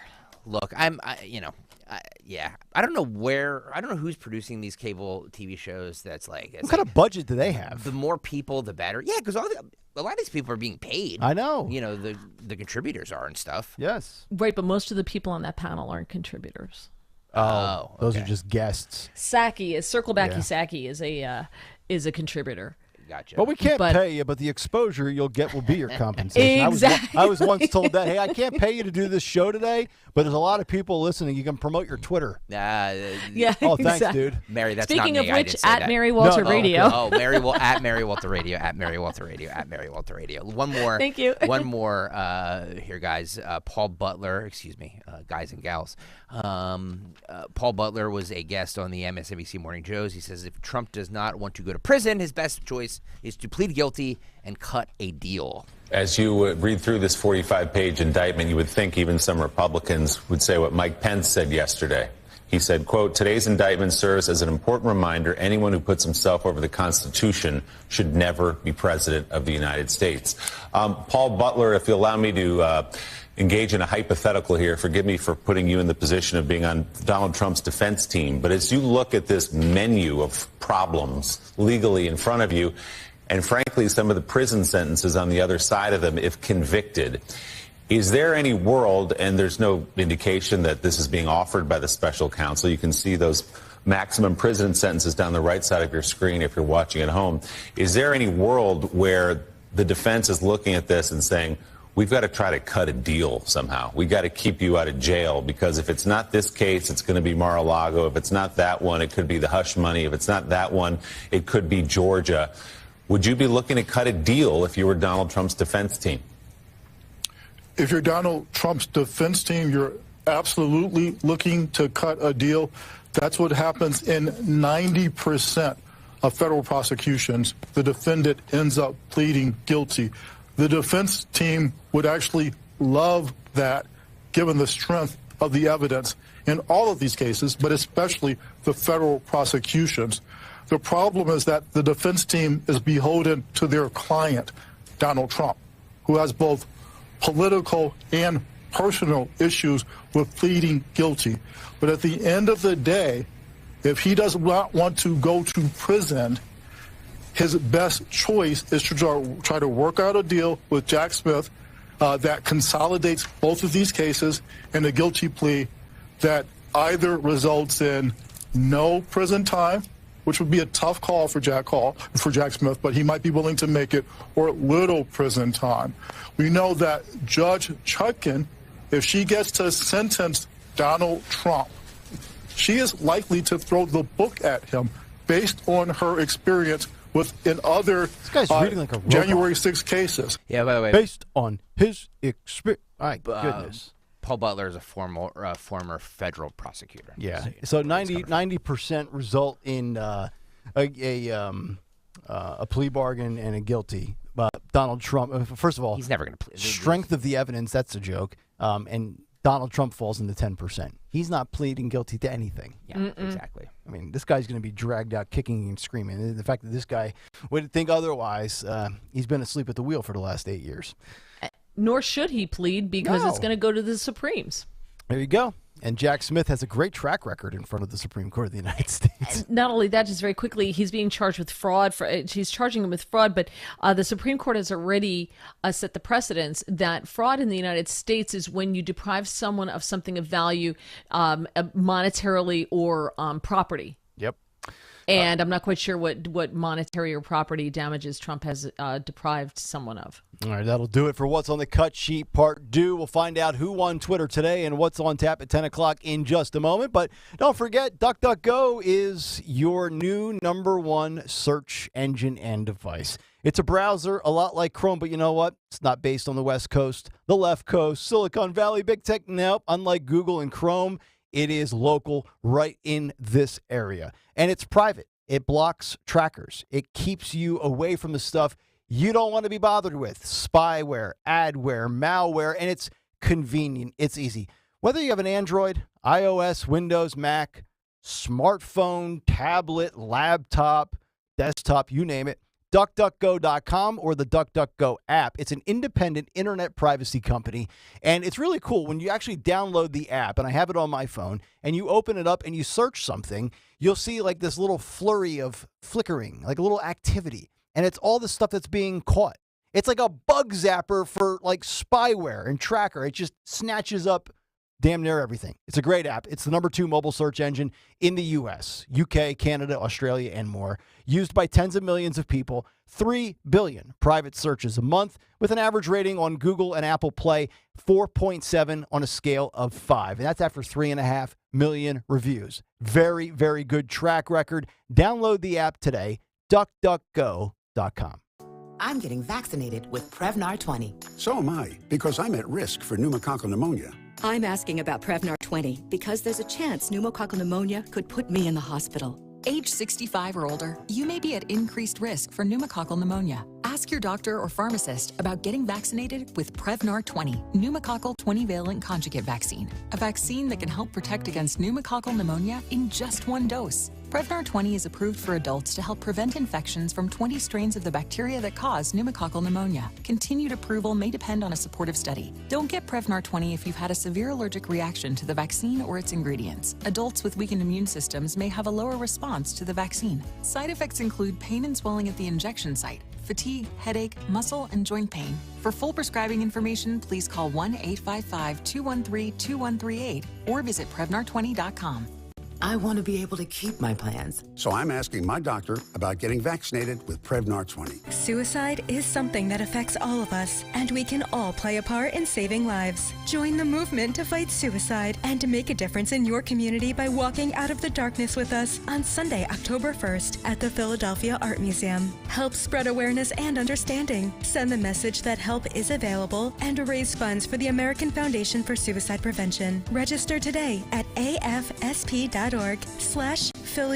That's afsp.org/PhillyWalk. This is Larry Steinhess of Investor Schooling. I am so proud to announce the continuing success of our students at Investor Schooling. You already know that at Investor Schooling, we teach real estate investing and stock options. Did you also know that we teach things about tax savings, estate planning, and business coaching as well? We teach things about money I bet you never knew. At Investor Schooling, we teach from the perspective of true experience. If you want to see what our students think about investor schooling, please check out the over 160 5-star Google reviews. To find out more about how you can change your financial life, go to investorschooling.com or call 866-424-2829. That's 866-424-2829, and you can attend a complimentary class this Thursday at 7 p.m. Attend that class and see for yourself what investor schooling is all about. Go to investorschooling.com or call 866-424-2829. That's 866-424-2829. We can't wait to see you this Thursday. Hi, it's John DeMasi, host of Health Watch, Sunday mornings at 8 and again Sunday afternoons at 4, right here on Talk Radio 1210 WPHT. Are you struggling with things like fatigue, body aches, headaches, brain fog? You may be living with Lyme disease. And this may be true even if you have received antibiotics or your Lyme test was negative. Dr. Molly Fantasia and the healthcare team at Innovative Medical Associates have used medical hydration therapy to help hundreds of patients to reduce symptoms often associated with post-Lyme disease syndrome. I want to get you through your initial challenge, working alongside with my physicians, and then get you to a place where we are looking at maintaining your immune system, maintaining your quality of life. Visit innovativemedicalassociates.com to schedule a free consultation with Dr. Molly in their Marlton, New Jersey office. And join us Sunday mornings at 8 and again at 4 to learn more about the benefits of medical hydration. Download the free Odyssey app, AUDACY, and take us along wherever you're going this summer. Talk Radio 1210 WPHT. WPHT.